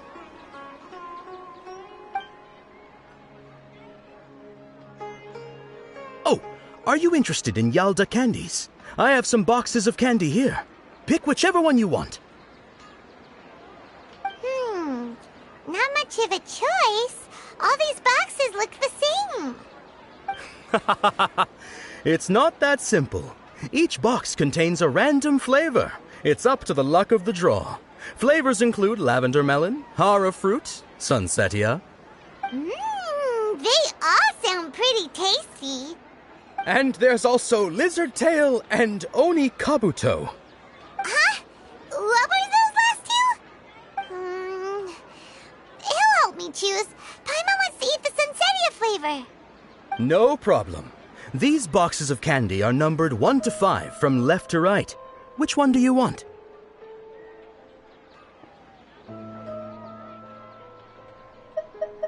Oh, I like your confidence. No hesitation at all. Oh, congratulations! Number 4 is indeed sunsetia.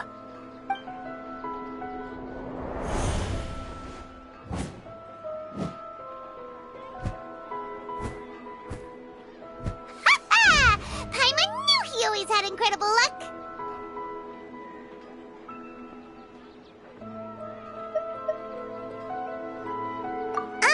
Paimon's not really interested in the other flavors. Wait. How did you know? Don't tell me that you already knew which flavor was in each box. What? He was right about all of them? That couldn't have been luck. How is this possible? I packed all those boxes this morning, and they've been sealed ever since. You couldn't have known beforehand. Mind reading? X-ray vision? Or some kind of magic trick? This is way too freaky.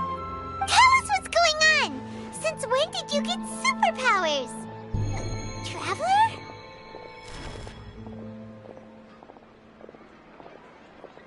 Hey, where are you going?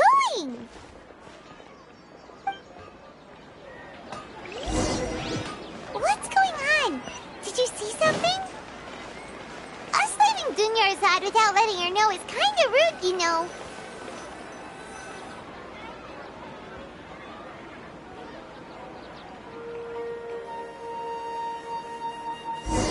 Race you!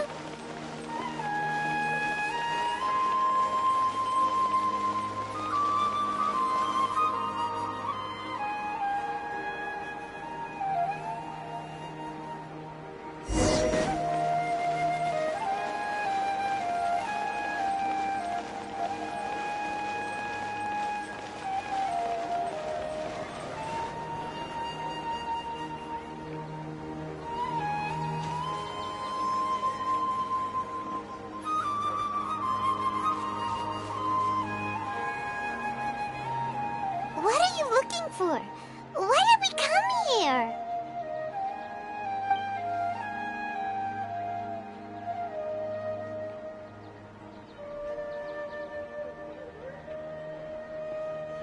Traveler?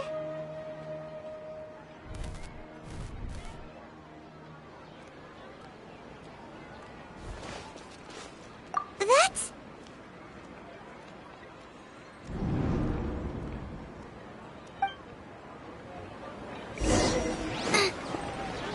Race you!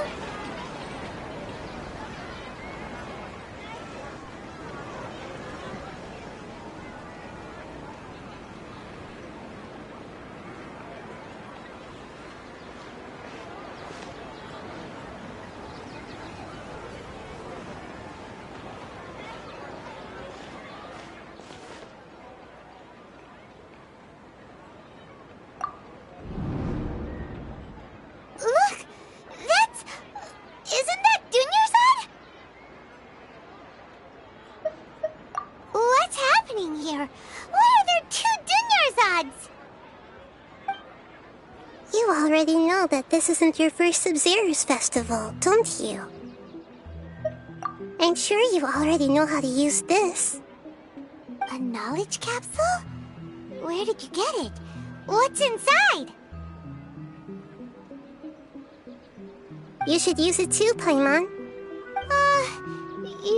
You know Paimon? Well, this seems kinda sketchy, but Paimon feels like this is what we should do.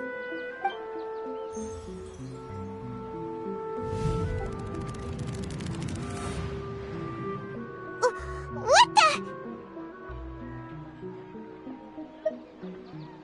This is our 20th time at the Sabzeruz festival? Huh? No. The 30th? 40th? Just how many times have we been to the Sabzeruz festival? Have we been trapped in a single day? If it weren't for you, we wouldn't have even realized. What the heck was inside that knowledge capsule? Your memories are still scrambled? Try your best to remember. This isn't the first time we've met, and I answered that question a long time ago. Let Paimon think. Oh, it's coming back. Meeting you was the real catalyst for restoring our memories, and the knowledge capsule was just your means of showing our minds the way. What about everyone else? Why are you only helping the 2 of us? Your sense of deja vu is stronger than everyone else's, yes? As for an explanation, you 2 received the blessing of Dendro. And you also have special, sensitive constitutions. It was as if a single sheet of paper was separating those memories from your consciousness. A familiar question. I think this is the 7th time you asked that. As you can see, she isn't doing well. You probably sensed it too. The Dunyarzad you were just with is different from the first Dunyarzad you met. That first Dunyarzad is in front of you right now, and she doesn't have a lot of time left.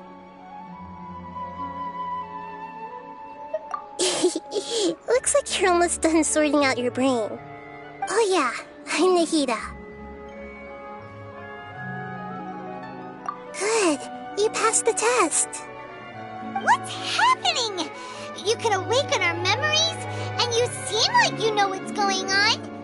Oh, wait, please don't tell Paimon even you don't know. Everything in this world runs in a loop. This cycle is called a samsara. You, me, and everyone else are all stuck inside the one-day samsara. As for the truth, that's on you to find out. If you were told the truth instead of discovering it yourselves, it would literally blow your minds. I don't know how you'd be after that. I can only give you surface-level help, like bits of information and subtle hints. For the rest of the time, I'll be doing all I can to slow down Dunyarzad's illness. She looks like she isn't doing well at all. Her illness gets worse after each Sabzeruz festival. If we can break out of the samsara, I might be able to save her. But as things are right now, she's just a small bird in the sky that's about to lose its last feathers. All I can do is raise a gale to delay her fall. You sure love to use weird analogies. Analogies are wonderful tools. They let you use existing knowledge to understand unfamiliar things.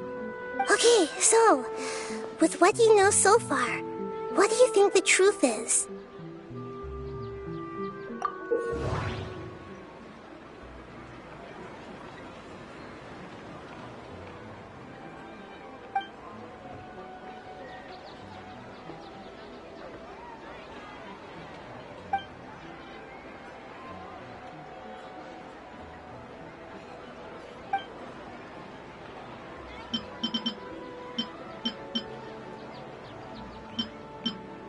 What's happening right now seems to have happened before. This feeling has been getting stronger and stronger.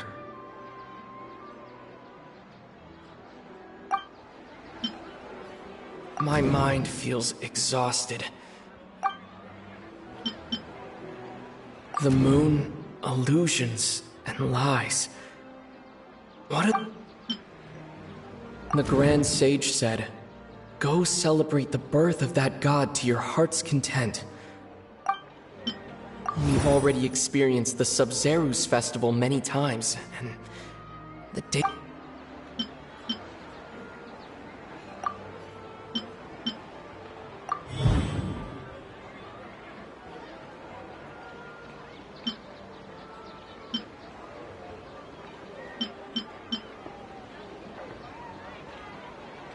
My mind feels The Grand Sage said...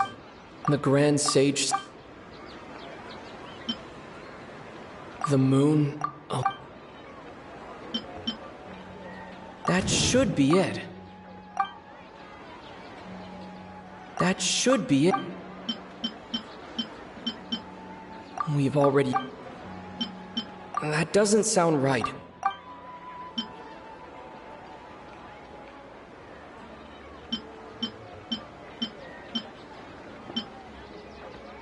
The Grand Sage... My mind feels... We've already experienced... My mind feels...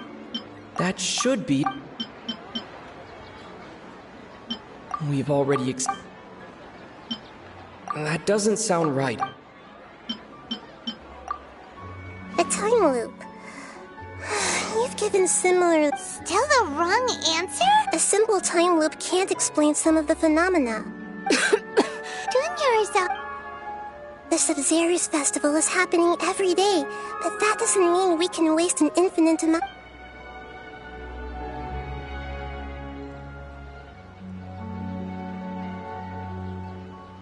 Let's think about our current situation. To save Dunyarzad, we have to escape the samsara of the Sabzeruz festival. And to do that, we need to figure out what's happening. The truth. Nahida rejected the idea of a time loop, so we must have missed something, right? Paimon's memories say that we've already done this many times, but let's go talk to people again. It's more productive than sitting here and scratching our heads. Why don't we start with those stall owners?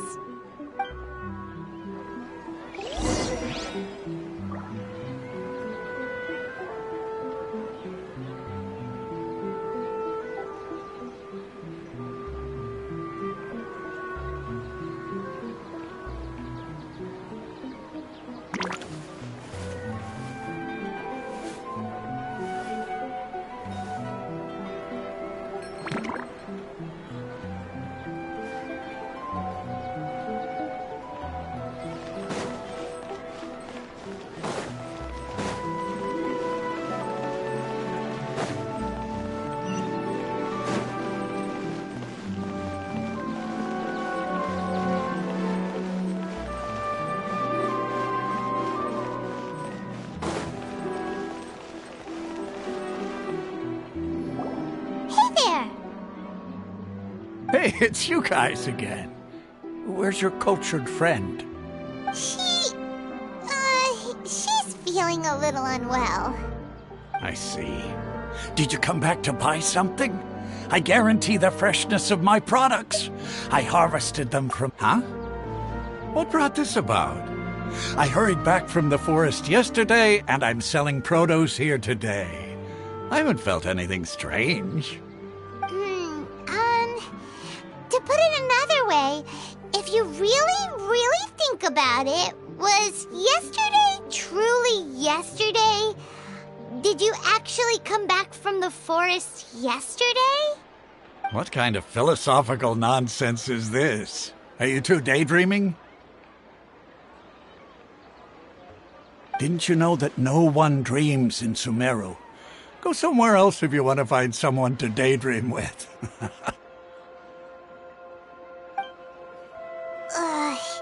He actually has a point. Is this a dream? Is everyone dreaming? True. It's so weird that people here don't dream. Why is that? Anyway, if this all really were just a dream, we would have woken up a long time ago. Let's keep asking around.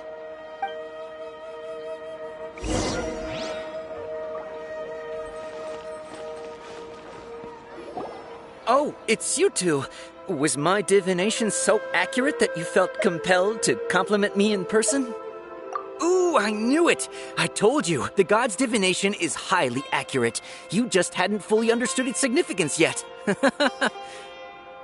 really excited about this, huh? That's exactly why we came back. Help us better understand it. Help you better understand it? Well, that isn't exactly what I excel at. So, you're admitting that you don't have a clue? Anyway, what kind of situation did you get into?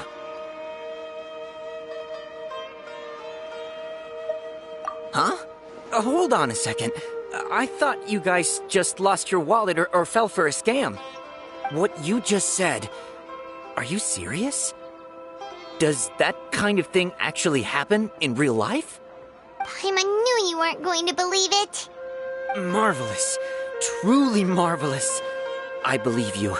Recall the interpretation of your divination, the moon, illusions, and lies. It really felt like an omen. When you say it like that, the divination does sound like it's related to what's going on. Can you read any more into it? I believe that the Archon's revelations are never more than vague hints. Anything more specific is beyond the reach of mere mortals. The book only says, if you trust your instincts and overcome your fears, the sun will surely rise. So that's how it is. Looks like fortune-telling is just fortune-telling. It's no good for practical problems. We haven't made any progress. Who else can we talk to?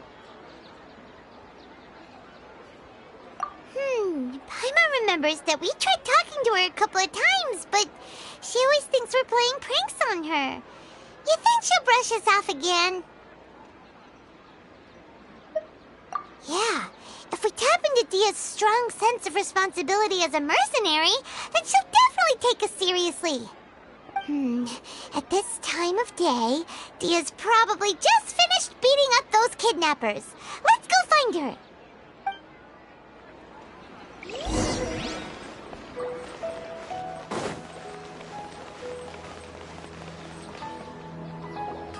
I'm fine, my lady. It's just a scratch. Perfect timing. Both of you are here. Paimon, Traveler, you came at just the right time. Listen, there was a dangerous Huh? You saw? Then why didn't you jump in earlier? If someone was protecting Miss Dunyarzad, I could have went all out. Anyway, can you do something for me? You want the Traveler to take Dunyarzad somewhere to rest up while you check to see if there's still any kidnappers around. Did Paimon get that right? How did you know what I was going to say? We need to say something convincing.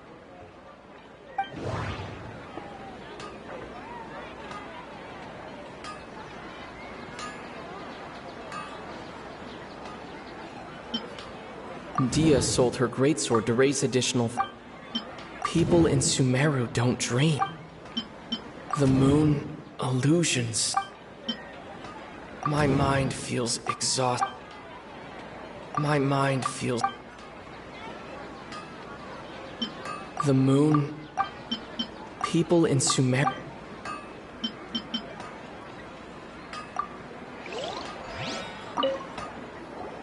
I'm fine, my... Perfect timing. Paimon, Traveler. You came at just the right time. Listen, there was a dangerous Huh? You want the Traveler? How did you know what I would... We need to say something. That doesn't sound right. I need to care... Tell her, Traveler!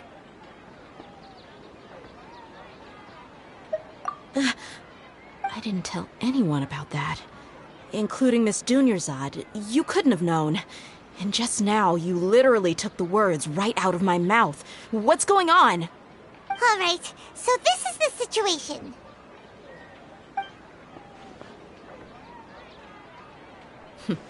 It's kinda hard to believe what you just told me. First, let me make something clear.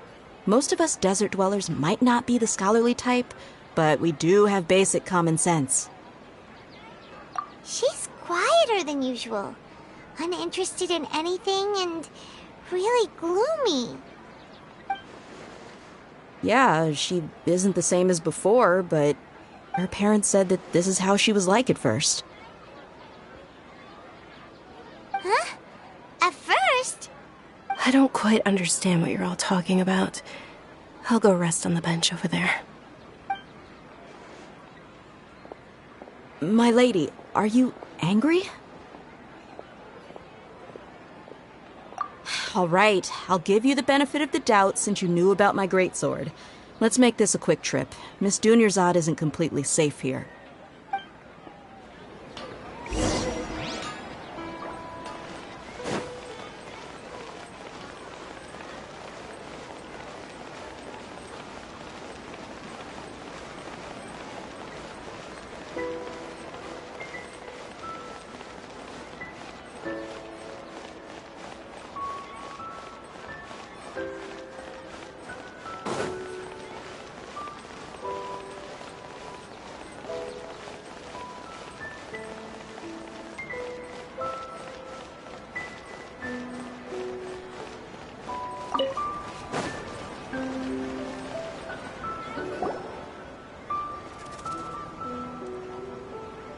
Nahida, we brought a friend.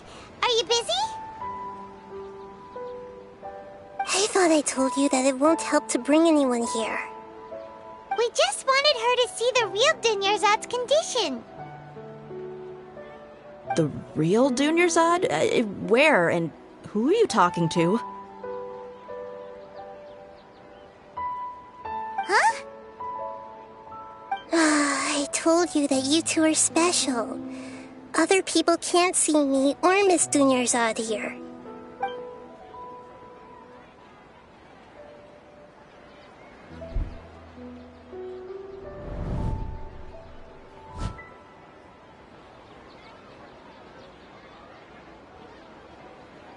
Hold on.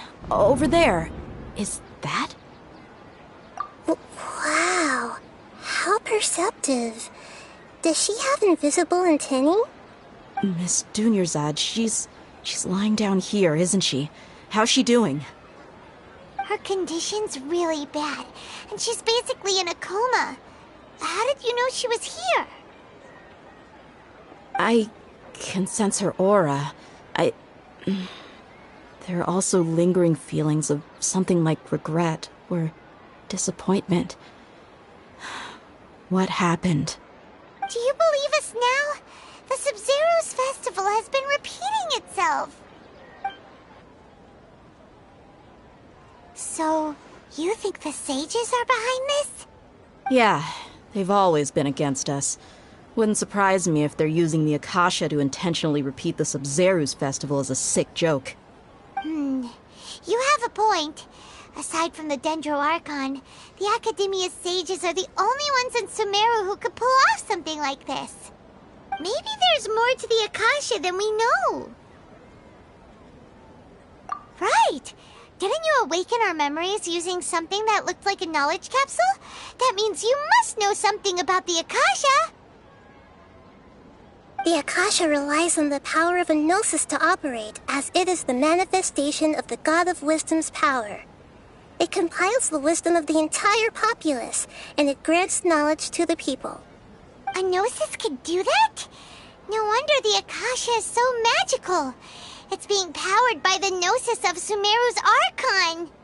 So, this Nahida you mentioned, what did she say? She said, and Paimon quotes, "The Akasha relies on the power of a gnosis to operate, as it is the manifestation of the God of Wisdom's power. It compiles the wisdom of the entire populace, and it grants knowledge to the people." Compiles the wisdom of the entire populace and grants knowledge to the people. Wait. I get the grants knowledge part.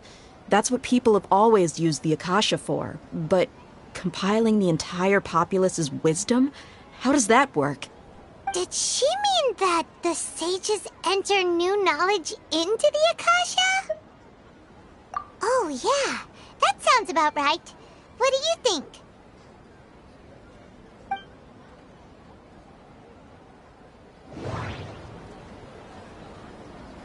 People in Sumeru don't dream. What a strange phenomenon. Okay, Nahida said the Akasha relies on the power of a gnosis to operate, as it is the manifestation of the... My mind feels exhausted. What's happening right now seems... That doesn't sound right. That doesn't sound right. You mean the Akasha is causing our mental fatigue? Huh. Now that I think about it, my head's been feeling unusually heavy. When the desert dwellers set off on their quest for knowledge, a sage once said, knowledge always comes at a price. Compiling the entire country's knowledge. You think the Akasha pulled a 180 and is extracting information from us? Who knows? The Akasha can put knowledge into our heads, so who's to say that it can't also poke around in there? We don't know any specifics. What's the point of doing something like that? Just think about it. If you could combine the knowledge of every single person in Sumeru, then you can basically turn Sumeru City into a single massive brain. This hive mind could make breakthroughs in problems that even the smartest geniuses can't crack. An excellent deduction. And the analogy comparing Sumeru City to a massive brain? I love it. In that case, we should take off our Akasha terminals right away. Maybe that'll solve this problem. Yeah, I was only wearing this for show in the first place. Didn't expect the sages to cook up such a conspiracy. Mark my words, when this is over, I'm getting evidence and exposing this whole thing to the public.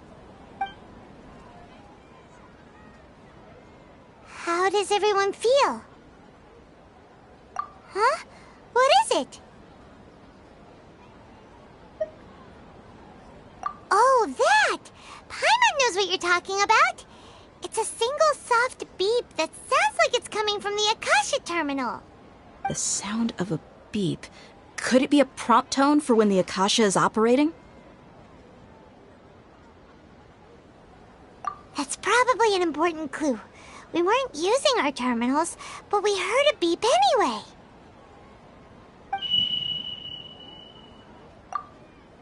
Traveler, did you hear that? I heard it too. Our ears aren't messing with us. There was definitely a beep, but it sounded like it was coming from inside my head. We took off our Akasha terminals.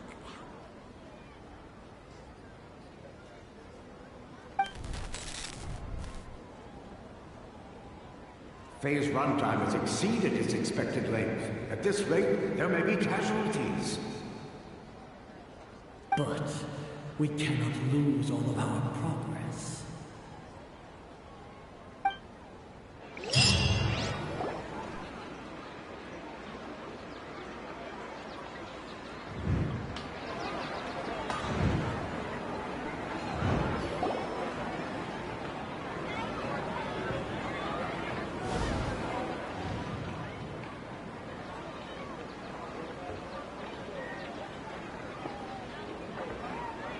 remembers everything!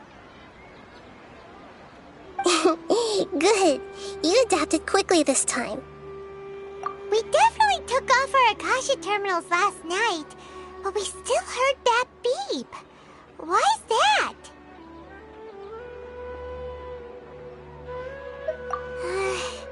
But now we can at least confirm one thing. The Akasha definitely has something to do with whatever's trapping us in this cycle. Oh, Paimon doesn't get it. Why would the Akasha go this far if all it wants is everybody's wisdom?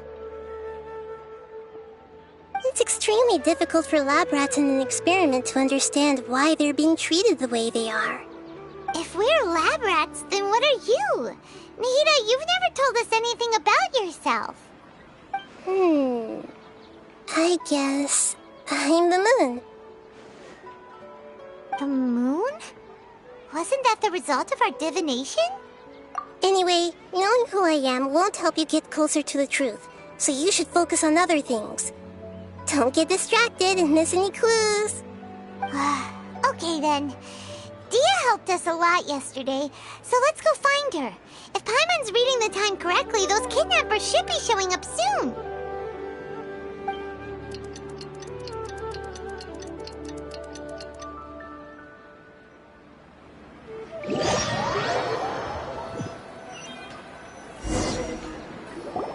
Ah, there you are. I've already taken care of those kidnappers. My lady, did you get hurt? Dia? What's wrong? Why are you both gawking at me like that? You didn't get hurt this time. Huh? What do you mean this time? Why are you so surprised that I managed to get out unscathed? Those kids were amateurs.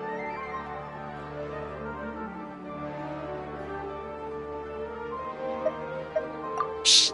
How did you know about my greatsword? I haven't told anyone about it. Please, don't tell Miss Dunyarzad. So Dia's lost her memories after all. Anything strange? You already know that I got a new greatsword. If I had to say something, it's weird how such a new weapon could feel so familiar. It's as if I've already used it to fight a countless number of battles. You're saying that although you don't remember using it, your body feels like it does? That's right. Both mercenaries and warriors heavily rely on muscle memory. Only knowing the theory of battle won't get you anywhere. Traveler, what do you think? Yeah, Paimon's feeling really hopeful.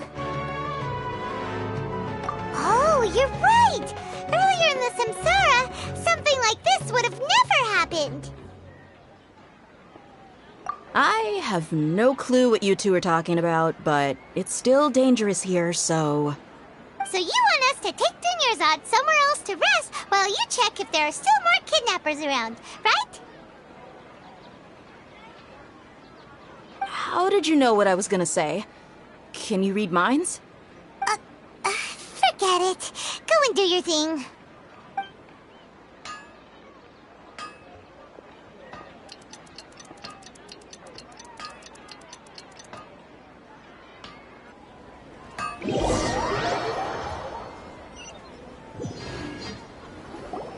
Whew. It's finally nighttime. Aside from Dia not getting injured, everything seems to have stayed the same. Listen, Nahida, we found out that Dia got out just fine today, even though she got injured every other time she fought the kidnappers. Do you think the Samsara has been broken? Have we saved Dunyarzad? Really? Good job on all that progress. Get some good sleep tonight. Hey, what kind of an answer is that? Tomorrow will come. Everyone assumes this is common knowledge, but the only way you can know that for sure is if you experience tomorrow. How many todays has it been? Is it possible that today will be followed by yesterday? Does tomorrow truly exist as anything beyond a made-up concept? It's even possible that this entire world is a lie, and the history of the whole world has just been one endless Sabzeruz festival. Okay, no more. Paimon's brain is already shut down. That's why it makes no sense to waste your energy thinking about things you will learn tomorrow. Get some good rest. You know, use the bathroom and flush your anxiety dookie away. Huh? Hold on, what did you just say? Did Paimon hear you correctly? Huh? People always say they feel a sense of relief after they take a duk-duk. That's why I suggested you could try that. Is that so strange?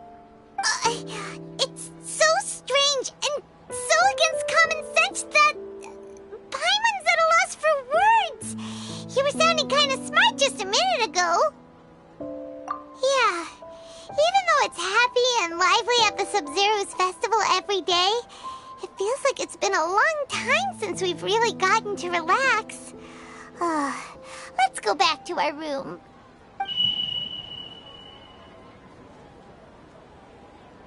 Continue the harvest. Compared to what we stand to achieve, these sacrifices are trivial.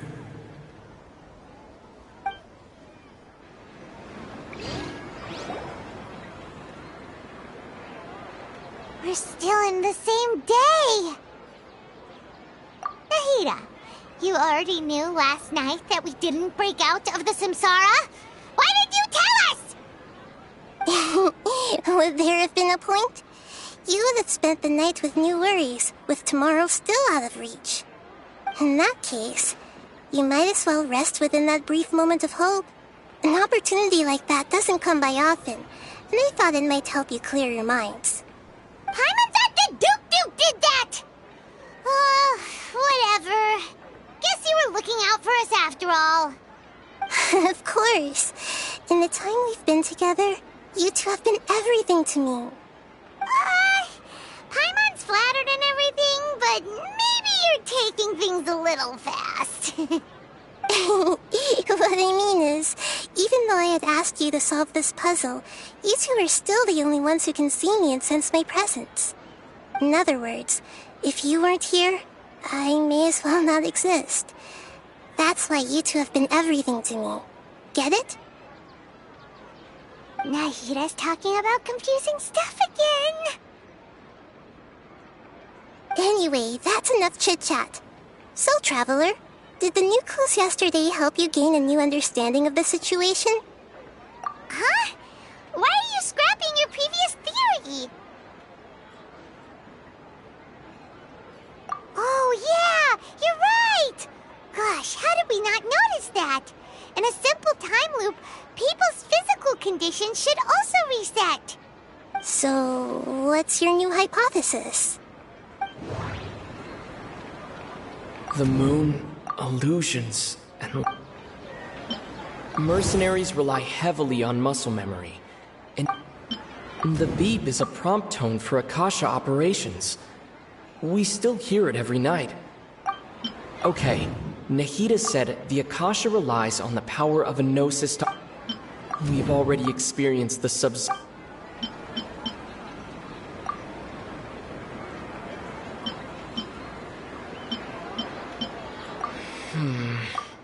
I can't seem...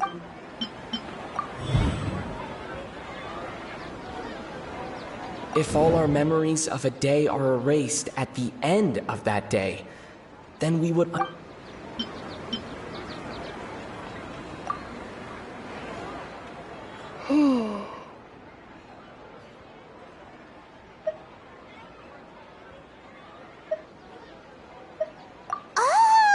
Then the beep we hear every night could just be indicating the deletion of our memories. That's why when we wake up, everyone thinks the Sabzeruz festival hasn't happened yet. It's already the next day, but everyone still thinks it's the day before. But muscle memory can't be erased. That's why Dia has been getting better at using her greatsword. Now everything makes sense. A brilliant deduction. Nahida, tell us if we're right or wrong. To put it simply, it's as if you've mistaken a pyro crystal fly for a firefly in the night. You lost sight of its true nature because you focus too much on your perception that it glows. That isn't simple at all! Why don't you go talk to Miss Dia again? You might learn something new. Right! She did help us find our latest clue after all. Let's go!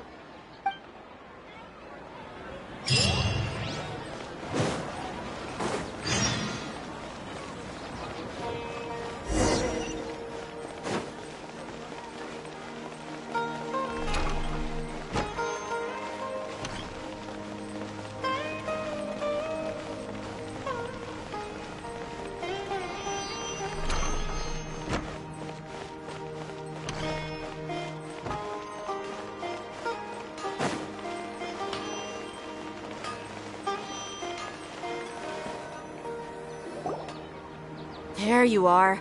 Really took me a while to find you. As expected, Dia also didn't get hurt today.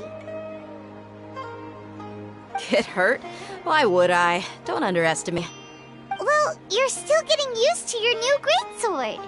Huh. Truth be told, I also think it's pretty strange. It just suddenly felt so familiar in my hands and... wait a second! How did you know I got a new greatsword to begin with? I didn't tell anyone about it. Traveler, could you explain the situation to her today? Paimon's gotten a little sick of doing it. Oh, that works.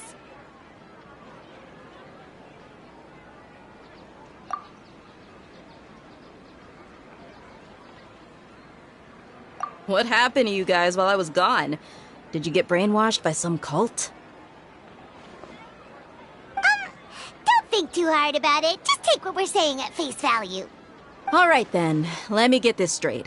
You're telling me that my body's already gotten used to this greatsword, but my brain just doesn't remember it? Yes, your memory's being erased every day. Then I'd have to disagree. That's impossible. Oh? Why do you think that? If we've actually been reliving the Sabzeruz festival day after day, then what happened to the things we used, the money we spent, the food we ate? Common sense says my wallet should have emptied itself a long time ago. There's no way I wouldn't have noticed that.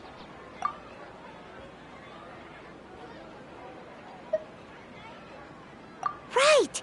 They could use the Akasha to record what everyone did that day, and then use the city's resources to replenish everything! It's not very likely, but it's also not impossible. No, it is impossible. I've got proof. You have proof? Where? You two are surprisingly serious about this nonsensical discussion. Fine, I'll play along for a little longer. Come with me, Miss Dunyarzad. Please come along as well. I still can't guarantee that this area is safe.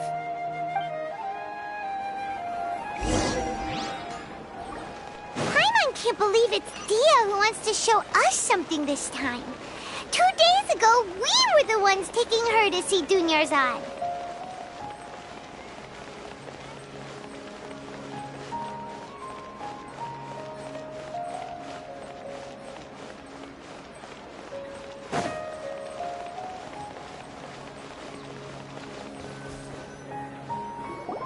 This is it. Huh? This is a wooden training dummy. What about it? See those marks on the dummy? Those are the result of several days' worth of practice.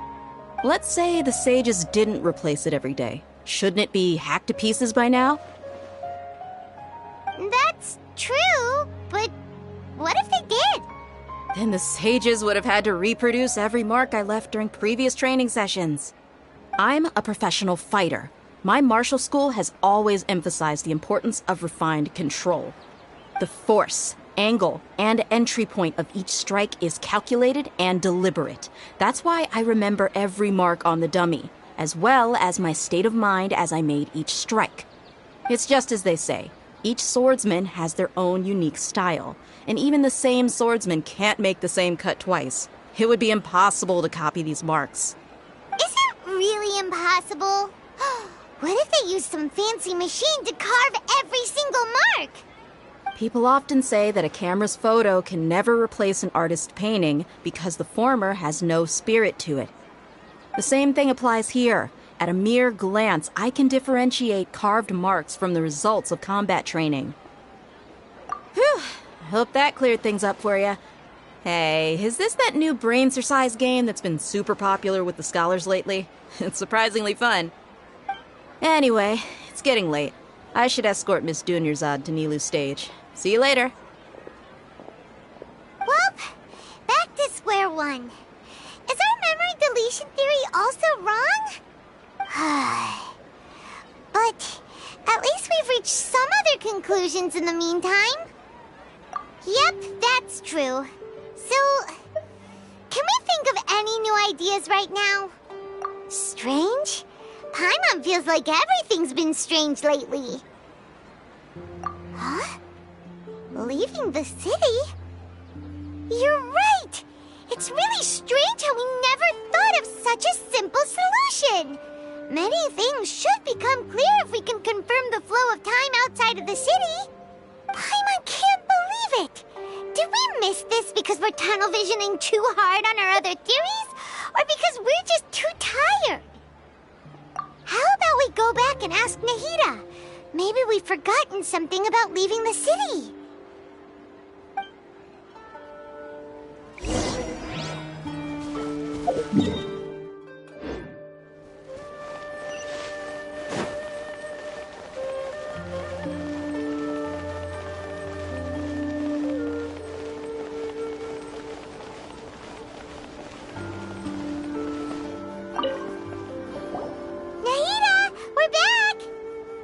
Early today.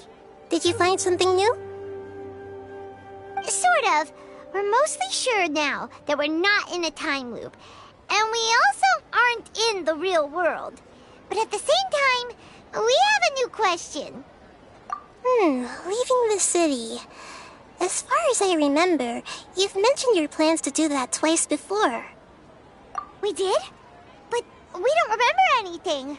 What happened after we talked about those plans? What did we say when we got back? Let me think. I don't think you ever actually told me what the outcome was. Oh, it's probably more accurate to say that both times you never came back the whole night. But you two sometimes stay out the entire night anyway, so at the time, I didn't think too much about it. It is true that sometimes we lose track of time during our investigations. Before we know it, it'll already be the next day. But still, neither of us remember anything about leaving town. Really? That's kind of strange. In theory, I should have already awakened all your memories.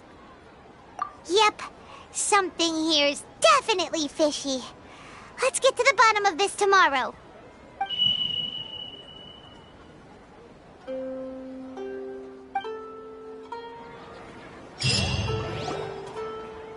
Our memories are back!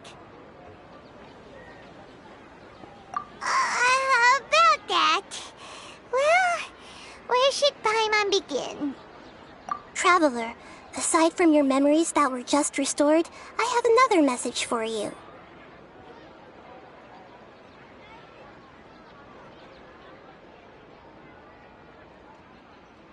Listen to it and you'll understand. Can't go back. There are countless spaces here. Our Sabzeruz festival in Sumeru City is just one of them.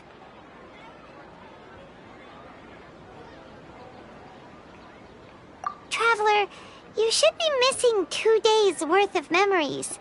Paimon will fill you in. It's time to carry out our plan from yesterday. Okay, let's go!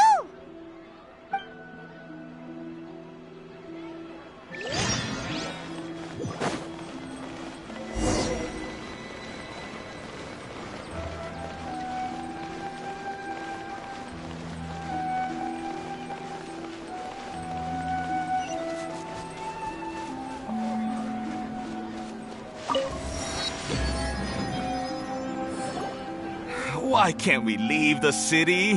What is the academia up to now? Don't ask me. It's not like I can tell you anything. This is a direct order from the Grand Sage. Just wait until tomorrow. I have a real emergency. My goods have already arrived at Port Ormos. If I don't hurry, they'll be stolen. That's your problem. Make sure you make a request in advance next time. But it's not like you can just predict business matters in advance. It looks like the Academia already announced a lockdown for Sumeru City today. How completely unsurprising. Let's go and question them. Hello, sir. Why can't we leave the city today? Here we go again. Don't ask me, I don't know either. We just received an order that no one is allowed to enter or exit Sumeru today. They didn't tell us anything else. Angering me won't get you anywhere. If I had that kind of insider info, I would have left this stupid post long ago. It looks like he really doesn't know. If we can't get anything out of him, let's take matters into our own hands. Why don't we climb over the walls? Those guards can't be everywhere at once. This is a good spot, and the guard hasn't noticed us at all. Let's hurry! Huh? Why? Are you going to leave Paimon behind? But what if things get really weird out there and you get into some trouble? Then Paimon won't be able to help you. Oh, Paimon knows that Paimon can't do much, but we've always been together, haven't we? Okay. Paimon will wait for you. Promise Paimon that you'll come back as soon as possible. Just a quick look. And please, be careful.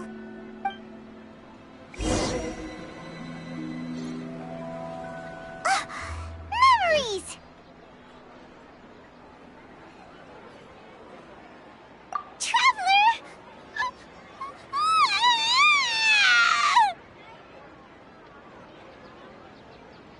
Paimon thought Paimon would never see you again! You just disappeared! Paimon waited for you for hours and hours at the city wall and you never came back! You promised Paimon that you were only taking a quick look! Paimon, calm down. He's here now. I don't think he understood what you were saying. Paimon doesn't care!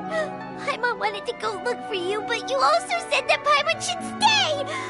Paimon was so worried and so scared the entire day!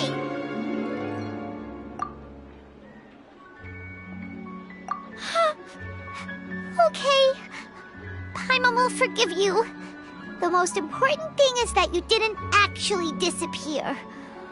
Oh, Paimon was so scared that you had gone into another world.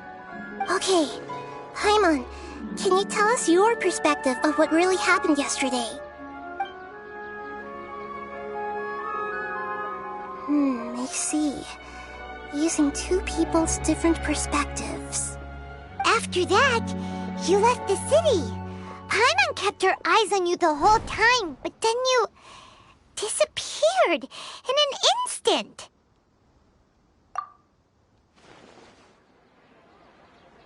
No way! Paimon was watching you with the fullest attention. What's your perspective, Traveler? You sure you don't have any memory of this? I guess that explains everything. You also lost your memories the last 2 times you tried to leave the city. Those days' memories can't be awoken. So, if we leave the city, our memories will be completely erased? It really sounds like something big outside of the city is being hidden on purpose. But this way, we'll also never discover what's outside. Something like a message? But how can we send it back? Don't look at me like that. I'm not used to being stared at. Well... Okay. You want something that can pass on messages, right? Give me some time and take care of Dunyarzad for me. Yep, now we're talking.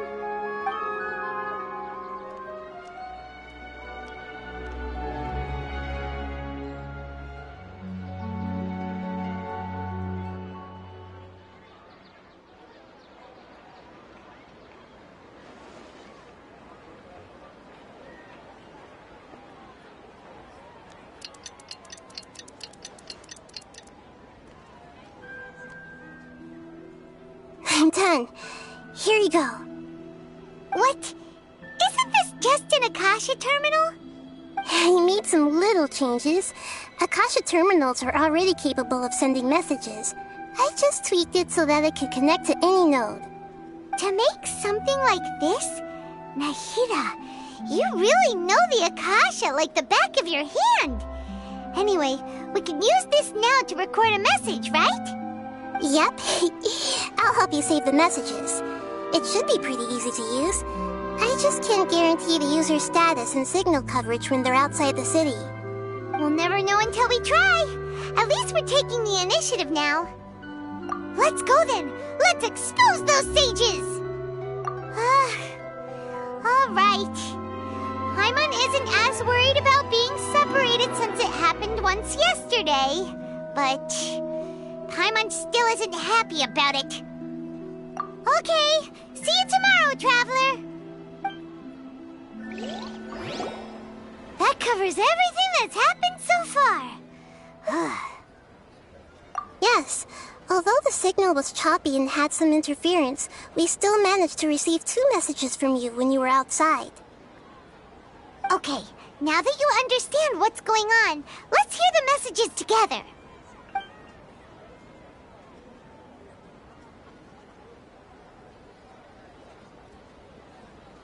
Can't go back. There are countless spaces here. Our Sabzeruz festival in Sumeru City is just one of them. I've entered another space.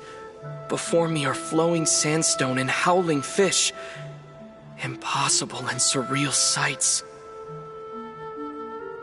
All these spaces are empty except for the occasional ones that contain mute puppets rather than people.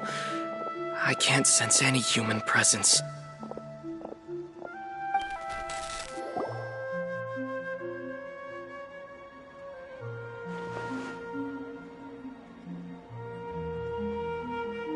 That's one heck of an info dump.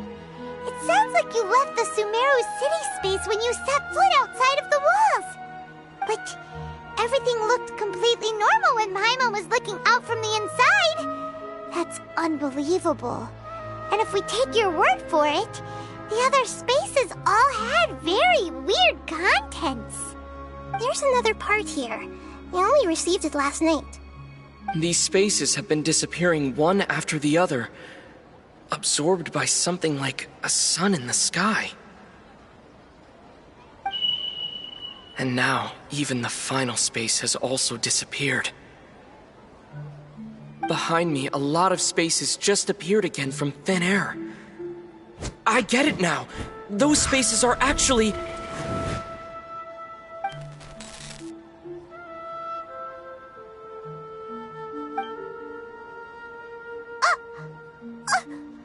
Why did the message end right there? What did the Traveler want to say? What are those spaces? Probably because yesterday just happened to end at that moment. Oh, right. Paimon did hear a beep from the Akasha. Did it come from here or from the message? The message. It should have come from the Traveler's Akasha terminal. After the beep, Traveler said even the final spaces also disappeared. Traveler, what do you think that final space could have been? All the bizarre spaces I saw outside the city had one thing in common. Was that space actually the real world? But wouldn't a real My impression is that each day in this samsara only ends at the sound... That doesn't sound right. That doesn't sound right. Oh, so that's what it is! After the sound of the beep, the final space, the Sabzeruz festival, also disappears, and we're taken to the next day. Later on, Traveler also mentioned a bunch of new spaces materializing behind them. Do lots of new spaces appear every day? Paimon's head is spinning. Just what are these spaces anyhow? Well, consider this. For all the horrors of the Archon War, at its heart, it was just a game where a bunch of gods fought over 7 seats. So no matter how strange or spooky things may look on the surface, maybe all they point to in the end is a small and simple secret. Wow, the Archon War, huh? That's an analogy and a half.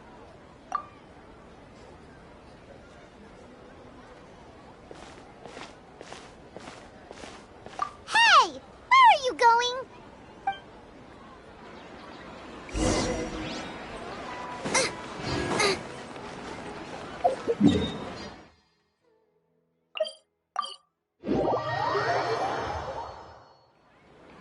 Do you want some alone time to think? All right then, Paimon won't disturb you.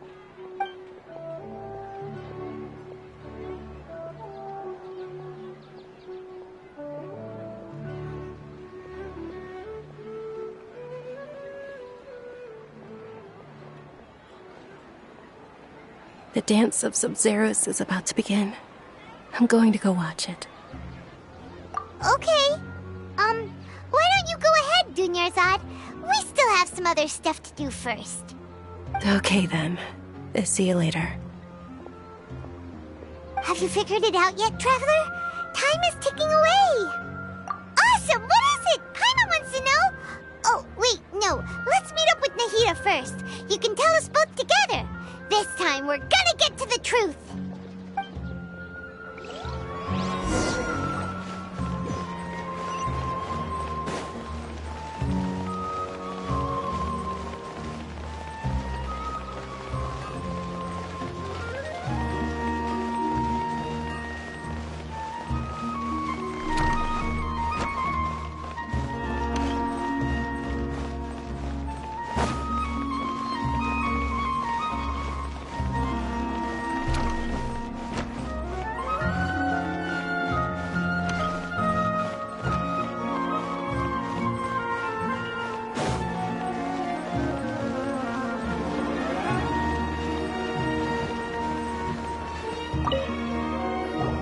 You're back! I've been waiting forever for you two. Judging by the looks on your faces, are you ready to take your Sabzeruz exam and graduate from the festival?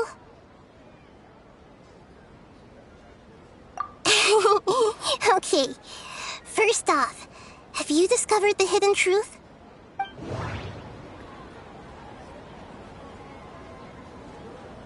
Okay, Nahida said the Akasha relies on the power of a gnosis to operate, as it is the manifestation of the God of Wisdom's power. It compiles the wisdom of the entire populace, and it grants knowledge to the people.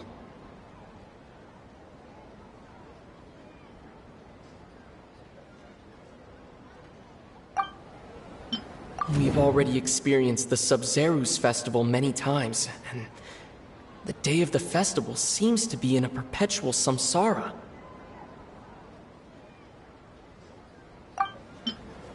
All the bizarre spaces I saw outside the city had one thing in common: a lack of human presence.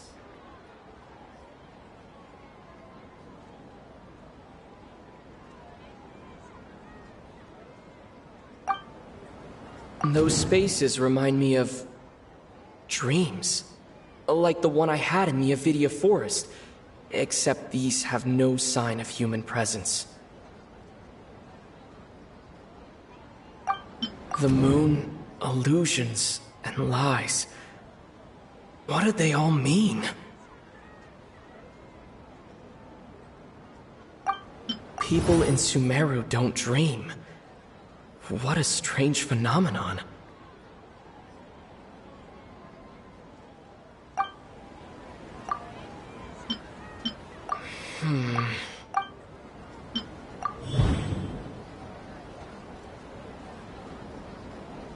We are all in a dream. It isn't that the people of Sumeru don't dream. Rather, the Akasha is taking their dreams from them.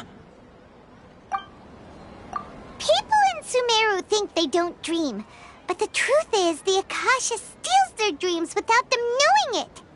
And those spaces with no human presence are stolen dreams without their host.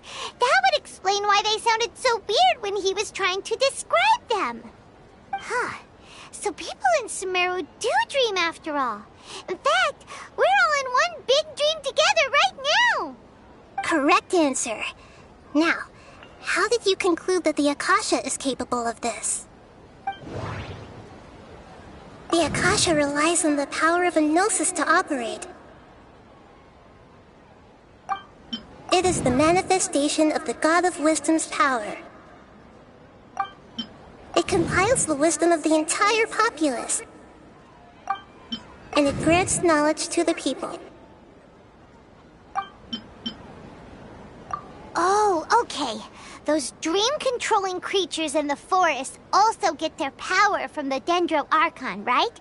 That would explain why the Akasha has the ability to control people's dreams, too. But is stealing everyone's dreams really how the Akasha compiles their wisdom? Isn't there anything more to it than that? Dreams are fantastical, complex, and full of imagination. People's brains are the most active when they're dreaming. In other words, dreams are rich bundles of human wisdom. So in other words, the complete opposite of how Hypatia understood it. Paimon remembers her saying that the sages think dreams are foolish delusions, and the fact that no one dreams is a blessing from Greater Lord Rukkhadevata. So it was all a dirty trick? The real story is that the sages from the Academia are using the Akasha to steal people's dreams for their own use, huh? Oh? By the sounds of it, you understand the current situation pretty well. So then, what about the Samsara?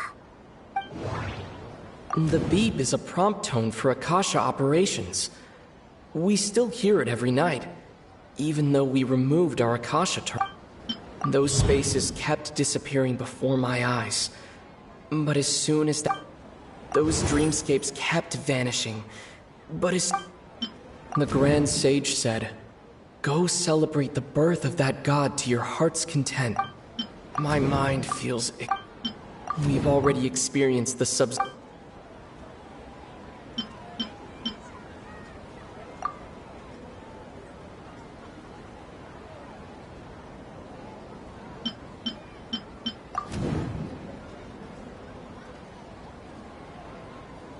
Correct. The Akasha is keeping each person's brain in a constant dream state, but also separating their consciousness from their own dream. Their disembodied consciousness is placed inside the collective dream of the Sabzeruz festival along with everyone else's, while their now vacant dreams are harvested by the Akasha. No one is any the wiser as another day passes in the dream, and so begins another samsara cycle. People wake up to yet another dream about the Sabzeruz festival. The dreams that belong to them are once again harvested by the Akasha, and so it continues. So, this is like a dream factory, and the Akasha is a dream harvesting machine. Did Paimon get that analogy right? Very good, Paimon. Using analogies well is an excellent habit to get into. Okay, so that beep we keep hearing is actually from our real-life Akasha terminals. Taking off our terminals in this dream doesn't do anything. Alright, last question. Who am I?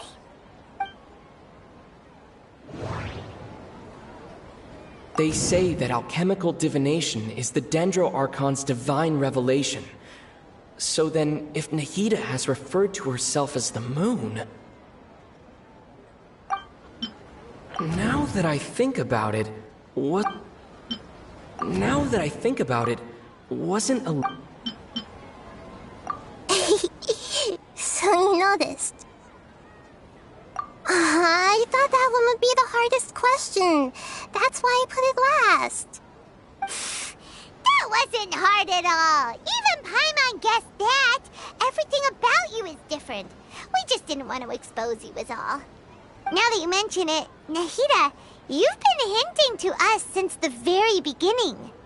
It's funny, thinking back to when we were asking all over the place for info about Lesser Lord Kusanali. Paimon didn't expect to meet you like this.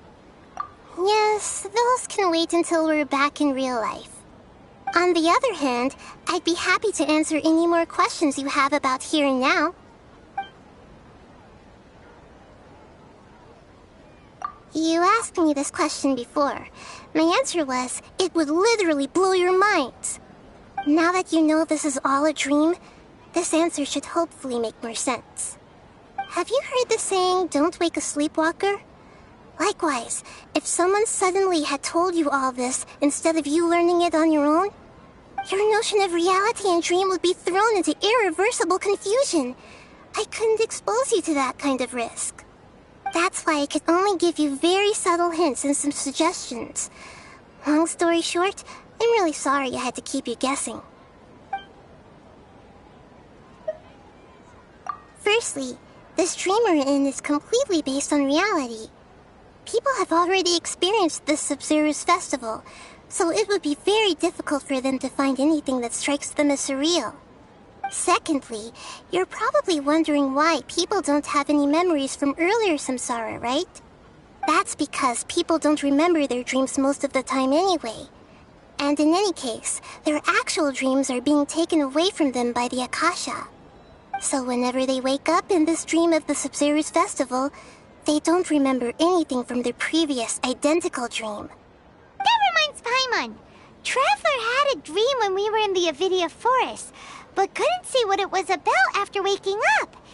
Is that an example of what you mean? Yes. Only after receiving the blessing of Dendril can a person gain the Dendril element's dream-enhancing power. That explains the feelings of déjà vu. Meanwhile, everyone else has no idea that they are in the Sabzeruz Festival Samsara, while their dreams are stolen from them over and over again.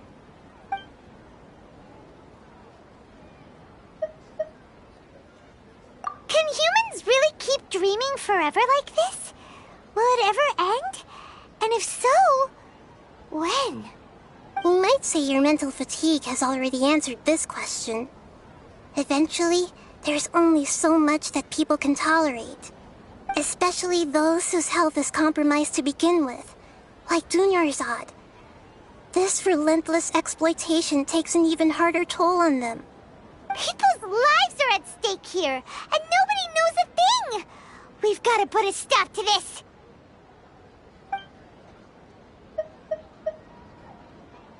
I know, right?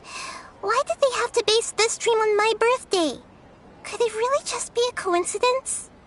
Even you don't know the reason? Wow, now that's strange. The Academia sages are determined to harvest lots of dreams in a short time, no matter the cost. They have to be up to no good. Unfortunately, I don't know anything about it. Traveler, do you have any information? Those spaces remind me of... Okay, Nahida said... The Grand Sage said... Go celebrate... Celebrate the birth of that god? Could it mean...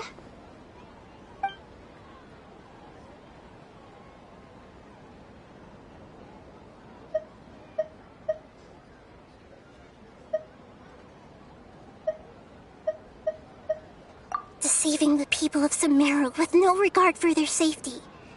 No matter what they're trying to do, this is unforgivable. After we end the Sabzeruz Festival Samsara, we have to look into them. How can the sages of the Academia do this behind their Archon's back? This is ridiculous! In the end, I'm just the moon. The real sun is long gone. A sun and a moon? Nahida's talking in riddles again.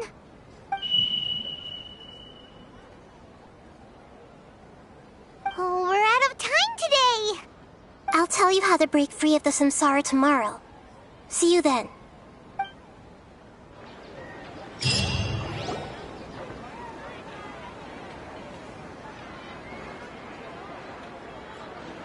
Good morning, Nahida. Wait. Now that Paimon remembers everything, should we instead say good morning, Lesser Lord Kusanali? Hey! What's wrong, Nahida? You don't look too good.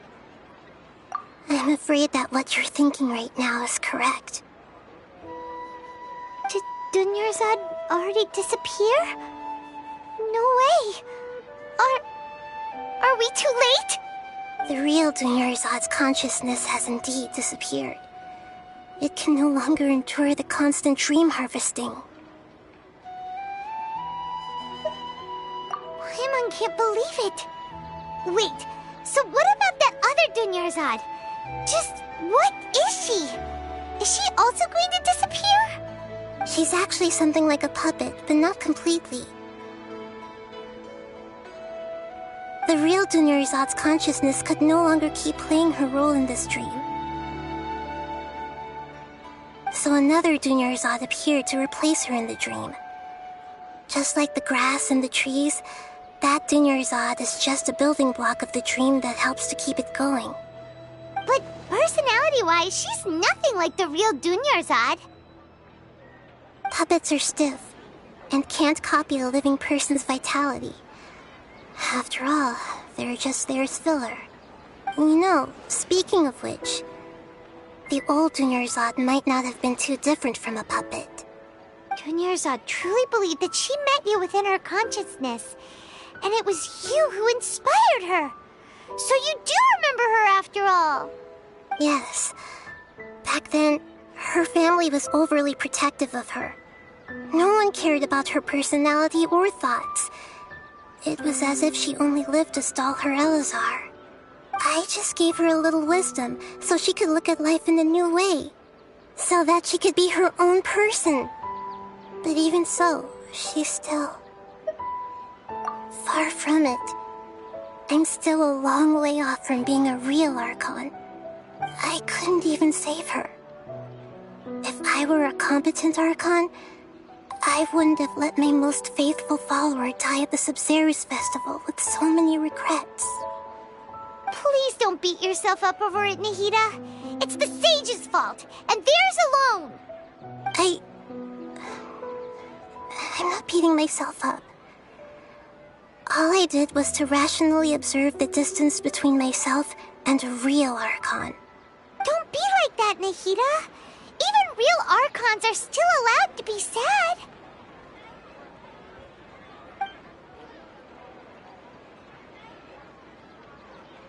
To prevent more tragedies like this, we must end the samsara as soon as possible. Great, but how do we do that? Although the Sabzeruz festival dream is under the Akasha's control, only humans can dream. Even the Akasha is unable to create them. That means this dream belongs to a host who created it.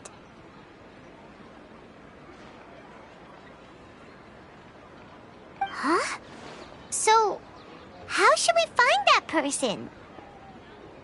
Well, if this is someone's dream, then everything here must come from deep within their consciousness. Which means, with the power of imagination, they can change anything in this dream. Imagination? What do you mean by that? Imagination means breaking through what you perceive as normal. Like when the server at a tavern brings a plate to you, you'd naturally assume that food is on it. However, if you're the dream's host and you become aware that you're dreaming, when you imagine gold and more on the plate, the dream will respond in kind, and the server really will bring you gold and mora. But right now, our host is unaware that this is a dream. No matter how many times they're served, it will always be food. Find some way to make that person realize that they're dreaming. Usually, once that happens, the person will wake up and the dream samsara will be broken. How are we going to find them, though? If it could be anyone, it'd be like looking for a needle in a haystack. And even if we did find them, how are we supposed to make them realize they're dreaming?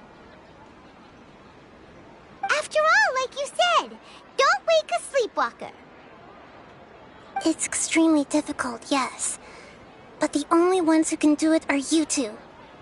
Remember, everything you've achieved up to this point has all been for the sake of finding the host and ending the samsara. As for me, during this time, I'll be out of town. Out of town? Are you going to that place full of dreams where the traveler went? Yes. I want to try something. There must still be a small wisp of possibility. Hurry and go. Dreams are supposed to be fantastical, romantic, and full of pleasant surprises. Unnecessary things like this samsara need to end. Paimon's still a little upset that we've come this far only for Dunyarzad to... She was such a good person, with such a simple wish. But fate was against her.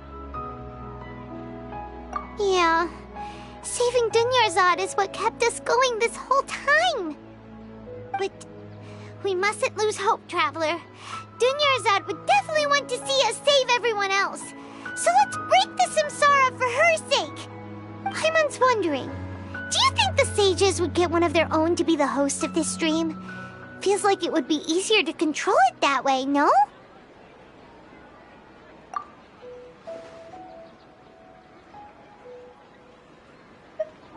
Huh. That's true. Plus, the sages probably weren't counting on there being other factors beyond their control, like Nahida and us. So, who do you think the host of the dream is?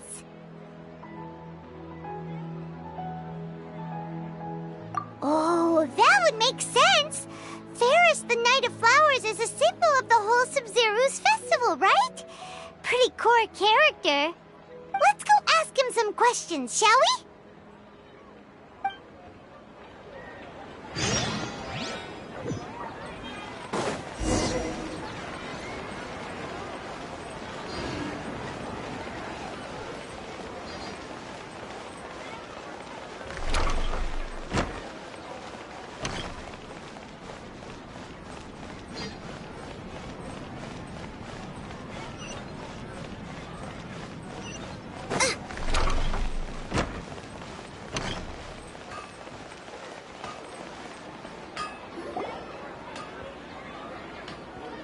You're back. You left in a hurry last time. Is everything okay? Everything's fine. Just, it's a little hard to explain. Would you mind taking part in a little experiment with us? An experiment? That came out of nowhere. I'm listening, though. What do you need me to do? Could you make a wish? You want me to make a wish? Is that a new Sabzeruz festival tradition or something? Less questions, more wishing! Okay. My wish. Okay. I'm a little nervous saying this out loud, but I want Miss Dunyarzad to be happy. Oh. I noticed earlier that she looked a bit down, and she wasn't really talking to anyone. She just doesn't seem like herself. She's always so gentle and kind, and all the kids love her. I've also wondered if the reason she asked me to be Fairest Knight of Flowers is because I'm special to her, or something. So, you have a crush on Dunyarzad? Oh, is it that obvious? After what I just said, I guess it is. When she placed the hat of the Knight of Flowers onto my head, she said to me, I want everyone to have a happy Sabzeruz festival. What she didn't realize was that I'm not that interested in how everyone else feels. In that moment, I just wanted to be her Knight of Flowers for the rest of my life. 50 years, 100 years, I'll serve her till the end of time. Okay, yeah, that was a bit much. Felt like the right moment to get it off my chest, but that was pretty embarrassing. Okay, I'm ready to make my wish. I would like Miss Dunyarzad to appear in front of me right now with a smile on her face. Here goes. Please come true. I'm gonna open my eyes. Oh, you're... What? Fucky? Sorry, but only one portion of Yalda candies per person. Back home you go. Nice try, you two. Anyway, never mind. I don't need to see her appear right in front of me. As long as she's happy. Guess he isn't the host of this dream after all. Should have expected it wouldn't be this easy.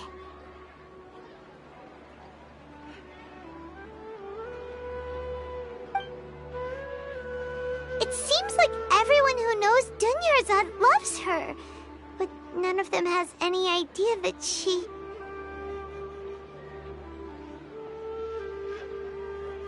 My lady, step back. That sounds like Dia! Oh, right.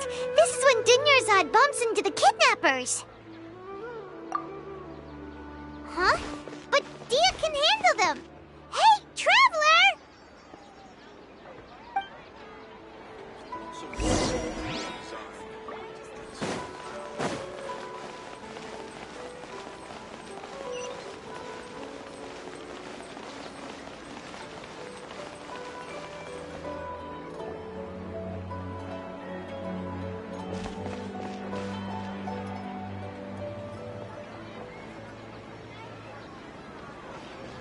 Oh, it's you. Great timing. Please take...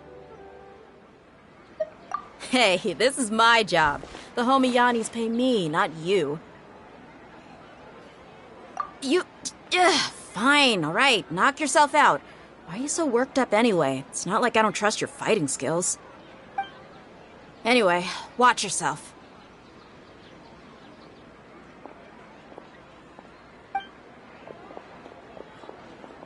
So you got yourself some backup. Suit yourself. You're going down! That's close enough. Boba, get them! I'll be back. Oz, reveal thyself!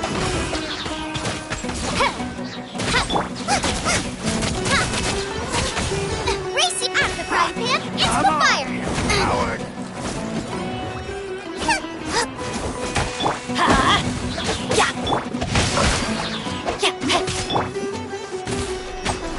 As you wish, mein Fräulein.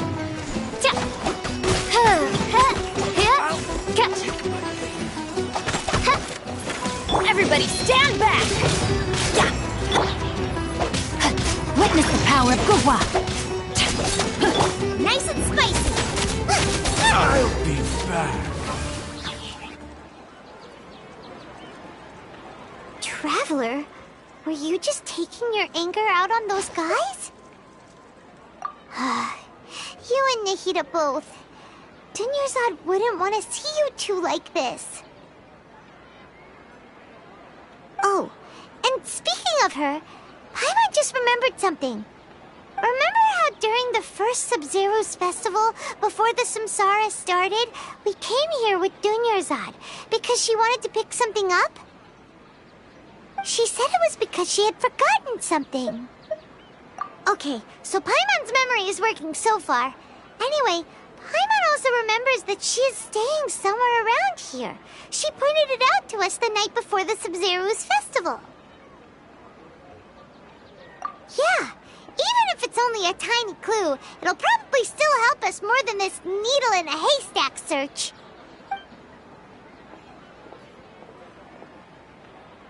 This is the place. It's rude to enter other people's spaces without permission, but desperate times call for desperate measures. Hey, the windows are unlocked. Okay, Paimon's gonna take a peek inside.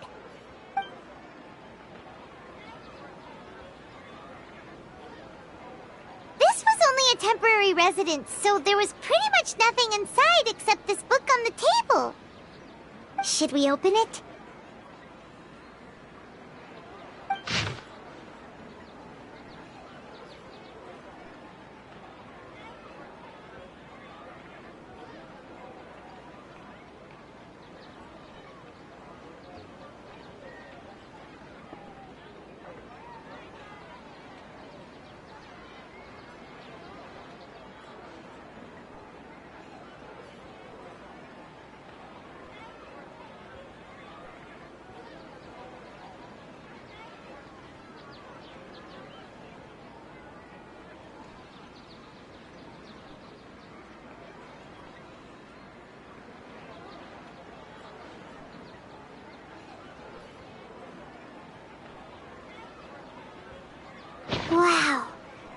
Dunyarzad wrote all of this.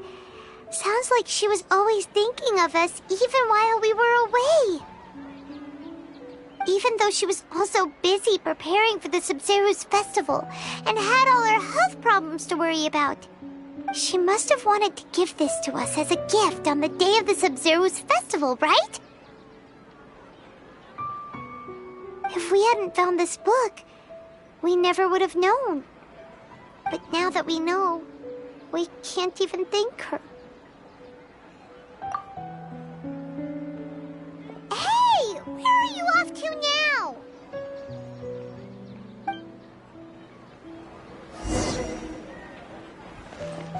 Race you!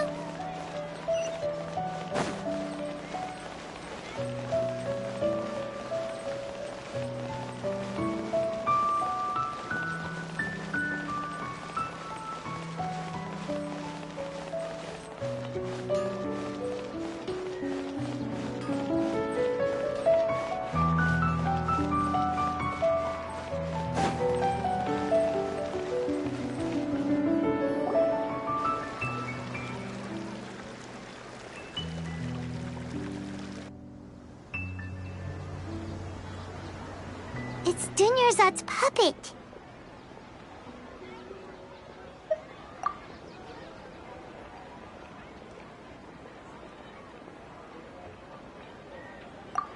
Traveler? You must be exhausted. Come to think of it, we've been stuck in this place for a really, really long time. Heck, even the last time we were chatting happily with Dunyarzad feels like an eternity ago.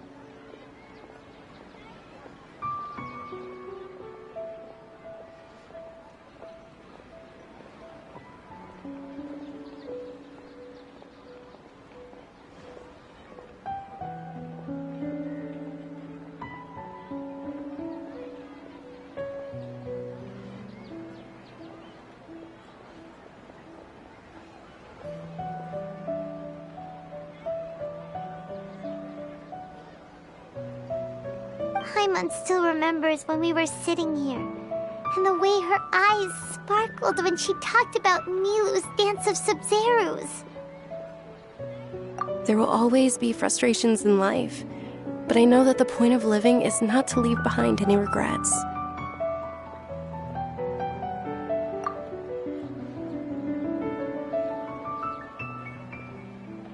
That was what the real Dunyarzad said, wasn't it? Does that mean... Yes, Traveler. What is it? Oh, so she's still just a puppet. But just now, how come... What? Where are we going this time?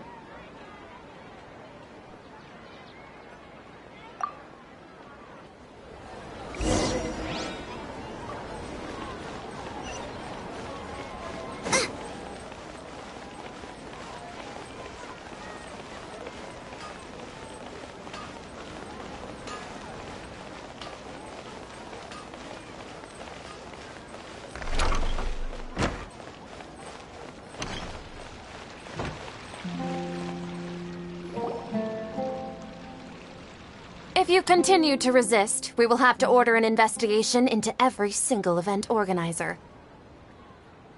The Grand Sage has already granted you much leniency. I advise that you exercise tact. How did things turn out like this?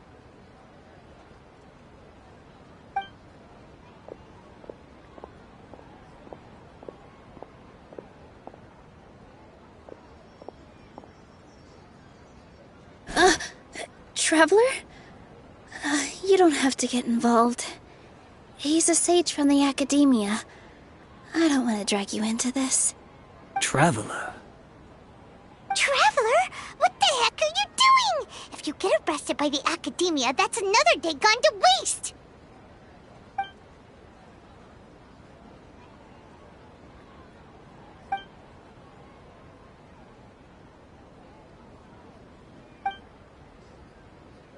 Wait, they're not reacting. Have they been scared stiff? Oh, themselves through this. So they're just substitutes. What is this? What happened to the Grand Sage and his entourage?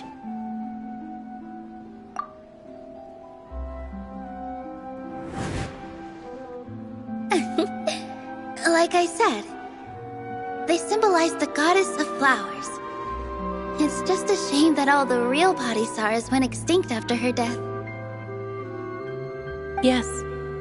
The Greater Lord brought forth new Padisaras in memory of the goddess of flowers.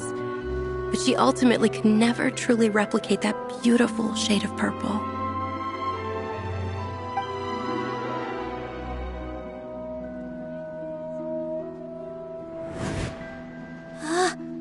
That beautiful shade of purple. Aren't these flowers real Padisaras? Just like the ones from the legend? I didn't even notice. Tanyarzad, did you find these? But didn't you just say all the real flowers went extinct after the goddess of flowers passed away? So, Al? Yeah. What's going on here? Huh? You guys are acting weird. But okay, I'll try.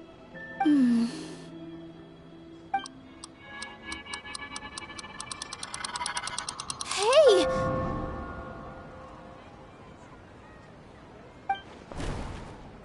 They disappeared! So Nilu's the host! What a surprise! Purple Padisaras don't exist in the real world anymore. But in Nilu's subconscious, they can appear as decorations on the stage. It's just like the example Nahida told us. People assume there will be food on a plate, and Nilu assumed there would be real Padisaras in the flower pots. So when you saw the flowers, you instantly knew it was Nilu? But if we want to end the samsara, we need the host to become aware that they're dreaming. How should we make Nilu realize that? Am I dreaming? Huh?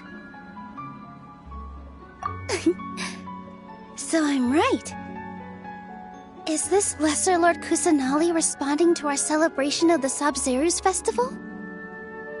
Wrong guess, but you aren't completely wrong either. The point is, what made you think this is a dream? As far as you know, people in Sumeru don't dream, right? Yeah, but have you heard the tale of the first sage? To prevent a calamity, he went on a journey to find the Dendro Archon. Ooh, sounds familiar. Tanyarzad told us a story like that when we first arrived in Sumeru City. So it was about the first sage, huh? Yep, but in the part you heard, he hadn't become the first sage yet. There's more to the story. His piety and wisdom were acknowledged by the Dendro Archon, and she finally gave her blessing to him. All kinds of spectacular scenes appeared in front of the first sage, as if all the knowledge in the world was being painted onto a canvas right before him. He was captivated. After who knows how long, he mastered all the knowledge he could comprehend. Afterward, he said to the Dendro Archon, "I miss my parents, my wife, and my children. I've been away from home for far too long. They must be worried." The Dendro Archon smiled. The next second, the sage found himself lying in his bed, as if he had just woken up from a dream. His wife, lying next to him, said, "You're off to search for the Dendro Archon today, aren't you? Have a safe journey, my love." In the end, the first sage took care of many disasters in Sumeru City and founded the Academia. What a happy ending. So, the first sage was dreaming ever since the beginning of the story? He never went on his journey? Yes, but his faith and determination were conveyed to the Dendro Archon, so she blessed him in the form of a dream. Paimon understands where you're coming from now. That's a really interesting connection. But we really gotta wake up soon, like the sage in the story. I see. Well, it just so happens that today's Sabzeruz festival is almost over too.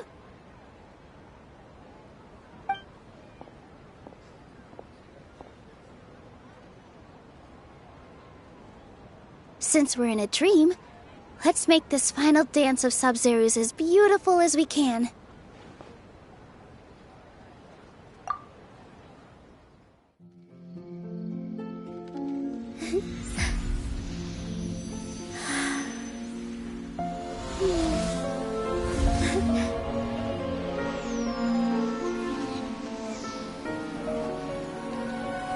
The wait is over, everyone. I dedicate this to our god, the dance of Sabzeruz.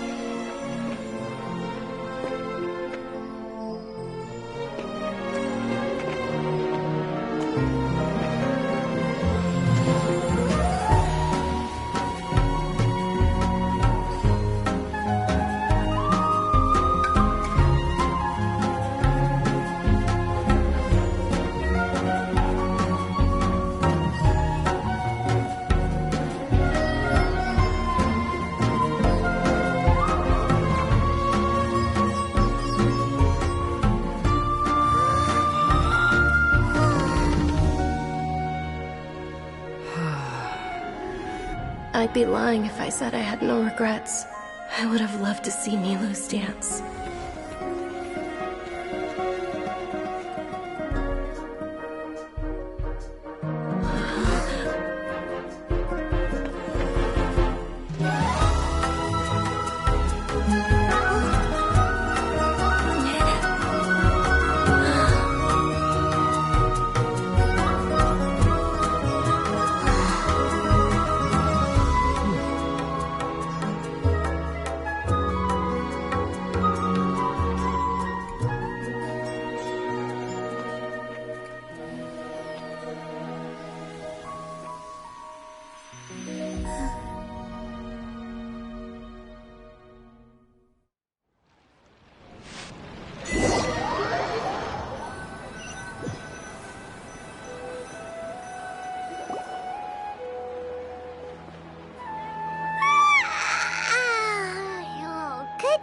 Traveler. Oh, Paimon feels like she's been asleep for the longest time. Paimon's head feels super heavy. Did we oversleep? Do you even remember going to sleep last night? Paimon thinks it was after the Sabzeruz festival. The Sabzeruz festival! Have we finally escaped from the Sabzeruz Samsara? Quick! Take off your Akasha terminal!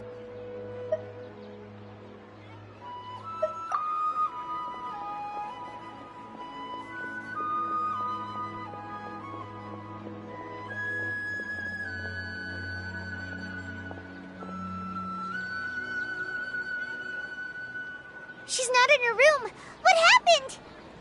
Huh? What usual spot?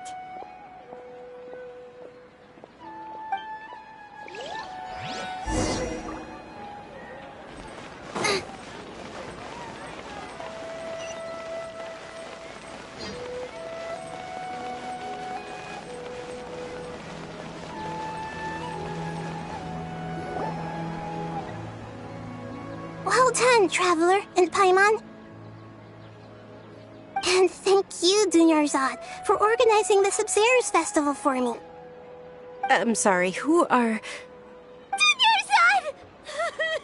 You're okay! Oh, don't scare us like that!